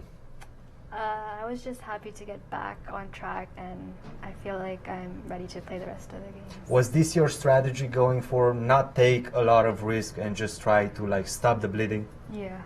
Absolutely, and this is what the Russian school is advising. Whenever you're losing a lot of games in a row, stop the bleeding, make a draw, and get back on track. Any critical moments you want to point out in the game? I mean, she offered me a draw in the end. I was a bit surprised because I thought her position's a little bit better, but there's nothing I can do. Absolutely. Yeah. Absolutely. Well, congratulations. Welcome to the scorecard, and good luck in the rest of your games. Thank you. Guys? Well, it's nice to have half a point at least when you lose a lot in a row, so she can now build up that confidence to get back in the tournament. We do have a lot of updates in some other games. I wanted to check out the game between Talia Cervantes and Aagori, which is, of course, one of our leaders playing. A lot has happened. Which game was this? I forget. This was the Carlsbad structure. Yes. I mean, there are so many Carlsbad that are blending in together at this point. Oh, but this was the Nimzo Carlsbad with the bishop on d2. Correct. And somehow White managed to establish a pawn on b5 thanks to this strong pressure exerted by the bishop. But it apparently didn't survive very long. Actually, she put in a rook. Takes on d4, takes on d4, knight f4, knight d5. This is currently the position we have on the board. I'm sorry, I couldn't take on c6 with a pawn? My pawn wasn't on b5 yet? No, it was on c6. You're asking why she didn't take with the pawn? Yes. Am I losing the pawn? No, but I like rook c6 better. It does seem like it makes more sense in this position. But you have no entry squares. Yeah, I'm not sure. I mean, this is not such a easy move to evaluate. Okay, knight d5. Let's look at the situation that we have right now. It looks suspicious for black. With this pair of rooks lined up, the possibility of playing knight e6. Oops, knight e6 is what I meant. Computer's lagging a bit. This king is a little bit unsafe. I do like Talia's position. I feel like there's something in the air, like some kind of a tactics, right? Immediately I was thinking of lines like takes, queen takes d5, and maybe trying to checkmate you in the back rank. This will never actually work because, well, first, bishop f8 I think is sufficient, and second, because even in the worst case of scenarios, queen d8 is completely fine. But it does feel like this is barely holding on. For example, takes on d5, bishop e7 is already something that you have to consider. And yeah, I mean, I'm not entirely sure what you play here. It's very sketchy. It is a very scary position here for Akshita, I think, which I'm not entirely sure since 4 hours and 4 minutes doesn't make sense. Does she have 4 minutes or? I don't know. Something's wrong with the clock. We'll have to figure that out. I don't think mathematically she can have 4 minutes at this point. Oh, that's true. I don't think she can have 4 minutes out.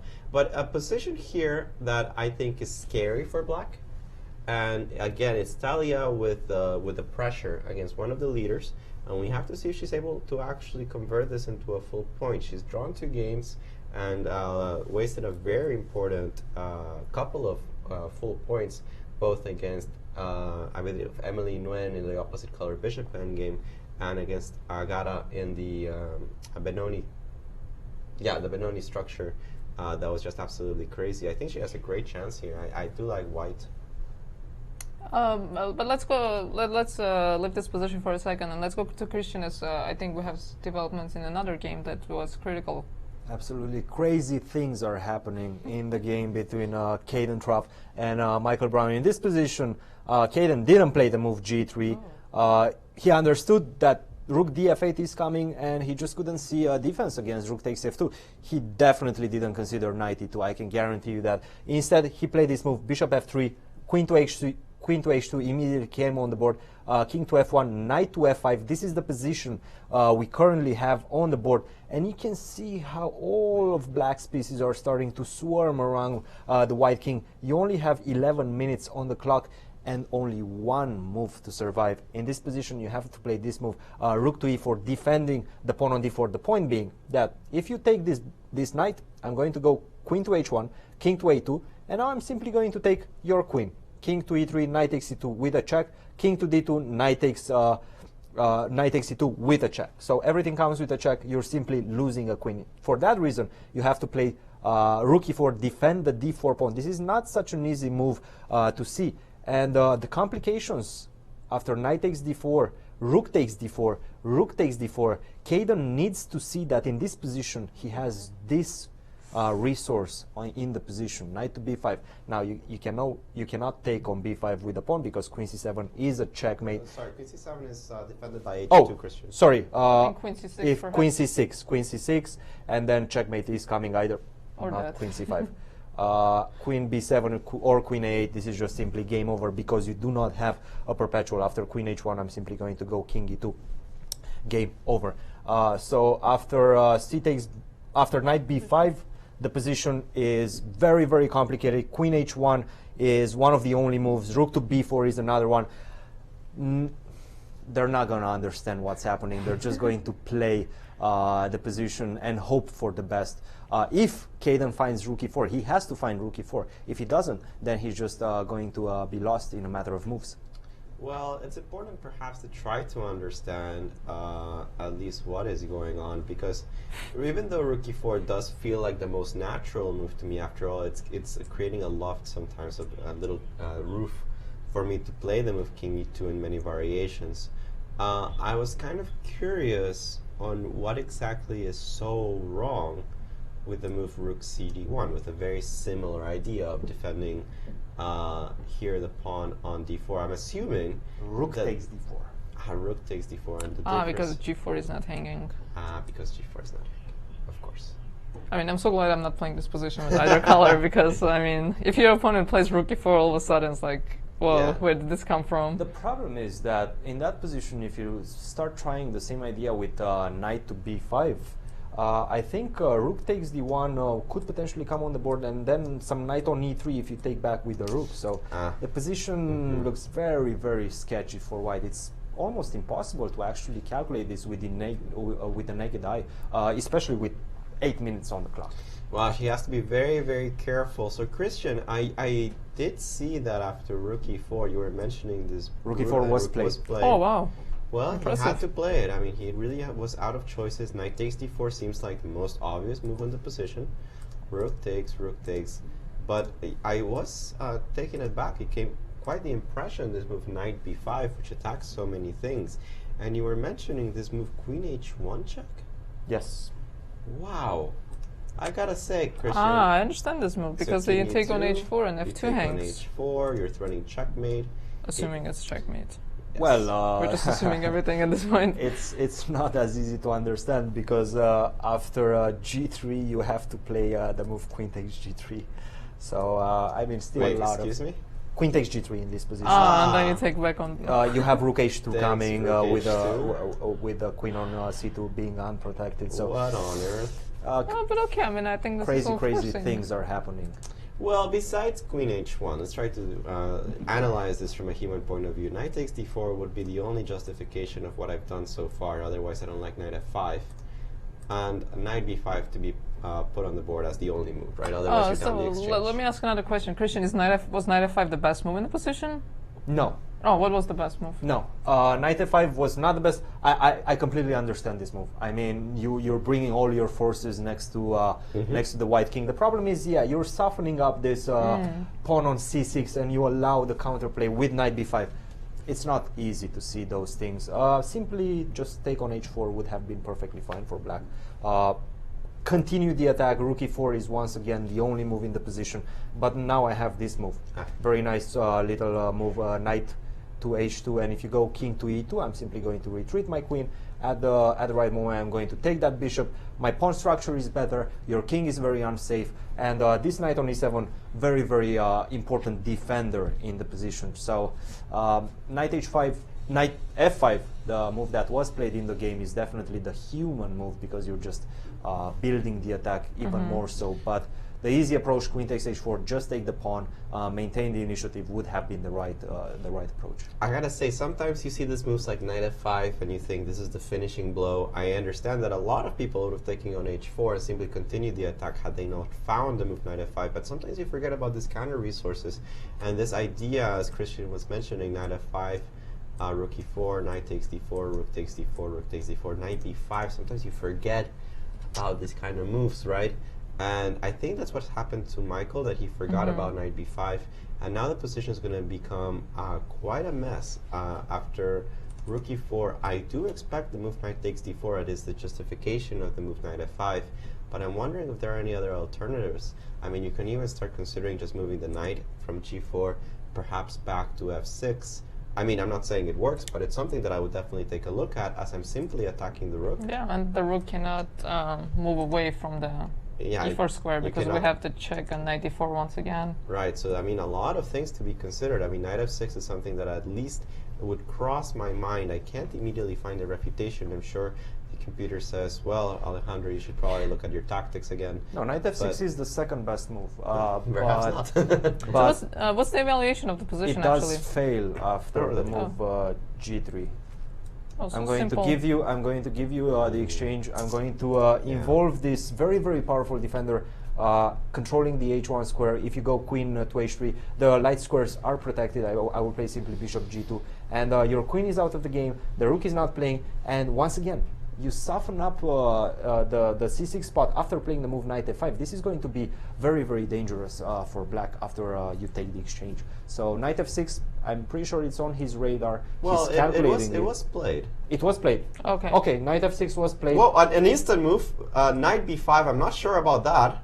I am not sure about that. Whoa. Wait, can I just take one? Oh, you can take with the queen. Whoa. Wait, what? What? Whoa. All right, so we got craziness here, but if I take on b5, I'm assuming the same idea, queen c6, right? Yes. Yeah, but clear. But now, what's your like? You have one more move until you make a. Oh my God. Threatening mate in one. So this is probably not good for black. So I'm assuming we have to take on e4. Or take on e4. I'm still scared of queen c6, right? No, because d4 is protected. d4 is now defended by the knight. A very clever idea here. Knight b5 banged out by Kaden Tran. But if this is a mistake, no, this that's is the winning. problem. Knight d4, queen c6 must be winning for white. I don't see a defense. This cannot possibly be the correct continuation for black. Unfortunately, we have already cheated, so I know that there is something for the black pieces, as g3 was the best move. If knight b5 worked, let's try to that figure it out. And I'm not going to tell you what. Okay, not going to tell us. So we're going to have to figure it out on our own. But there are some moves that I would consider a little natural here. For example, there is only one real threat, which is to take on c6, right? If I play the simple move, rook c8. Yeah, but then I cannot go g3 anymore then. Well, then you win the game and you get a medal, Alejandro. Where is my medal? We're so strong. Why am I so strong? So rook c8 just wins because I protect from my only threat, and I'm attacking the knight, I'm attacking the rook on e4. I think it's a very logical move. But first you have to calculate all the other... Like, you're not going to play rook c8 without calculating, like, knight e4 and this and that. It'd be so fun if you just banged out rook c8 and then Kaden would just... collapse in yeah, his chair. Kaden would just go crazy. But I gotta admit that knight b5, even as surprising as it might be, it's very basic calculation to find rook c8 at this point because I'm out of choices. And I feel like Michael is not the kind of person who panics. I feel like he's very emotionally stable, and he's just... And he has more time. He has 18 minutes, and he has time to calculate. There is no need... I mean, of course, he has to spend some time to calculate knight e4, knight c takes b5, but that's not something that's going to take a very long time. So in a few minutes, he will be done calculating. No, I agree. I mean, knight b5, forcing black's hand here, threatening this queen takes c6. For me, rook c8 was such an obvious find, and I couldn't really figure out what Kaden was planning on developing the attack. I'm going to give a couple of variations, as I think we have a very important result in the Ruifeng Li game of the day. I'm assuming Akshat Chandra and Ruifeng Li have split the point on a position that, as I mentioned, 9 out of 10 times that endgame was going to be drawn. Let's continue analyzing here a little bit, because after rook c8, I want to find Kaden's idea. Maybe he didn't see rook c8. Maybe that's his idea. That is a very bad idea. But let's think. No, I'm out of ideas actually, because rook takes c6, for example.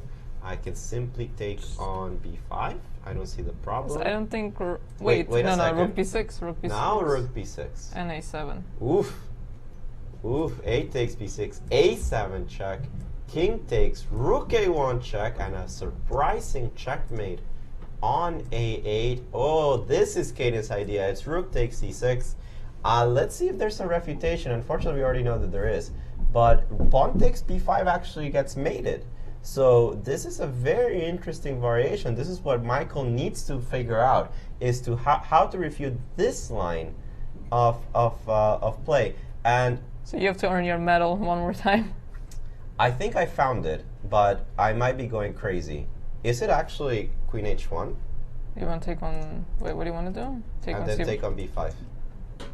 The same variation doesn't work because the queen if queen controls c8, a1, and if queen c8, you have knight d4 at the end. I have at the end I have a fork on d4 and e6, and I gotta say, if this is the line, and I'm not guaranteeing I see a smirk on Christian's face. Am I wrong, Christian? Just simple yes or no. I'll let you know in a few minutes. Oh, the suspense is going to kill me. Right. I mean, all right. So we're gonna stay in suspense while Christian has Ruifeng Li in the studio with him. Ruifeng Li, after what must be sort of a disappointing draw against one of the top contenders, Akshat Chandra. Ruifeng, tell us how you feel about this game. Once again, you play this move b3. We were expecting you to divert, to play something else, e4. You stayed true to your colors, b3. And we were very surprised about this move, knight f3. Did you prepare it? I like to play knight f3, I guess, because usually after e3 or here I play knight f3, so it's actually... You played this knight f3 before? Yeah. And in case he goes e4, I would assume knight d4 is the main line. The theory almost favors black, but I guess you just get a middle game position and you're just happy to play it. Actually, I think it's not that great for black. I'm not sure what theory is thinking, but I thought it was fine for white. So you analyzed it at home quite deeply. Take us through the game to the critical moments which you believe molded this result. Actually, I'm not so sure because it felt like he didn't make too many mistakes. So it kind of just, I mean, I was slightly better at some point, but it kind of simplified. At what point? Here, we were just discussing that the position is very close to equality, but you still maintain the space advantage, more or less.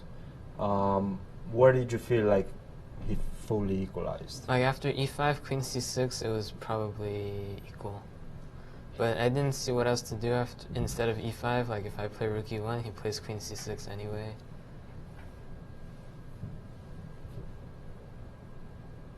Yeah. Again, you're still maintaining some sort of slight advantage, because whenever he moves away with this knight, you can jump to d5 and take control over the position. But after that, he allowed you to create this weakness on d6, but his good pieces kind of compensated for that. How do you feel about this result, and what is your strategy going into the second half of the tournament? I mean, I think I wanted to win, of course, but he played pretty well, and I think I didn't do too badly either, so I can't be too disappointed. And for the next half, I guess I should focus still on playing good chess. Good, aggressive chess, perhaps, because you have some points to catch up. Good luck in the rest of your games, guys. Ruifeng Li. Well, top seed here in the tournament, experienced grandmaster despite his young age. I've faced him several times, a very powerful player even from his young age. And I think he will be fighting for first place despite his start. I think he has the willpower and the strength to come back in the tournament. Right, and he still has to play Kaden and Michael Brown. So no, actually he lost to Kaden. He did lose to Kaden in the semis. Right. Yeah, so he still has Michael Brown to play, so he still has opportunity to catch up, as we don't know what's going to happen in this game. So I won my medal, Christian. Yes, did I get the line right? You did, Alejandro. Yes. Congratulations, you got your medal. Yes, rook takes c6, queen h1 is the right move, king to a2, and now c takes b5. By the way, this is the only way to actually get the advantage in this position, but is a very, very convincing way. Rook takes b6, according to the computer, is the best move. Rook queen takes c8. What's happening? What's happening here? Wait, this is the game? Rook takes this is what the computer is offering. But yeah, after knight takes d4, knight takes f3. This is just a simple piece. You don't have any sort of compensation. I'm going to go after your b2 pawn, and that's just going to be game over. But still, rook c8 has to be found. Rook takes c6. Has to be found. Yeah, right. Queen h1, exactly. Queen h1 is the variation Michael is trying to figure out at the moment. So we're gonna let him do that. So besides our tournament, we have two big events. One of them is you getting a medal. He's ready to make a move. Oh. Let's see. Okay. Now he's gonna put the hand back down. I played him enough. No. Oh, he took something. No, he's losing. He's losing. What is he missing? Why would you ever take on e4? What did he do? Knight takes e4 looks ridiculous. I mean, out of all the moves that you could possibly play, why that one? Game over. Queen c6 just wins. Wait, what? I mean, how do you prevent checkmate? I don't understand. I don't know. Don't ask me. What's happening, guys? What is he seeing? What is even the idea? You refuted this in like 2 seconds. Okay, I have an idea. Maybe... You have an idea or the computer has an idea? No, I have an idea. The computer says mate in 7 moves. Oh. Okay. I'm just trying to understand what he missed. Knight d2, king e2, knight takes d4 maybe, and knight then takes d4 and then queen e5, but king d1? I can just simply play king d1, yeah. Wow. That's just game over, and I'm actually, the knight on d2 is detrimental to my position because I don't have taking on d4 this with is the not check. particularly hard. No, I'm sorry. No, absolutely not. Absolutely What? not. Did he? What? I mean, even if you don't find rook c8 and queen h1 and all this stuff we found. Wow. Yeah. Wow. Well, I'm glad I can still calculate better than they can. But knight takes e4 is But what a huge obviously development. losing. What? I mean, what? it's obviously losing. Yeah. You're not even up material. I mean, after queen takes c6, you're just dying. Well, you're upper rook. So you can pat yourself on the back for that. I mean, what else? Okay, let's say we throw a check on It's like g3 or e3 or something, But right? what is the Okay, point of take, these checks? knight takes, I go F2. king to f2, That's it? knight e4, I throw take with another the one. queen? No. But let's say no. But let's say I take with the queen, you're down material. I mean, Right, who would ever right. enter this variation? No, this is just game over. Who would ever anyway. enter this variation? And then you have rook c7 at the end, so... I'm really not, I don't understand what he missed after queen takes c6. Because queen c6 is going to come on the board. There's absolutely no other alternative. Or maybe he just missed queen c6. He considered only queen takes e4 or bishop takes e4. Those are my guesses, but we'll have to definitely ask them after the game. Well, we must have both of them on the studio after the game is finished, but I can't imagine it'll last too much longer. I think it's Kaden is still thinking, so something is in the air, guys. Let's let Kaden think in this position. And as I was saying, our two big events, you getting a medal. And of course, today is Maggie Feng's birthday. And from all of us, we do want to wish her a very happy birthday.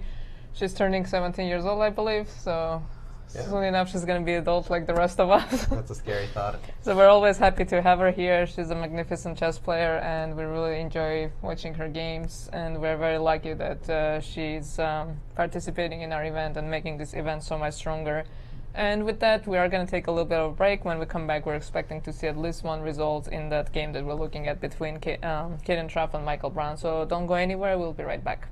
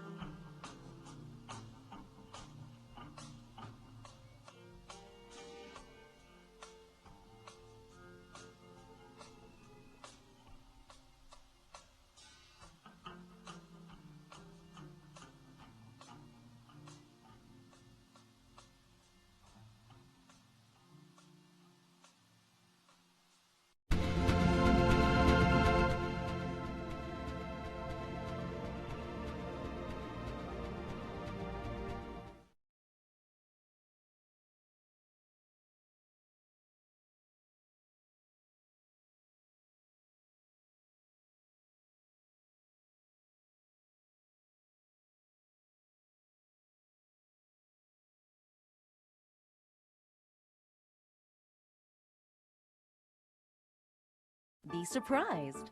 Be intrigued. Be delighted. The World Chess Hall of Fame in St. Louis is nothing you'd expect and everything you love. 3 galleries highlight the history, culture, and creativity behind the game. Explore chess in ways you never imagined. It's a one-of-a-kind cultural institution where rare artifacts and world-class art play together. The World Chess Hall of Fame. Mind, art, experience.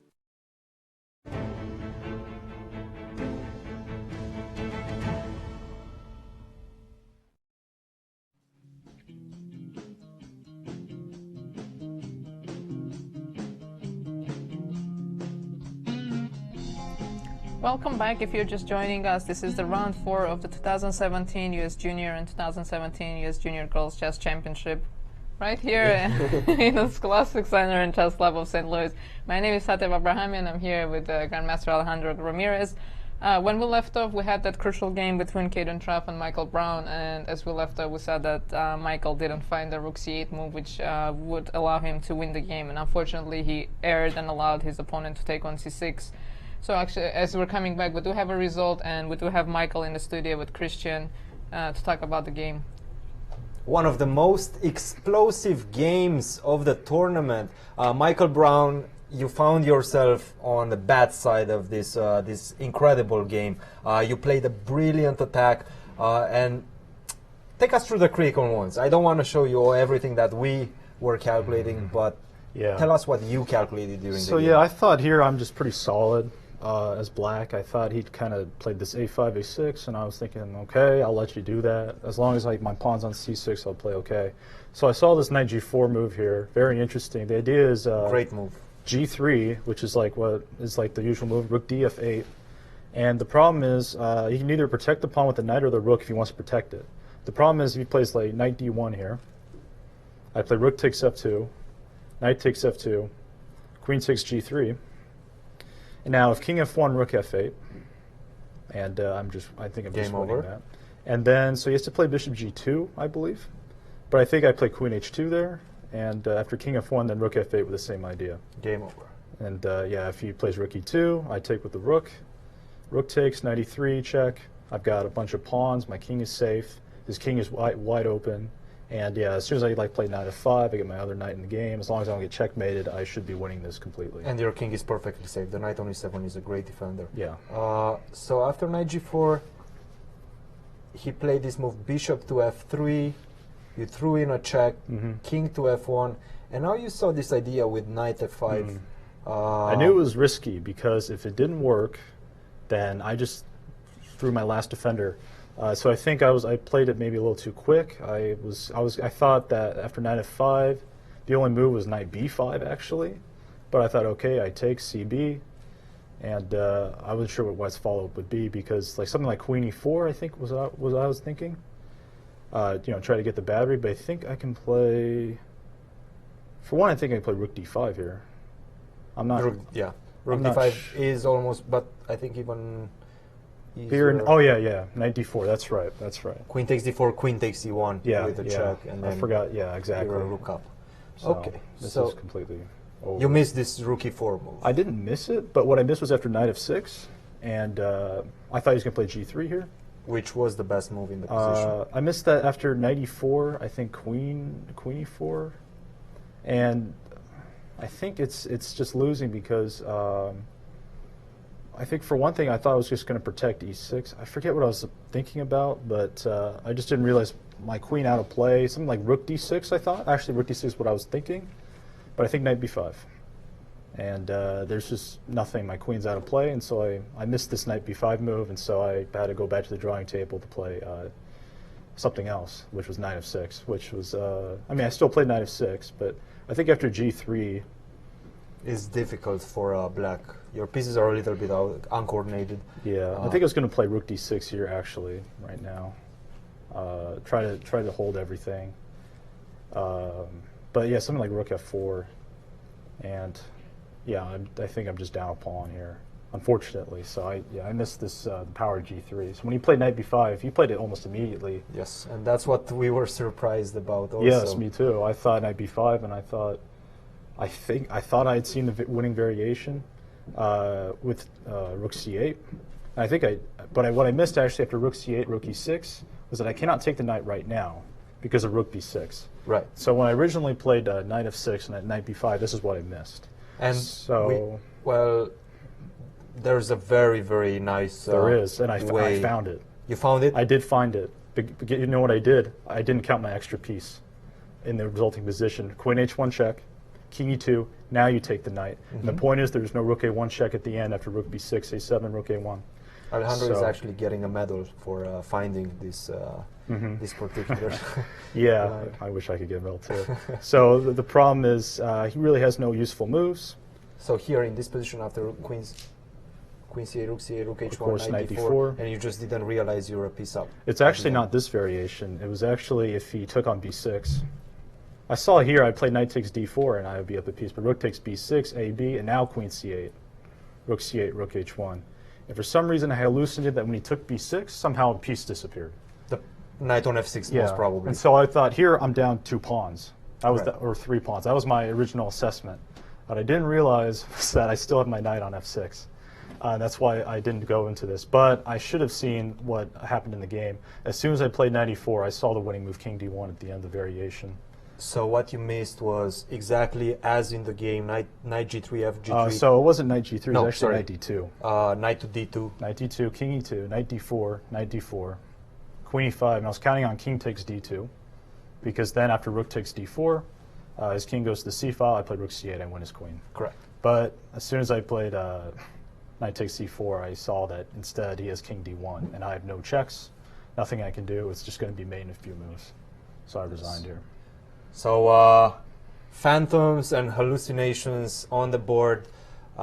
Disappointing result for Michael Brown, who played a brilliant game, but unfortunately failed after these incredible tactical shots, guys. Very heartbreaking result, as he did see the lines that you saw, so unfortunately we didn't see it on the board.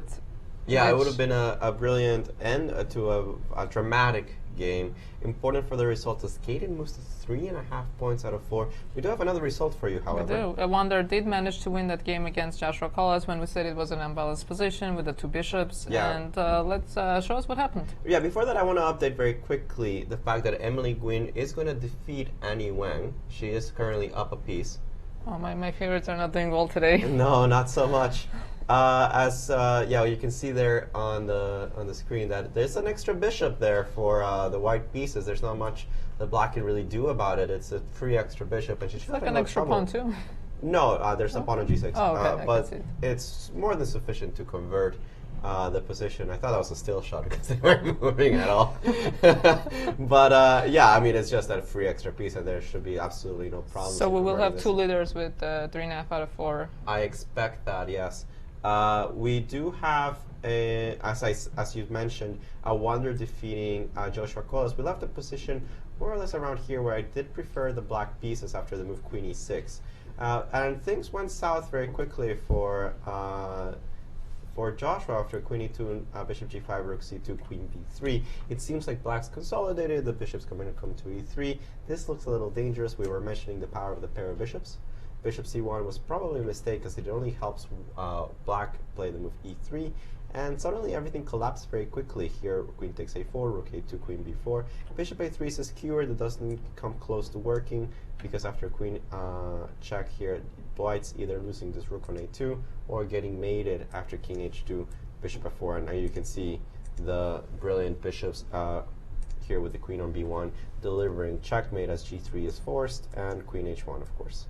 And that's the end of the game. So Joshua, it seems like he had a good position. Collas had a good position, but he just collapsed completely, and Liang did not forgive a superior situation with the pair of bishops. And we see this happened to him several times, at least once in this tournament before against Michael Brown, when he said he had +8, even though we didn't see that exact position. Right. But we do have the leader of the tournament with us. We have Kaden Tran with Chris. The leader of the tournament, Kaden Tran. Kaden, when things go your way, miracles happen in every single position. You saved a very difficult endgame yesterday and today. What a crazy game. Take us through your thoughts, because we already analyzed it with the engine, but we want to see what you calculated during the game. Yeah, so I think I don't know, just a few things. If I can scroll up a little bit. Oh. Yeah, so I'd just say in the opening, I wasn't fully sure what was going on, but that's fine. But about here, I prepared something similar for him, kind of seen some similar positions. So I was trying, like, I thought about castling either side, but if I castle kingside, then maybe he takes the chance to castle kingside. If I castle queenside, well, then I don't, like, what I played in the game with this a4 isn't quite as exciting, and I don't know, I mean, it was kind of a game of chicken, yeah? Like, who's going to castle first? Yeah, so once he did, I thought somewhere about here, I kind of liked my position. Maybe a6 was a little too early. Maybe I should try b4 or something.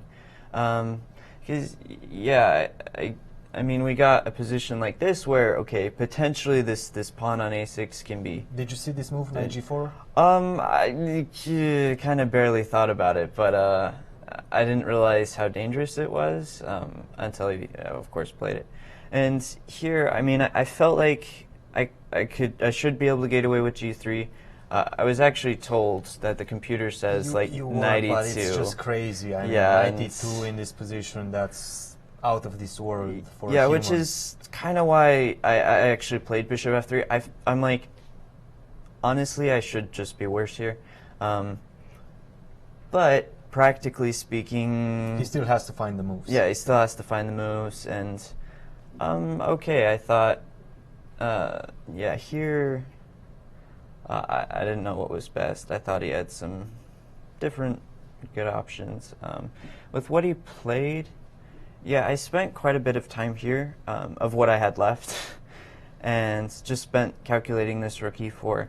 And when I actually played rook e4 originally, I had seen knight f6 and kind of calculated like what I thought everything of knight b5. Of course, like I saw him talking with you. I actually, when I played rook e4, missed queen h1 after rook c8.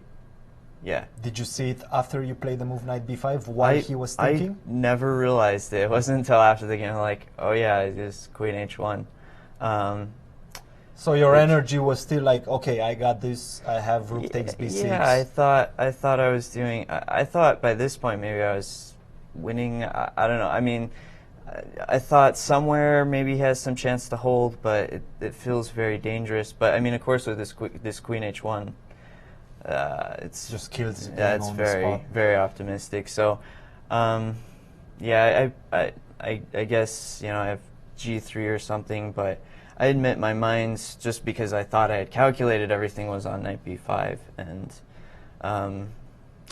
yeah, I was pleasantly surprised to see knight takes c4, because after, and I think he quickly realized it too, that he had just miscalculated something after knight takes c4. So yeah, I mean, I definitely tried to go for some practical chances in this game. I think it worked, except for knight b5, which I kind of missed my practical chances with something like g3 or but I mean, it's easy for us to say when we have the engine running, but in the heat of the battle, with your energy, you know, very positive, you know, you start hallucinating, and that's what happened to Michael. When things go your way, you know, they usually everything just goes right. So congratulations, you are the leader of the tournament going into the second half of the tournament. What is your strategy?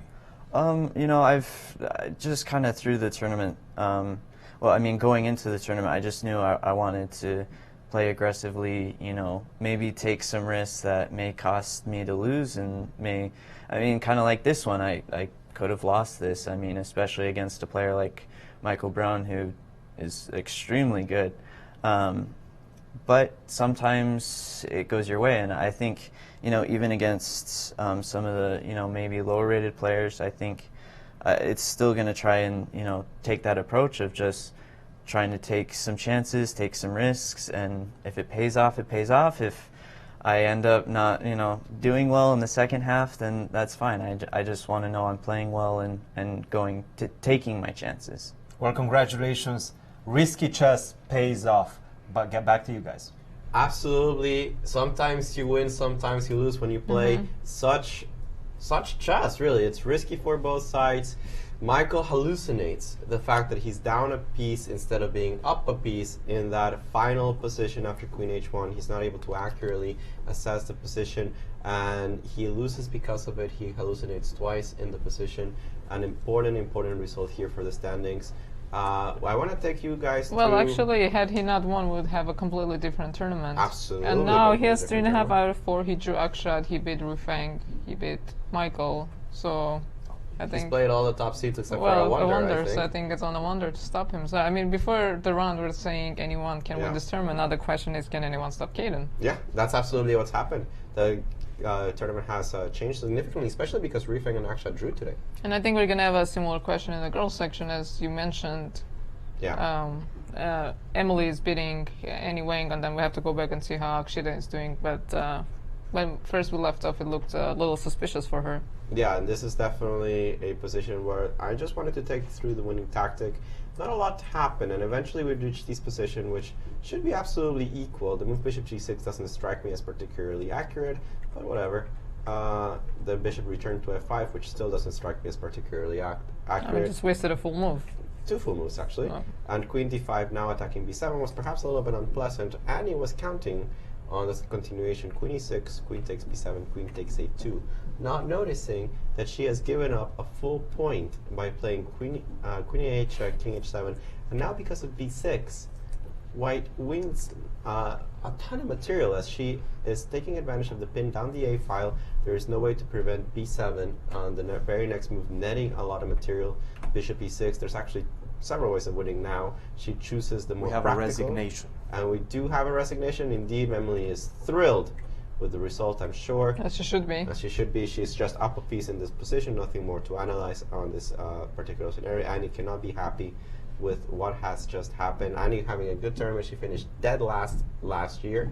Did she? Yes, and she was on having a good event, but she has now blundered a piece against the current leader, defending champion Emily Nguyen, who puts herself in a brilliant position in the tournament. So we will have Emily with us again shortly, but right now we have a wonder who did manage to win that game with 2 bishops, and he's in the studio with Christian. One of the top talents of American chess, Wonder Liang, who is back on a positive score, +1 in this tournament. A Wonder, how do you feel about this game? I felt it was kind of topsy-turvy. I definitely felt in the opening it went kind of wrong for me. I wasn't really aware of this idea of bishop b2 and b5. At the move? Like, I don't know, around move 12, maybe like here. Yeah, and I don't think it should be so great, but a couple moves later and all of a sudden I think I'm just much worse.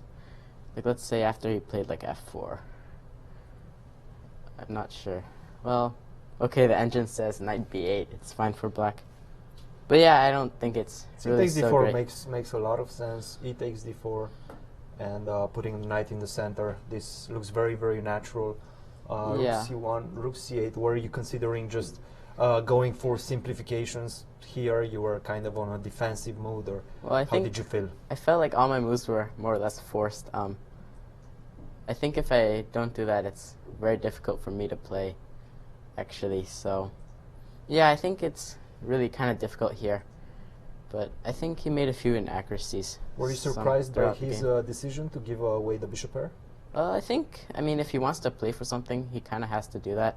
Because otherwise I play like knight df6. I think I'm fine if he plays a move like the top engine move, bishop c1. Let's say queen e2. This looks much more normal. Just to prepare rook c1 and so on. Yeah, I guess like knight takes fe.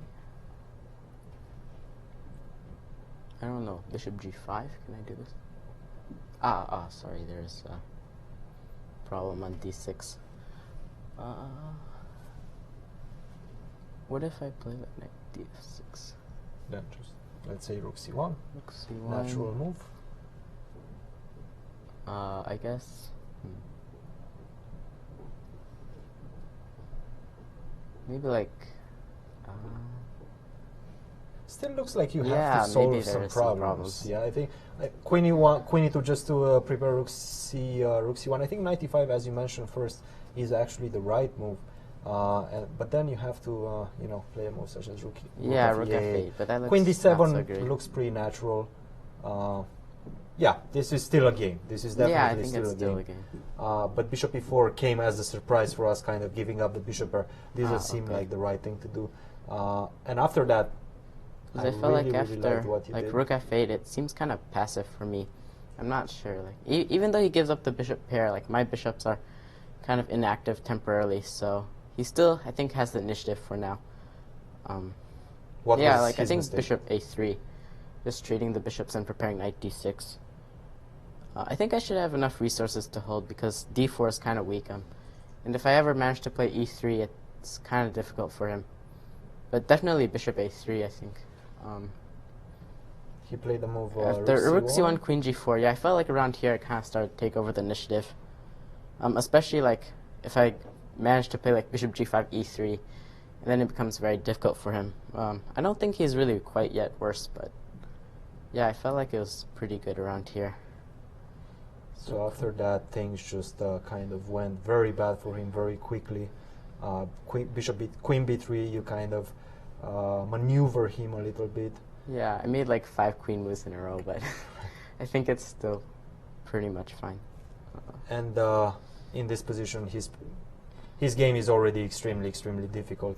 And after E3, Rook B2, Queen takes A4, picking up some pawns, Rook to A2, Queen B4, Bishop A3, Queen B1. The game was over. Are you're happy with your result? Obviously. How do you feel with the overall result of the tournament so far? And what is your strategy going into the last rounds of the tournament? Well, I mean, the tournament's not even halfway over, so I can't really say that we're going into the end of the tournament yet. But I know Kaden won today, so I think he's still leading by like a full point, half a point. I'm not sure. So, I mean, I'll definitely have to do some catch-up if I want to take the top position in the tournament. Thank you, and good luck in the rest of your games, Wonder. Thank you. Guys? Well, thank you, Wonder. Definitely an important win for him here as he wants to still vie for that first place. Not an easy task now that Kaden is a full point ahead of the field. A nice, comfortable lead after only 4 rounds of chess. But more importantly, as you were mentioning, Tatev, he has played some of the top-rated players in the tournament. Yeah, and that's a big relief for him because now he has the bottom half left, so to say. But of course, that doesn't mean that he hasn't. I mean, his path may be easier than the others, but it's still a long one. As Wonder said, we're only 4 rounds in the tournament, so we still have half the tournament to go. So we're looking at Emily Nguyen's game. So that game is over. So next game we want to look at, we wanted to see if Akshita is surviving. Yeah, we were looking at the game between Akshita Gordy with the black pieces against Talia Cervantes, a crucial game for the standings, as it's only Akshita here that can catch Emily Nguyen at the very top of this field. But it feels like the opposite might happen, as actually Talia with the white pieces is putting immense amount of pressure on her opponent. She has a very nice position. She has an extra pawn, a lot of tactical complication. Let's take a look at the analysis board. Well, before we do that, we do have Emily with us, so we'll come excellent. back to the game to Akshita after Christian is done talking to her about her game. With the champion Emily Nguyen. Emily, what happened in this game? It seemed like you were putting pressure on your opponent, but she seemed like she equalized at some point. And then a huge blunder occurred. Take us through the motions, through your perspective. I think all the moves were normal up to like Rook D1. I think instead of Rook D1, I could have played like Queen A3. And then put pressure on her A7 pawn. Absolutely. But after Rook D1, Queen F6, Queen B4, Knight E4, I felt like she kind of equalized here. And then after she allowed me to trade the rooks, then I think I was better. So in this position, you think she should have taken with the bishop? No, I think taking with the pawn was better. So taking with the pawn is okay. Oh, here, bishop G6, you mean, is there a mistake? Yeah. I think maybe Actually, I'm not sure. Because after bishop g6, I can't take the pawn. But I do get to, like, trade rooks. And what's the difference? What gives you the advantage? Now I don't really have to worry about my king anymore, and I can, like, attack her pawns on the queen side. And I also have an advantage because, like, my pawns are more advanced. And it's harder for her to defend all her weaknesses. And maybe her bishop on g6 is not as active as this powerful defensive piece. The bishop on f1 also aiming towards the queen side. Yeah. After bishop f5, queen d5, queen to e6. And this is what she missed. Yeah. Queen to a8, king h7, b6. Emily, you're having a brilliant tournament so far. You're obviously trying to repeat last year's championship title. And what do you feel going into the second half of the tournament? I guess I'm just happy that this game I didn't really blunder like last games. And yeah, I just want to play like good chess. Emily Nguyen putting a lot of pressures on her opponents, and so far very successful in this tournament, guys. Well, thank you, Christian, and congratulations so far to Emily. That I've been very impressed with her games. Definitely. She's played, I think, the best chess in the tournament, and I think she's a very deserved 3.5 out of 4 here in this event so far. So before we left out, we need to look at actually this game as she has the chance to catch Emily. Yeah. They were the ones with 2.5 points coming into this round. But looking at the position, looks difficult. You have the bishop, you have the pawn, the king on f7. There's an extra pawn here for white. This is of course important, but the position is very double-edged. This pawn on the d file is definitely an important attacker. But it's not trivial to use it, because as soon as I push my pawn, I weaken this diagonal, which means that after queen c3, I'm going to use the power of this queen and this bishop to potentially checkmate you. Now, this does allow d2, so I have to actually make sure that there is a checkmate, which is difficult to calculate. But well, we do have a computer, so we can always use that. But actually, I think you're also allowing knight f5. Yeah, perhaps also knight f5 to cover everything. So the position is actually very, very, very tricky on right. Well, I'm not sure about knight f5. Yeah, because bishop rook g5. I don't know what. And then queen f6, and now do I get mate or run? No, I do get mate. You get mated into. So I don't get a medal today.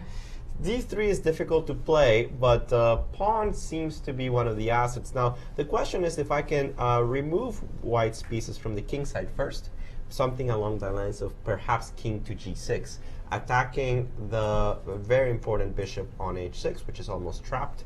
And then after bishop f8, starting to think about either moving the knight from d6 currently, or immediately pushing the pawn down the board on d3, a very double-edged position. You can see the weakness of the king on g6, but this pawn on d4, it's the most important pawn on the board. It is a very difficult pawn to stop. Notice that the rook is on b8, which is very, very far from the action, which means that this queen is going to be the sole defender, but you can't really block it with a queen. It's such a powerful piece. It's very easily scared away. So this is a very difficult situation for both players.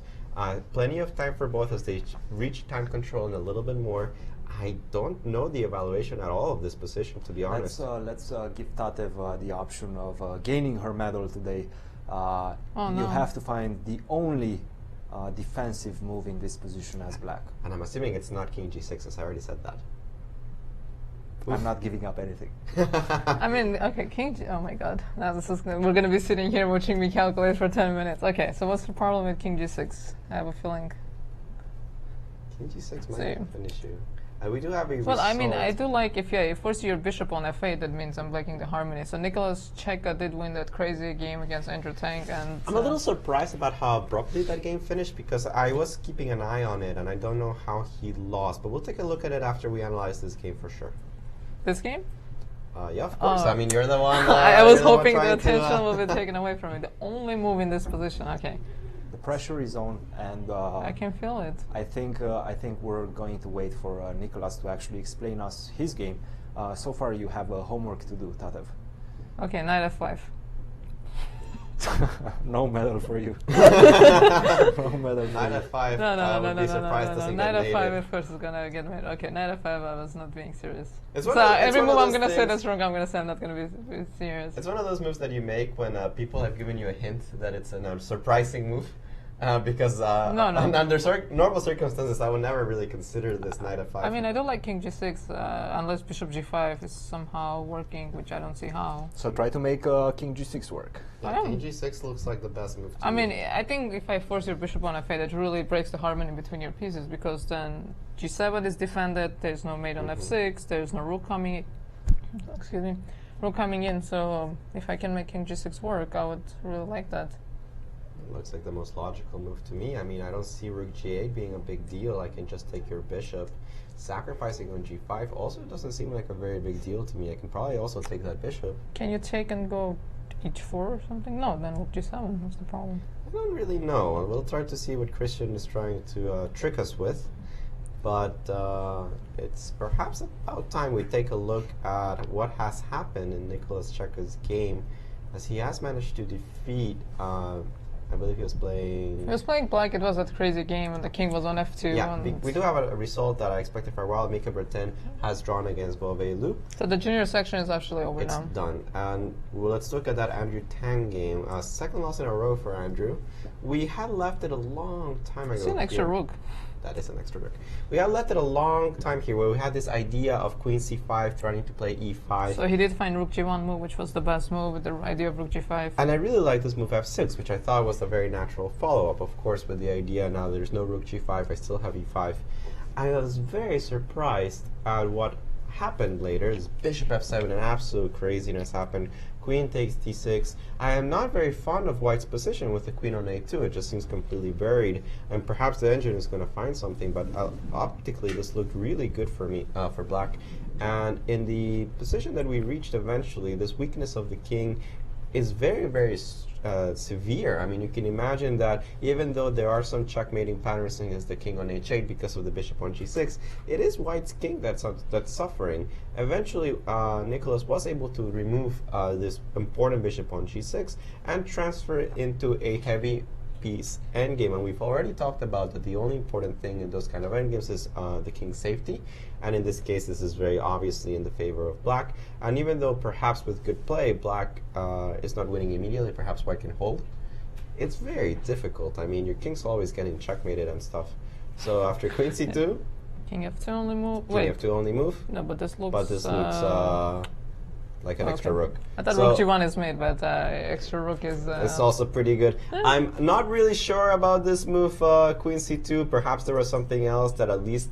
Well, Like you can rook at least d2 play rook maybe? d8 check first before you go for this entire variation, right? I mean, at least throw it in. I'm not entirely sure what he missed. He clearly wasn't in time trouble anymore. We are well past the move 40. So maybe just rook d2, just defending the second Rook rank. d8 or rook d8 or rook d2. I like rook d8 honestly. At least play queen c2 after. But then I go f5 again, and then none of your pieces are next to your king. So That's I don't true. like that. Maybe check and then rook d2. I think he didn't like losing the pawn on b3, but I have to agree with you that anything is better than what he did. That what he did lost instantly. Well, we do have Nicholas with us, and we definitely want to hear his thoughts. So, Christian? With one of the biggest victors of today's round, Nicholas Czebe. Nicholas, you're playing scintillating chess up to this moment, very solid, very, very careful, but you're also not afraid of taking risks. We've seen yesterday you pressured the Wanderer, and today very unbalanced structure, and you made the best out of it. Take us through the game. Well, I think I actually missed an opportunity to close the position favorably early on after move 11 here. Sorry. I think here maybe c4 first would have been better because after that his light squares are very weak with the knight coming to d7 and c5. But unfortunately I played knight d7, which led him to break himself, which led to a very, as you said, unbalanced game. I wasn't quite sure, what was best here, but he just like decided to come after you on the king side, but you nicely repaired I it. think an important point here is that he has to take, because if he goes g5, then I have a6, and a4 can be met with b5. And the rook on h1 is hanging. Yes, yeah. So, so I guess he had to take, which somewhat weakens the structure. Actually, let's show everybody this whole variation because it's a very nice one. B5, and the rook on A1 is hanging. You have to exchange the rook on A8, and after queen on A8, both your bishop on C4 and the rook on H1 are under attack. The game is over. Right. So G takes H5, bishop takes H5. Now his structure is a little bit damaged. Right, and he can never really put a rook on D1 or castle. So he has to play F3, A6. Here B5 also was an idea. Did you calculate it? I did, but what I didn't, he takes, and then bishop E2, and then I felt my queenside was hard to defend. And then I beat it, maybe I have queen A1 and something, but after B4, the C4 square is weak, so I didn't like that. Knight B6, Knight E4. Yeah, C4 I think was the wrong move order. I think Knight D5 first. And then if he goes king, then if he moves his bishop, then I have C4 because the F3 pawn. And if he takes, queen takes, then bishop takes F3. So I think I mixed up the move order there, and I wasn't too happy with my position. But then, when did you feel you took control? Once I got F6 and E5 in and started to block out his bishop, even though there was a possibility I would have to sacrifice the exchange, his king was exposed. And you also built a very strong time differential. Right. He was down to his last 5 minutes while you had 25 minutes. Very practical play with F6. B3, king H8. By the way, in this position, I think he had a very nice move. This move, queen to B1. Very difficult to see, but I think it gives White the advantage because of the fact he managed to keep the bishop pair in a quite positive manner. But queen to E4, centralize the queen, the B7 pawn is a little bit weak, but still very difficult to see from with the naked eye. B3, and where did you take complete control? I thought rook takes C8. What was his last mistake? Rook takes C8 was, I thought, bad because it really gave the C5 square to me, which I had a lot of ideas of playing queen C5 and winning the bishop on H5. And then at the end, queen C2. I would think it was difficult for him, but that just completely was almost equivalent to resignation. Well, congratulations. Brilliant play so far. Guys, Nicholas Czebe. An important win. I think Nicholas has been showing good chess here in this tournament, a very solid performance so far. He's definitely putting pressure on the leaders there with his victories. And I thought today's game was pretty moved. It had a lot of action from the very beginning, and he pulled through at the end. I'm a little surprised that Andrew Tang, one of the players that I thought had a tremendous amount of talent, finds himself with only 1 point out of 4. Admittedly, he's had a very tough series of opponents, but I'm sure that's not where he wants to be. So there's still a lot of tournament to go, and we're actually done with the junior section. So we do have Kaden Tran leading the tournament with 3.5 out of 4, and I think he's leading by a full point, as Wander only has 2.5 points. As well as I would believe, and we have the standings. We do have standings. So yeah, Kaden Tran leading with 3.5 points. Oh, we have several people actually. So Wander Liang, Akshat Chandra, and Nicholas Czebe, who all a full point behind, with Ruifeng Li, Michael Brown. So many people. Mika Britain, Bobby Liu with 2 points. Andrew Tang is in 9th place with 1 point, and Joshua Kola still hasn't been able to score any points in the tournament. Yeah, not the best performance so far. No, and so we only have 2 games left to go in the girls section, and we'll take a look at them right after our break. Welcome to chess.com. Chess.com is social. Now you can play chess with your friends whenever you want, whether that's middle of the day or middle of the night. You can get instantly matched up with one of over 5 million other members from around the world. You play live games in real time, turn-based games at your convenience, or tournaments with anyone at any time. Chess.com is mobile. You can play online from your computer, or you can play on the go from your tablet or your smartphone. No matter where you go, whether you're at work, grabbing a bite to eat, or just enjoying some time at the park, your games are there with you, and keeping multiple chess games going has never been easier. Chess.com is for learning. Don't just play chess, get better. The best chess training resources have never been more accessible. Learn essential chess strategy quickly and easily with the extremely popular Tactics Trainer tool. Improve your game in ways you didn't know were possible with training videos by chess masters. And regardless of where you're at now, take your game to the next level with multiple simple-to-use training tools. Chess.com is for everyone. Over 250 million chess games have been played on chess.com. And it doesn't matter if you're a beginner or a grandmaster. Chess.com is the place to play and learn chess. So create your free account now and see what Chess.com is for you.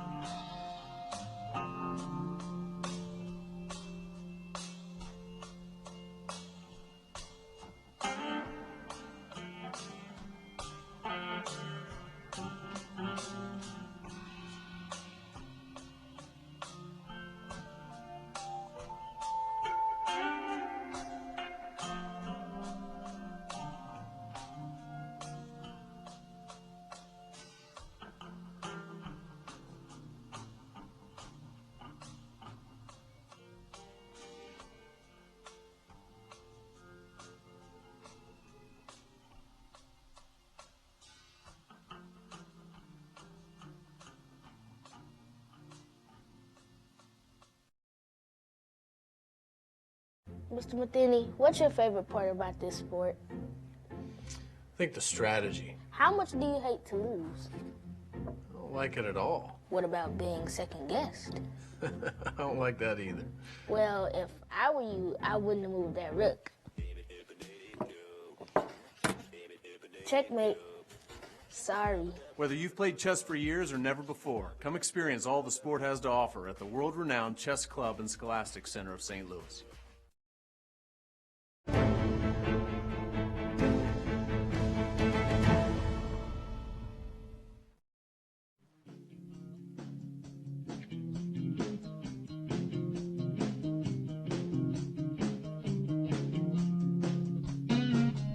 Welcome back to the 2017 US Juniors and 2017 US Junior Girls Chess Championship. My name is Tatev Abrahamyan. I'm in the studio with Alejandro Ramirez, and when we left off, we had 2 games going as the junior section was over, so we do have the 2 games going in the girls section. So one game that we haven't looked at in a while is Carissa's game. When we left off, we said that she had 2 paths to victory, and she chose the greedier one when she took the exchange. And we thought it was just going to be a matter of technique, but as we see, matters have complicated since we left off. As a famous grandmaster once said, technique not too strong. And in this position, after bishop d2, b3, bishop c1, she started to mess it up. She allowed the knights to come back into the game. This is still probably fine, but she allowed this knight to d4, which is mistake number 1. She kind of was doing nothing for quite a while, allows now the king to go to e6. You see she's playing the rook back and forth for absolutely no reason. The rook suddenly came to a8, and here already white is probably in trouble. She's managed to not do anything for the past 15 moves, whereas black has established 2 very strong knights in the center. The rook is coming to a2, this king doesn't feel very safe, the pawn on d6 you can see is hanging. So tide has definitely turned.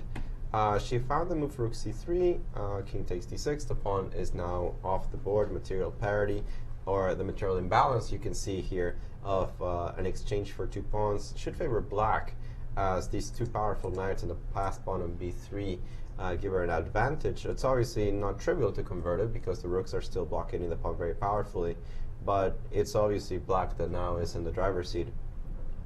Rook a1 was fine. Normally you want to keep one of the rook alive, but giving up the file is almost impossible as you have to deal with the move bishop a3. For this reason, takes on a1 was the best move. Bishop takes a1, knight a4. Not sure if this was necessary, but it did make the following sequence happen. Now, rook c4 was a very important resource here for the white pieces. Notice that if b2 happens, which seems winning, almost by magic, this knight on b2 actually gets captured, and black would simply lose her most important asset, that b pawn, for free.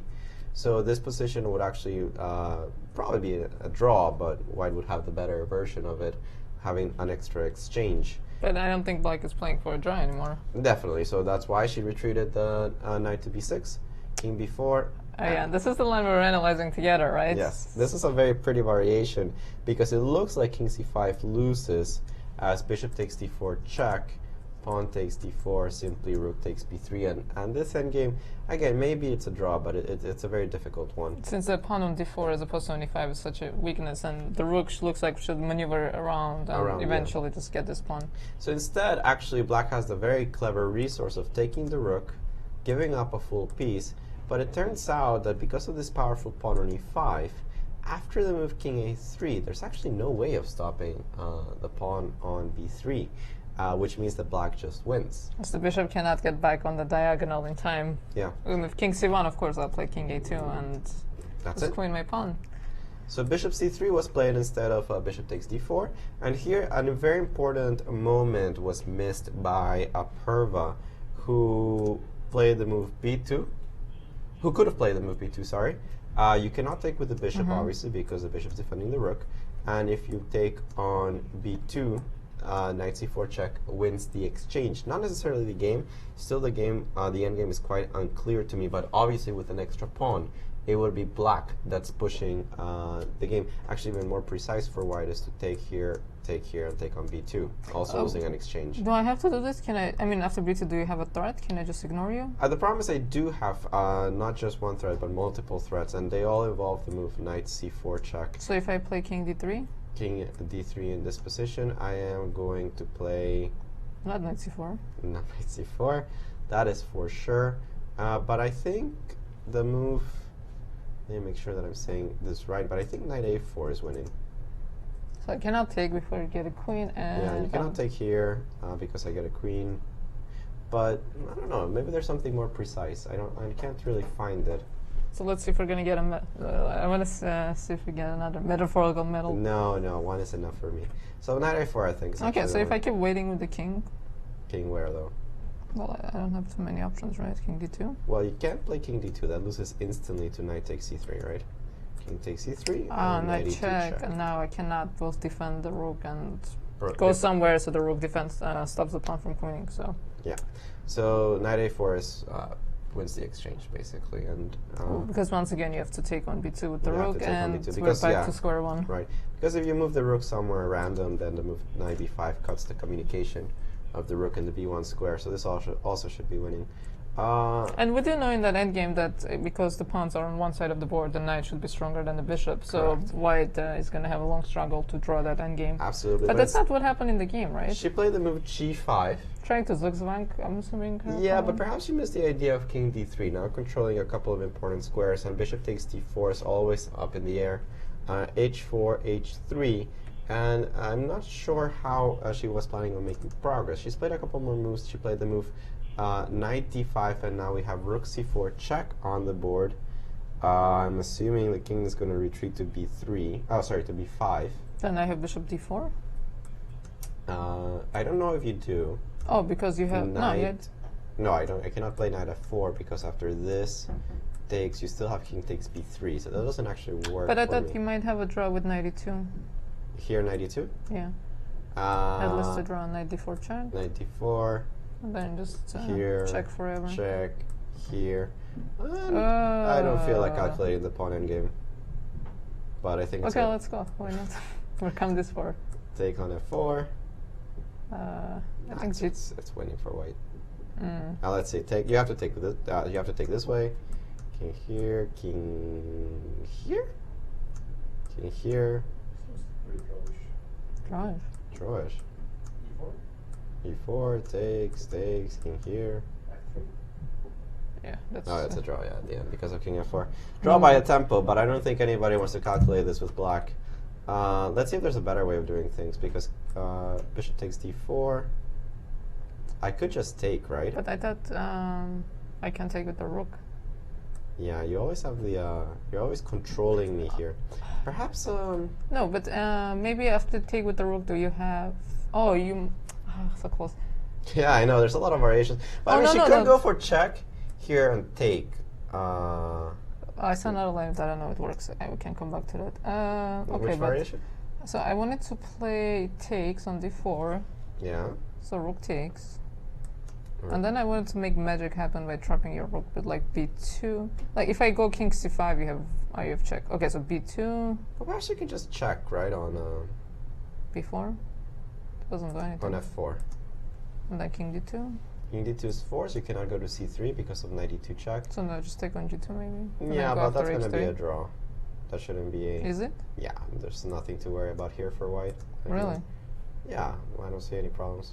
Knight f4. No, this isn't that draw. Knight h2. You sure? Yeah. Okay. Yeah, this is nothing. This is that draw. Actually, I would play this for a win for white. For white? Yeah. How are you going to make progress? I'm not going to make progress. I'm just saying that, you know, black's the one that's got to be a little bit careful. What if I put my knight on f4 and just push to h4? How is black supposed to be careful? I don't get it.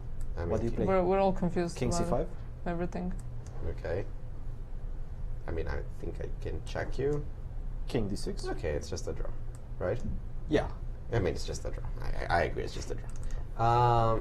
After bishop takes d4, which we have currently on the board, Purva has the decision between knight f4 check and pawn takes d4. I think they're both fine.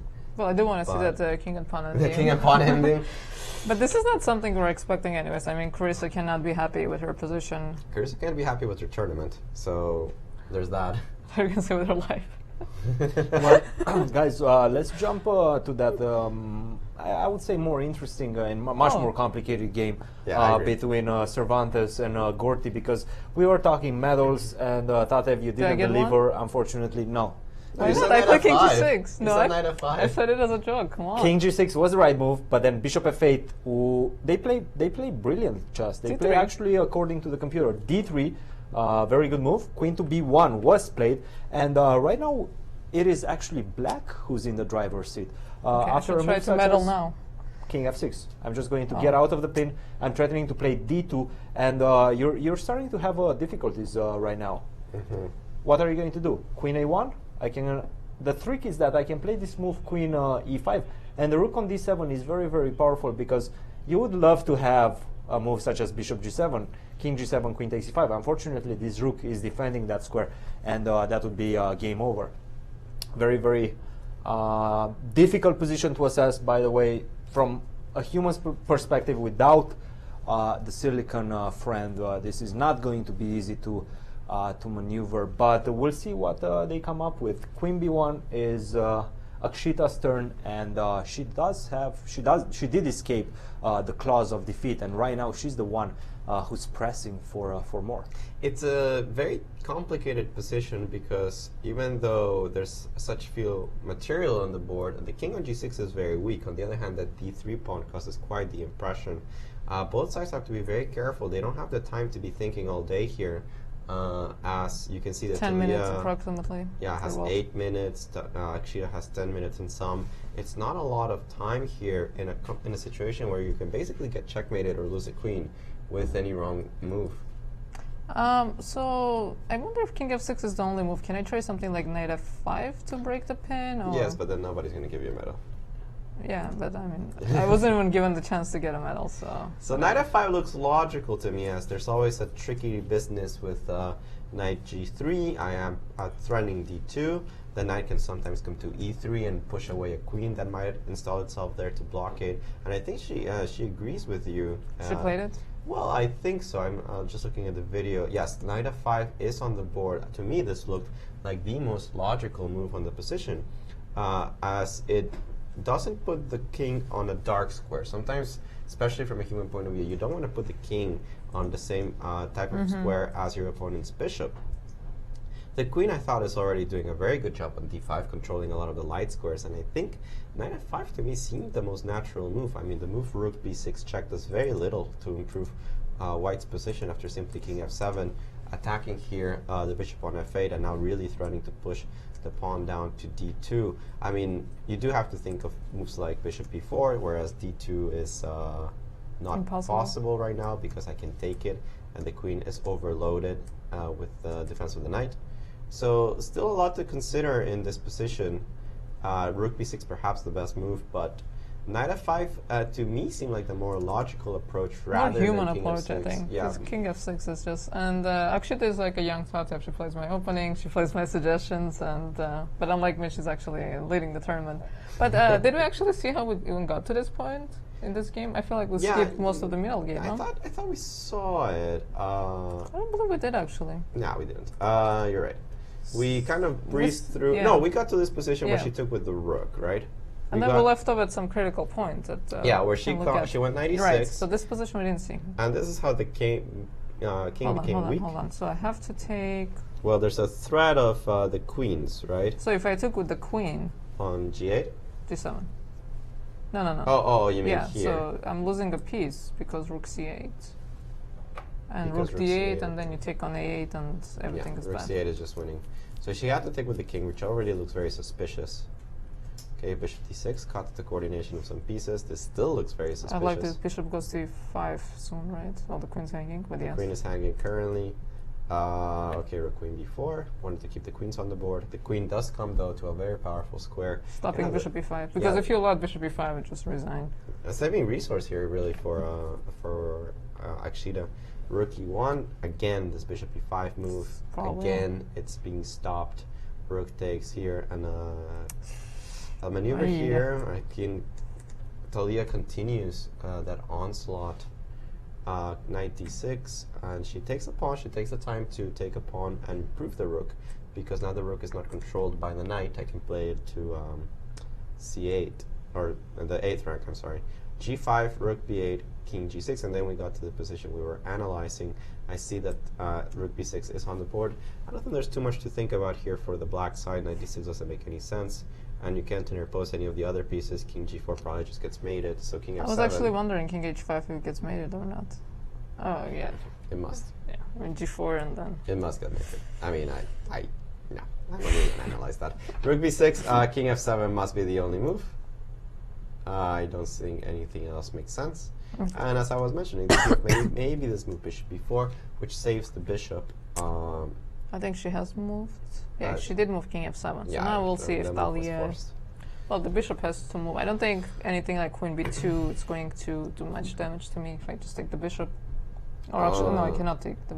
I don't know, let's analyze. Queen b2, for example. I'm not exactly sure what your threat is besides queen f6. And let's go d2. Why not? Yeah, I was just thinking because it was... I don't think there's a threat. So check? Check, king f6, king g8. King okay, g8, take queen g5. takes. And here simply rook g7 is just winning because I'm going to be able to queen with the check. You're not actually doing that much to me. Yeah, what if I take on g7, I promote. I think practically even better is knight to g7 instead of rook g7. Because you're exchanging the queens and then d1 is coming. Yeah, these guys are under. These guys are touching. So, yeah, a very complicated situation still. So she's reaching for a move. I think bishop b4. Bishop b4 has to be played. I think bishop b4 is the move. This is the first impression that I had in the position. Right, and you're bringing the bishop back, so if opponent makes some kind of move, you can just play bishop d2 and at least stop the pawn. And you have a pawn yourself, so let's see what she's... Yeah, a little bit... you're a little worried when you play a move like bishop b4, which she has found. Good for her. She's showing really good level in this game. And I think that you're always worried a little bit because the rook might hit a check. Knight g3 check is something you have to consider. d2 itself is something you have to consider. Obviously, it doesn't work. But a tough situation here for both players as they struggle to find accurate moves in a very complex situation. Well, I think so far they've succeeded. So far, they've done very well, I think. And Talia is getting up with only 5 minutes on the clock. Some confidence right there. That seems like a suspicious decision by her. To be honest, whenever I have 5 minutes on the clock in such a complicated position, I try to stay at the board, think as much as I can on my opponent's time, definitely not just start walking around. That seems out of place. Well, I think it's maybe your last chance to go to the bathroom or something before you just have no time. That's true. I would definitely not go to the bathroom with 5 minutes on my clock in this kind of positions. I would just be so scared. I'm wasting 2 of them. Do we have anything in Carissa's game? Or? We do have a few updates in Carissa's game. The players followed your suggestion. We're so good. Just find everything. Sometimes. So after knight takes g2, I mean, I'm sure that more than one way White has of making a draw, but I would like to eliminate this pawn on f6 as quickly as possible before it kind of joins its brethren and some kind of pawn avalanche. So rook d6 is to me the most obvious move, as I do by force win the pawn. f5 of course actually loses the game to rook d5. Well, I think it's actually the best, because if you go king c3, I'm not sure, king c5, and you're not getting to my f6 pawn. Yeah, I didn't like this at all. No, hold on, but go f5 again? I don't think rook d5 works. So king c4? So you always have to be careful with knights. Knights are too tricky. I don't have to play rook d5. No, I agree, but... I can just simply play king c3. Now I can play king c3, and now at f4... f5 is going to hang with check. Yeah, rook d5 comes next move. But to explain what was going on here, king c4, I cannot actually take on f5, because after b2, I threaten promotion. The only way of stopping the pawn is king c2, and suddenly the knight, the tricky knight, comes to e3 with a deadly double attack. So still some tricks in the position. Carissa, with 4 minutes on the clock, needs to be a little bit careful. I think still a couple of booby traps here and there. I especially don't like the natural move king c3 because of what Cristian said, that king c5 idea. And if black is able to capture the pawn on h3 and keep the pawn on f6 alive, then I do agree that the position is not so easy to hold. This is not trivial defense by any means, and she's not in shape. She doubts every single decision that she makes. Well, she should. She certainly knows that she had such a winning position out of the opening, and she had the option of taking b takes c5 and putting a pawn on c6 and just finishing the game on the spot. She knows her end game was far from perfect, and right now she's the one suffering. Yeah, I do expect her to be able to find the draw after rook d6, which she was did play played. rook d6. Yeah, I That's mean, the move we're looking at. yeah, I mean, this should be a draw almost always, but there's still a couple of pitfalls that she has to avoid. So as long as she doesn't fall right into them, this game should end in a draw without too many problems. Yeah, if somehow the king comes and takes the f3 pawn too, magically. Yeah, the problem is the rook's always cutting off the king, so it shouldn't be much of an issue. Right. I mean, and at some point, black does have to take on h3 before white starts thinking of winning. And do we have an... so now we're just going to back and forth between two games, so I wonder if we have any moves there. We don't have any moves in the Akshita game. We're getting down to the last 5 minutes almost for both players, so this is going to be definitely a very exciting finish. I think Apurva was reaching for a piece, so let's stick with this move for a little bit. she Knight did f4. Oh, logical. More logical. I was thinking here both king c3 or rook takes f6 look completely fine. King c3, I might go king c5. And then you go rook a6, but you're letting me... I dislike your tricks very, very much. She's going to take the pawn. She has to take the pawn, yes. So she does take the pawn. She has to take on h3. I'll go king c4. You're trying to be cute? Yes. Okay, so I would just check on... She's trying to beat you. Check king on d4. And I go rook b6. King c4. Not exactly the most threatening way of winning king c4, but okay, this should be a draw, right? And if I take on h3, you say your king is right on time to go e to f2 and catch the h pawn. Yeah, I don't see any problems. The king is very close. Well, okay, knight f4. Trying to play devil's advocate here. So king e1? I will. No, come on, this is completely. No. Yeah, you're right. You're right. You can put the rook behind the pawn. You can do whatever you want. There's no way to make progress. Yeah. Okay, so we're gonna get. So we have what 16 minutes for 4 minutes. It's hard to imagine this doesn't end in a draw. Yeah, I'm more curious about the other game because that one is. Because Akshita has to play something. So what is black's best move in this position? Since we cannot figure it out, we have to ask Christian. It is that time of the day, right? Yeah. Yeah. I think knight g3 according to the computer, but queen e5 looks pretty decent to me also to try to create some sort of dark square domination around your king. The collaboration once again between the queen and the knight is extremely potent, and if I manage to throw a check on g3, maybe d2, you know, white still has to find the defensive resources in this position. But yeah, as you guys mentioned, knight g3 just throwing in a check, king h2, knight e2. This is starting to look a little bit dangerous for white. I wouldn't like to be in white's shoes in this position. My king is safe, your king on h2, okay, I have queen e5. Again, the collaboration between the queen and the knight, very dangerous. And this pawn on d3, that's going to be a threat for the rest of the game. I wouldn't want to be in either shoes, white or black. I mean, this position just looks scary all around. Yeah, absolutely. With the king on f7 always being a target. I mean, you can imagine even in those variations, as long as you make a wrong move with the pawn, the queen enters the game, and on h7 is just checkmate. Right. If you move your queen, I mean, I was wondering if I have any queen a2 checks at any point. Yeah, some queen a2, queen transfers, queen f8 mate. I don't know. I mean, I don't know who's gonna get checkmated here. Hopefully someone will, because that's what we want to see. Absolutely. So we do have the move bishop b4, and Akshita, she's using a lot of time in this particular position. It's a critical moment, I think. I think so, but she has to remember that she has a lot of moves to be played, a lot of hurdles to overcome, as the game still is far from over. There's no forcing calculation to be done. She has a ton of choices, but she has to pick up one very soon. She played something. She played knight when in g3. doubt, check. Yeah, she has to play king h2, right? That's forced. Otherwise, you lose the rook. Well, we saw in the other game that losing the rook is like no big deal. Yeah, and we're expecting, I think, 92. Was that or what maybe we're queen looking e5. at? Queen e5. I don't think we have. Wait, queen e5. I didn't have queen a2. Yeah, queen e5 is losing. So queen e2, I'm assuming? Yeah, queen e2, yeah. Yeah, I think Queen b3 or queen e2, queen a2, I think both of them just... Yeah, I think No, this is... Actually, I think queen b3 quite important because king g7, bishop c3. Yeah. Well, I thought bishop f8 should be winning too in that position, but... I think this is oh my already god, too what am I saying scary. bishop f8? I'm starting to hallucinate already.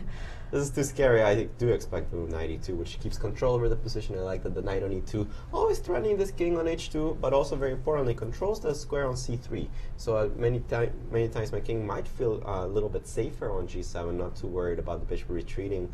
Still very double-edged. I mean, I don't want to move my queen on d5 because it's just controlling so many squares. Yeah, I agree with that. I mean, I have to keep the queen out because once the queen gets in, I think I'm just going to get checkmated.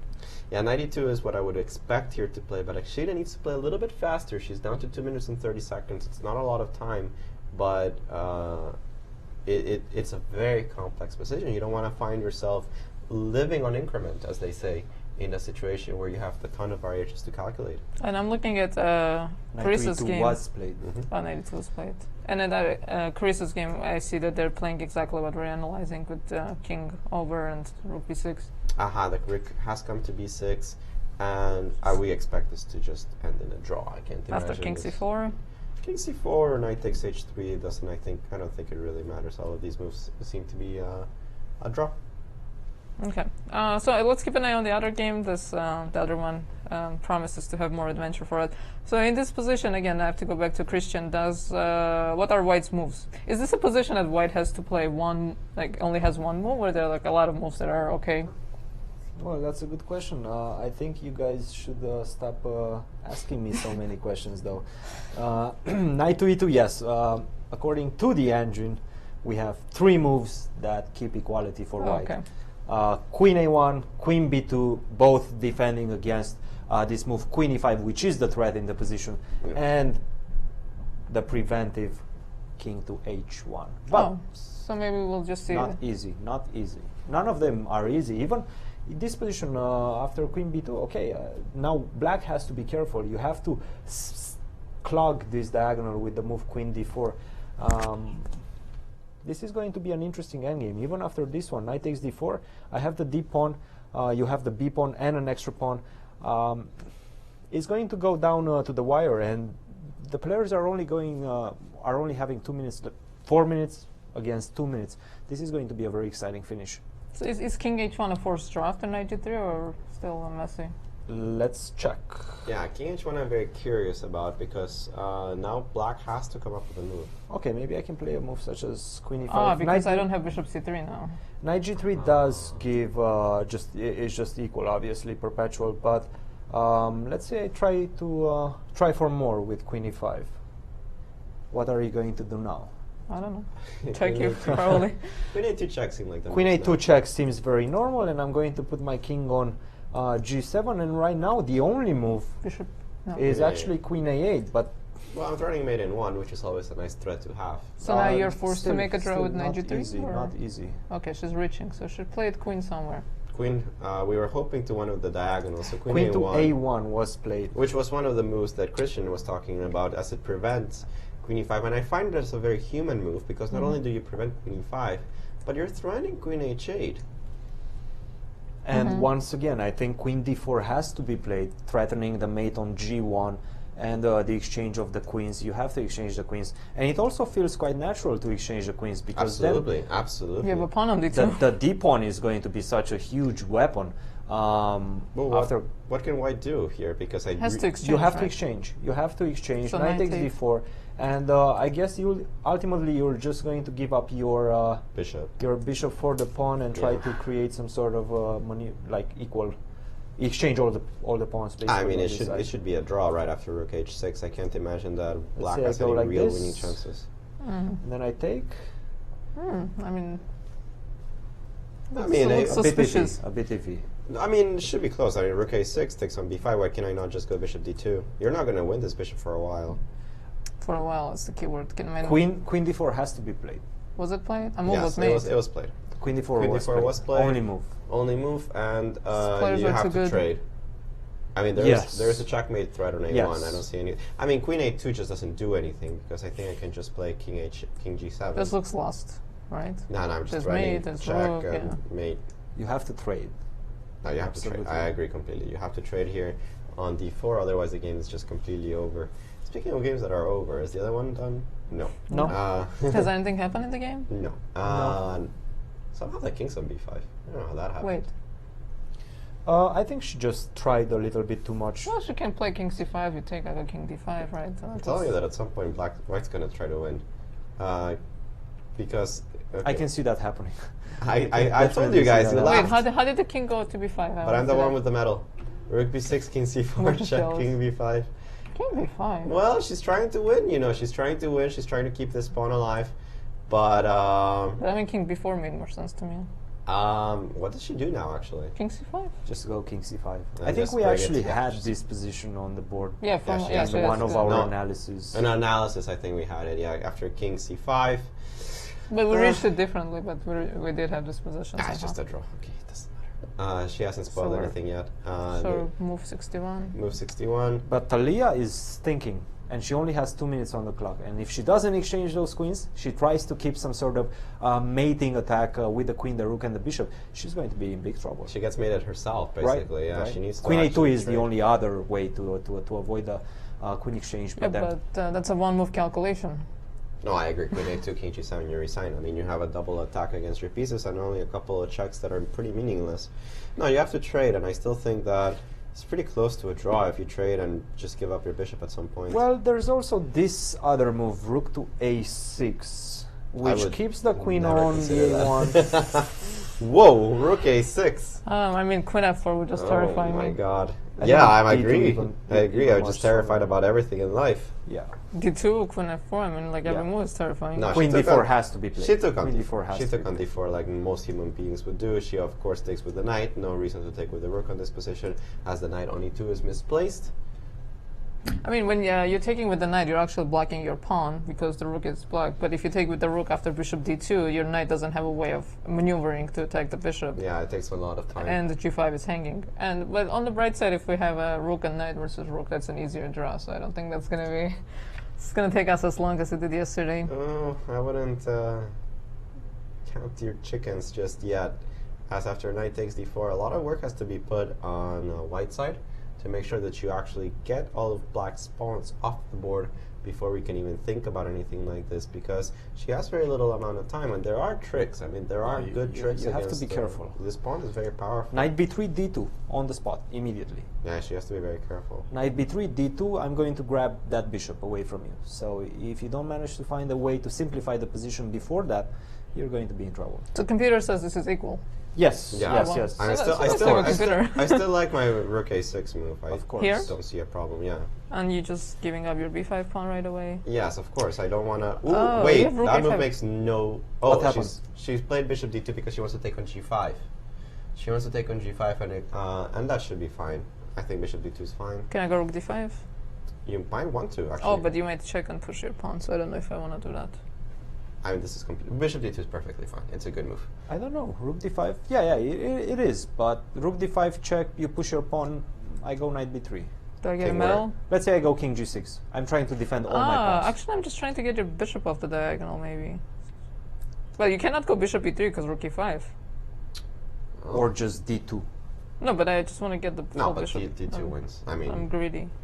No reason to be. I mean, that was just completely lost. Okay, so now this is bad. No, this is lost. So rook d5 is what? Winning? No.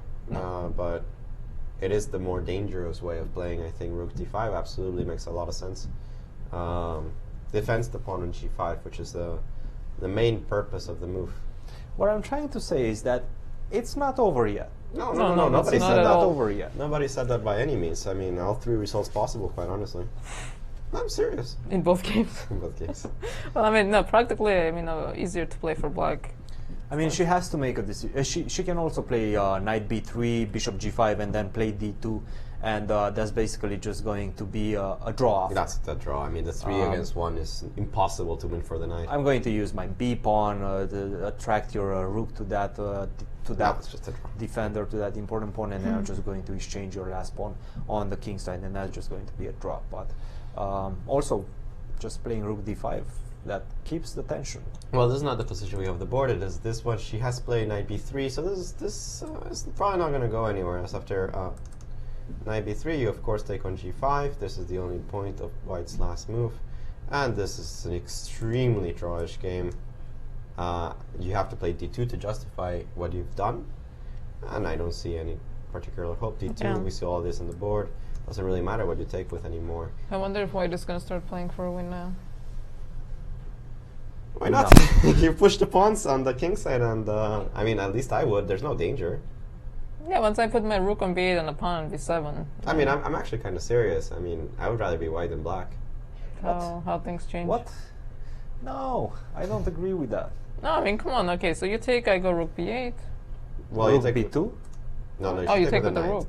I take with the rook. No, I want to take But with she the took with the knight. Oh, she took with the knight already. Yeah. Okay. So I agree. Rook b8. Rook b8. I mean, I'm knight going to go c4, h4, h5, g4. Wait, knight c4 knight and c4. b6? What is going on? Well, you can win the pawn, right? Oh, actually, you can't. Knight d6, let's say. Okay. Now we go for. Yeah, but he's going to play rook b7, I think. No, rook b7 I loses. don't. That This loses for that sure. I don't want to play. Okay. for This sure. endgame is completely Oh, because lost. then you just cannot move the knight, so it's just a Yeah, pawn endgame, it's a pawn basically. endgame, yeah. Maybe I'll bring my king. King to e6. King e6. I Boom, mean, go, okay, push, boom, push. Yeah. boom. I'm All gonna the way. win. I'm gonna win this game. I'm telling you, I'm gonna go h5, g5. I'm gonna win something. I'm not saying that this is win. Obviously, this is a draw. You're not satisfied with your medal, Alejandro? No, You he want wants another one. medal? But I'm agreeing with everybody. This is obviously a draw after knight takes e2. What I'm saying is that actually white has the better version. No, of but the then draw. that's not obviously draw if one side has a better version. Okay, I agree. I agree with you guys. That's all it took. I give up. It's easier. That was not bad. No, I mean, we're gonna be here a while. I think We're here a while every day, so. We're here a while every Okay, I day. think a better plan is just to put my rook behind. This But knight I d2, thought, knight d2 seems very strange to me. Why not rook d2, rook b2, and then just roam around with the knight? But the thing is, you cannot roam around with the knight. I think rook takes was a better move. So, okay, should I check you now? Rook b8. Mm-hmm.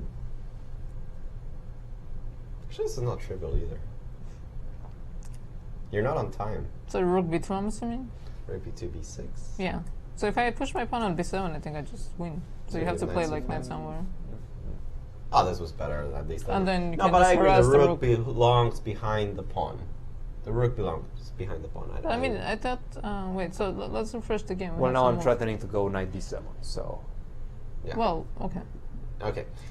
We have this position on the board after king g7, which prevents, in certain occasions, the move b6, b7, rook h8, right? But wait, so what do you do after b6 here? b6, I I'm very probably just... confused.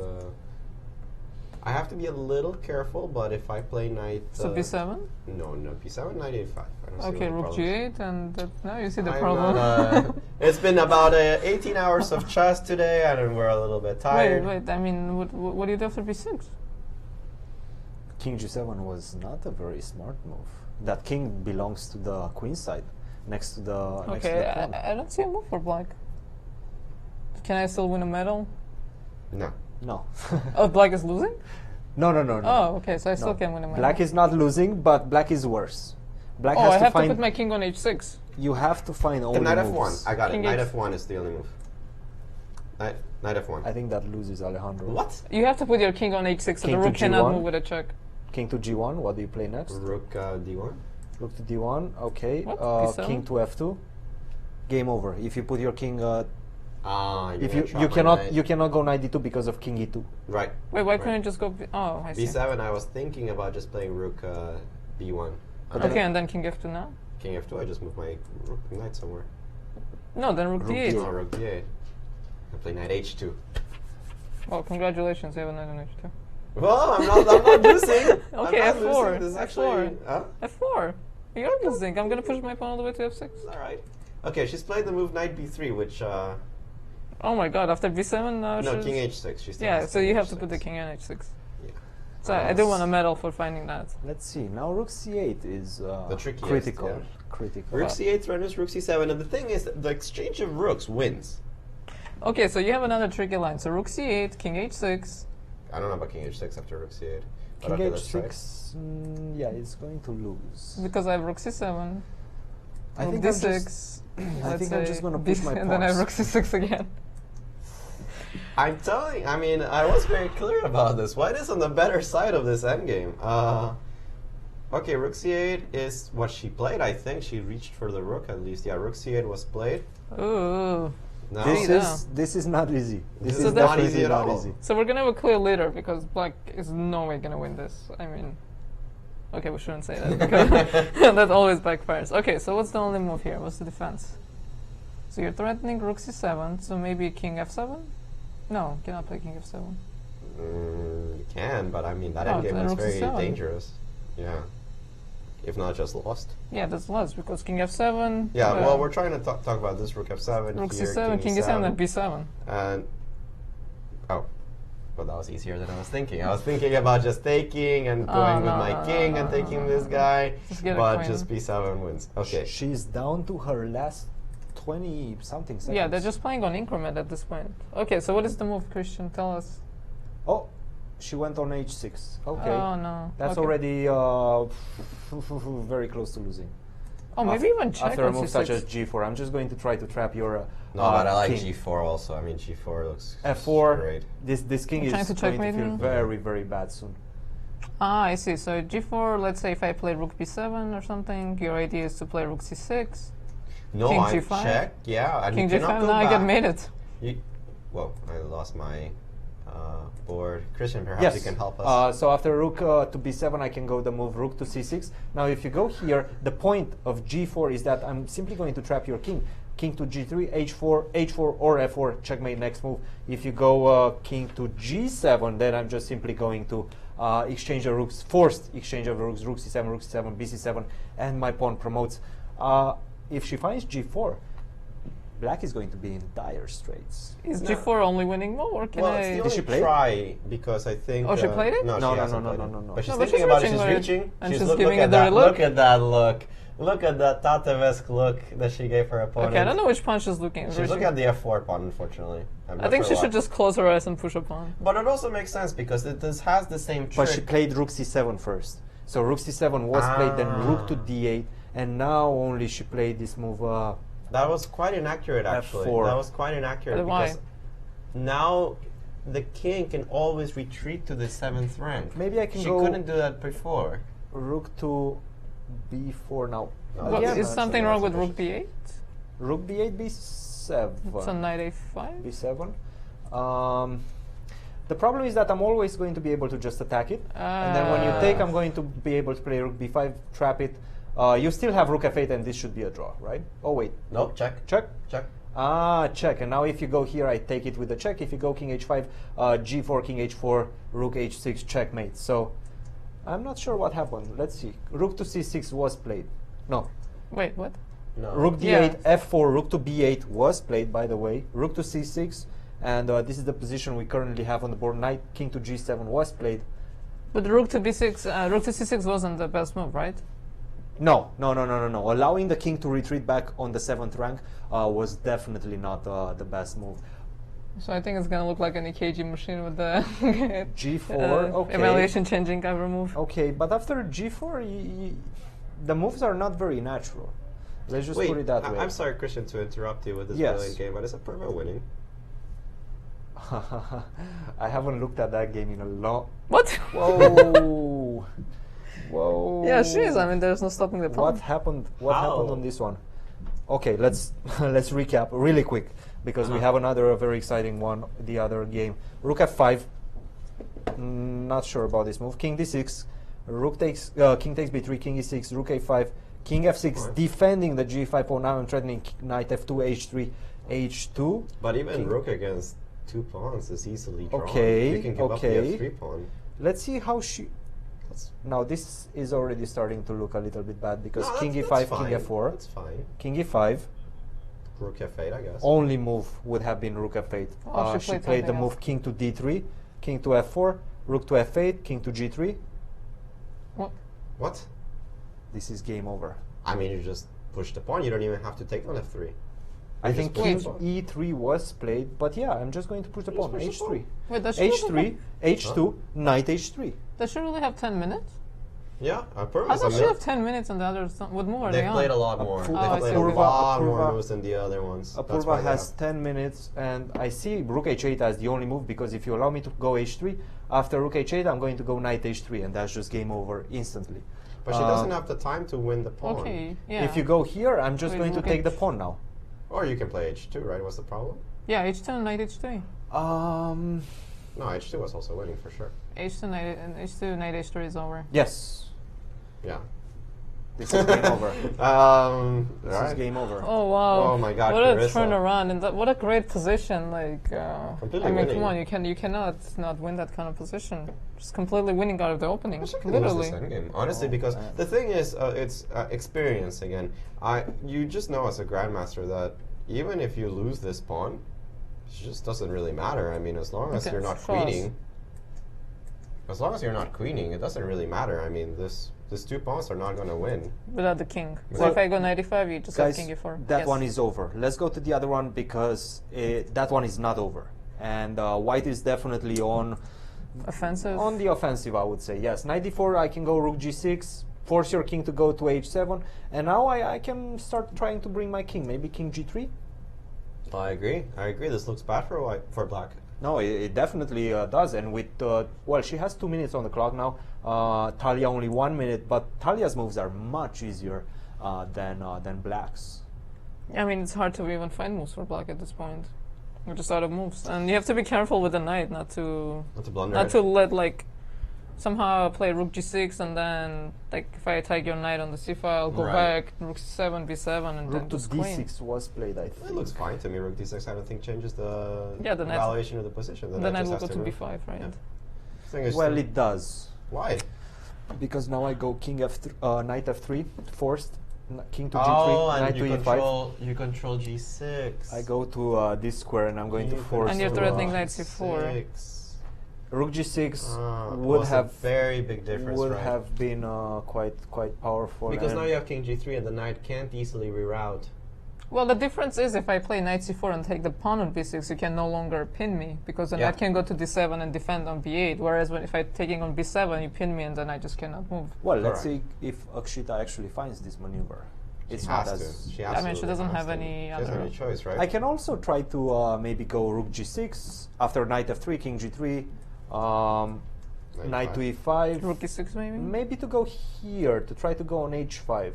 And if you play a move such as this one, okay, I'm gonna go and I'm 3 gonna pawns is a take lot of pawns. 3 pawns. Yeah. That's a No, it's lot not 3 of- pawns. I play rook Oh, b6. you take rook takes b6. It's 2 Okay. pawns. No, it's 3 pawns.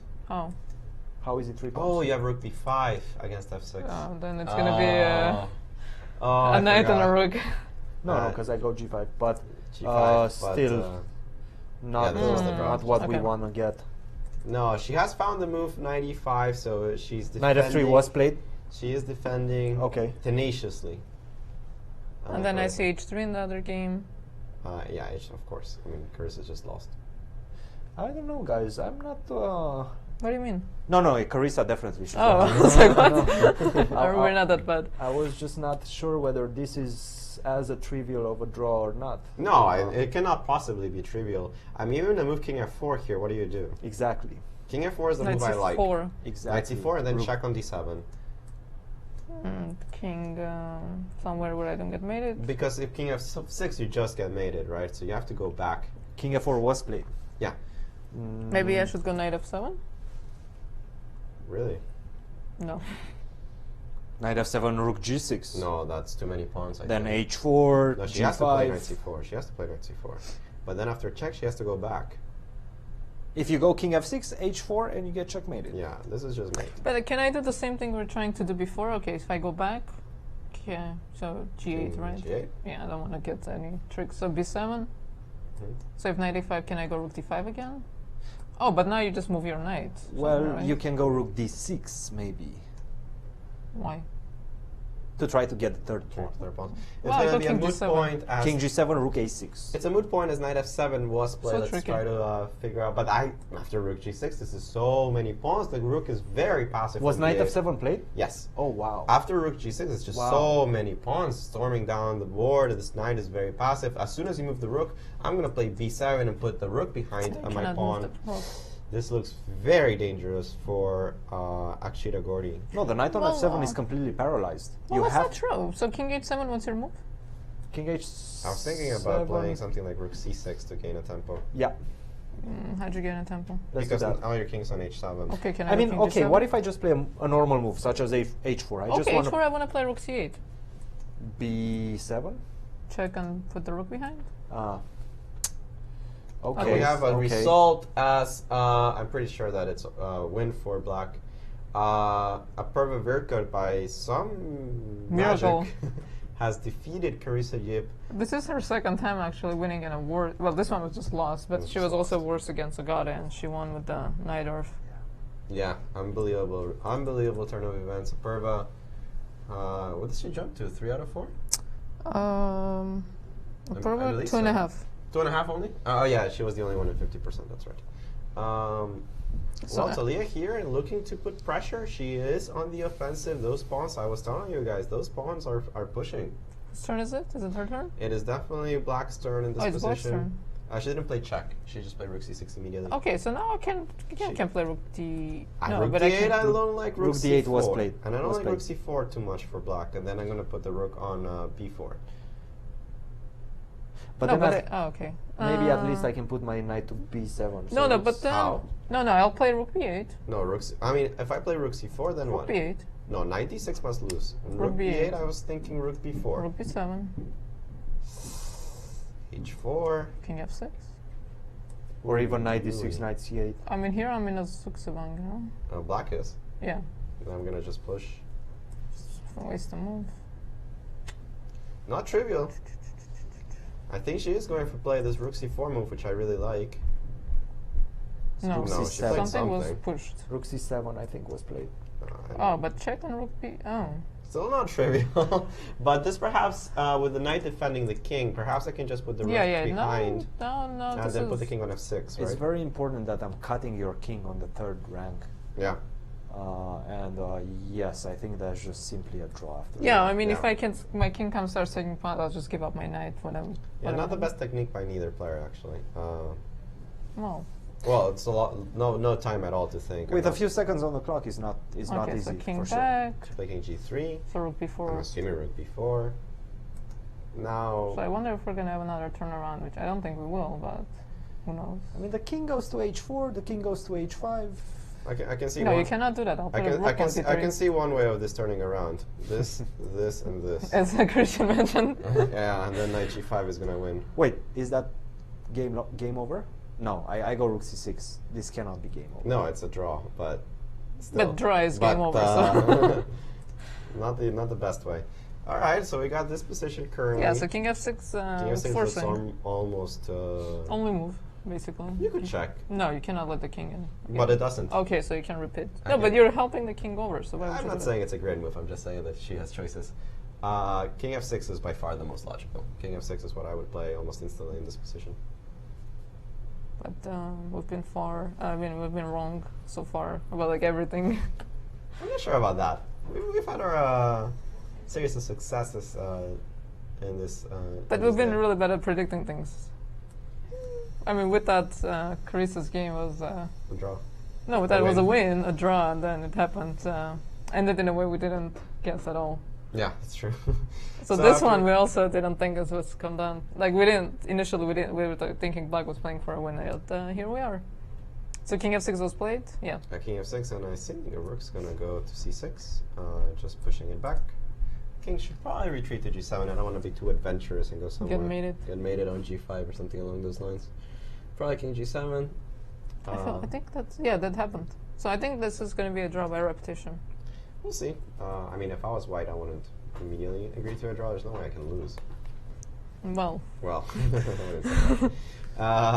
Yeah. So I think this is. At least she gains some time. I would still try h4, right? Like why not? Maybe. Well, they've agreed to a 95. draw. Did they? They've agreed to a draw. Wait, h4 95. You're.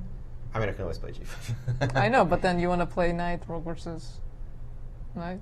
Yeah, the punishment for the day. For us. For us. So we do have the final result of the day as Talia Cervantes in a topsy-turvy, very, very, very, very, very difficult to assess battle she's played here against Aagori.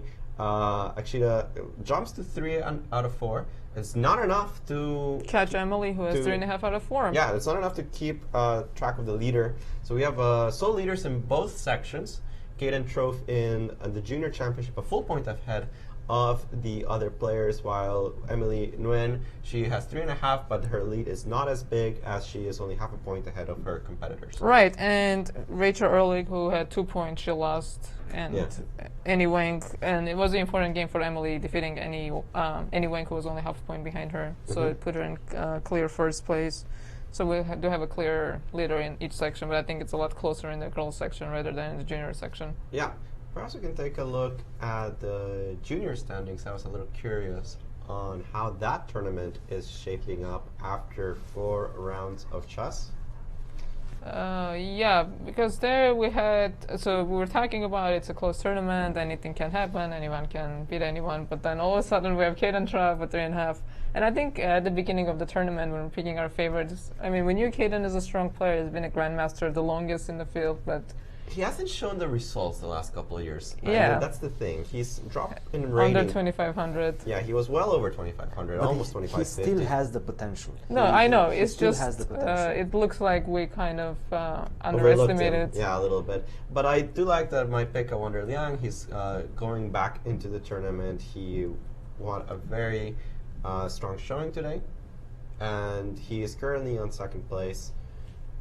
Tournament's still wide open, but it's gonna have to be up to somebody to catch Kaden. We also have mentioned he's played some of the strongest players in the event already. Yes, which is problematic for his opponents, and it was a very bad day for my picks, very bad day for our Southern Californians. Even though Michael Brown was in the perfect position to beat Kaden. Yes, absolutely, and take the lead for himself. Yes, indeed, and leapfrog him by half a point, but unfortunately, the line he showed us, the hallucination he had, which sometimes happens when you're in a sea of variations and absolutely, yeah, calculating something and then just hallucinate something, which I mean, it probably shouldn't have happened, but it does happen, even to strong players. Right, and in the girls section, we had a lot of interesting results, but definitely unexpected results. Sometimes unexpected, considering the positions. But 2 things that really stand out to me: Emily Nguyen with a clear lead in the event, 3.5 out of 4, excellent result for her. And one of my picks for the junior girls is quite disappointing in this event. Carissa Yip losing yet again her 3rd loss of the event from a position that was just absolutely crushing. Yeah, and as we were talking about that critical point where she had the choice of winning the exchange or going for the position of the pawn on c6, and I think all of us agreed to just get a pawn on c6, you just cannot mess up that position. And she went for the other one and she messed it up. Yeah, and that position, like, I don't think it was so easy to play because, you know, the knight's coming in, like, the pawn actually became a problem instead of a trump, and the next thing you know, here we are. Here we are indeed. Cannot be a good day for Carissa. Christian, your thoughts on today's round? Well, today was such a dramatic round, guys. Carissa Yip and Michael Brown completely winning positions, both of them, and they just started seeing ghosts. I mean, I see Carissa as, despite her age, quite an experienced player, and it felt like that at the beginning of the game when she eliminated any sort of counterplay from black and steamrolled on the queen side, got a decisive advantage, but then that was the critical moment when she allowed her opponent to enter the endgame instead of playing the move b takes c6, queen takes b3, c6, paralyzing black's position for only 1 pawn. The queen was on b3. It was a completely losing position for black. So that was the critical moment. After that, she started allowing her opponent back into the game. Overall, a dramatic round, and the battle for the top position intensifies right now. Back to you. As we have, we'll soon have interviews for you guys. The warrior of the round, like Aagori of the playing. Tournament, I think. She's played very long games every day, I want to say. Indeed, and today the longest game, keeping us here and way past 6 o'clock. So we do have the standings, so let's take a look at the standings while we're setting her up for the interview. So as we're talking about in the junior section, it looks like Kaden Tran is just running away with it, and tomorrow is going to have the black pieces. He was white today? Yes. So black pieces before the day off, which is my favorite situation to be in.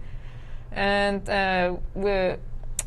he's followed by several players who are now a full point behind him Evander Liang, Akshat Chandra, Nicholas Czebe, and we have Ruifeng Li that he's trying to catch up, but still a point and a half behind, and he has already lost to Kaden. Michael Brown, Mika Vertain, and Bobby Liu with 2 points, Andrew Tang with a point, and Josh Cole is still with a 0 point. And in the girls section, we have clear leader, Emily Nguyen with 3.5 points, Akshita Gordy with 3 points, the only player at 3 points. So Apurva Verkut with a win, she's now only a point behind. Maggie Feng, 2.5 points. And we have Rachel Ulrich, Agata Bykov, and Annie Wang with 2 points. Dalia Cervantes, 1.5. Arguably could have way more points than this. Oh, yes. At least a point more than this. Carissa Yip with 0.5 point, and Ashrid Esran finally making a draw with 0.5 point. Yeah, at least coming out of the basement a little bit. So we do have Akshita Gordy with Christian, so let's hear her thoughts about the marathon game that she just had. One of the leaders before this round, but right now she is trailing by 0.5 point, Emily Nguyen. We have Akshita Gordy. Akshita, take us through the game, especially through the final phase of the game, where it seemed like you were on the ropes. You felt that way? Yeah, I thought I was losing, but then, but I just thought there's no point in thinking about that, and I just decided to keep playing. And I think after I got my rook to b4, it's a draw because the king can't come in. So, yeah, I think this one's the draw. But I think previously, if she didn't allow my rook to come to b4, maybe. Or play g4 instead of f4, I don't know. Yes, g4 was a much stronger approach, especially before rook c7. So rook c7 was, I would say, a mistake. G4 immediately, I think, would have been quite problematic for you. Because the problem is, okay, if you go something like knight d4, I continue my expansion. And it's very difficult to get to this pawn. One of the big problems is that if you play rook b7, I'm simply going to check. King g7, rook c7, king g5, king g3, game over. But you girls were playing with like 30 seconds on the clock, both of you, so being precise wasn't easy at all. How do you feel about today's game, about today's result? Well, it's not too bad, I guess, but I still have a lot more games, so I just have to focus on the next game and then try to win. Good luck. Good luck with that. Still a lot of time to catch up with the leader, Akshita Gordy, guys. What a fighting spirit we saw here in today's round, truly. Really, so many turnarounds, and especially in the junior section, I really love that game of Nicholas Czebe playing that really crazy game, and eventually his opponent just collapsed in a position that we thought was still maybe holdable, but blundered and lost the rook and ended up just costing him the game. And in the girls section, the turnaround in Carissa's game and this game was just amazing. Of course, it's very easy for us to look at the computer, constantly call it mistakes. This was a bad move. This was a bad move, inaccuracy because of this. But of course, with when you're playing on increment, all of that is just completely irrelevant. Yeah, absolutely. So this wraps up our round 4. So tomorrow is round 5, the last round before the day off. So please make sure you're joining us tomorrow at the same time as the same place as we bring you all the action from round 5.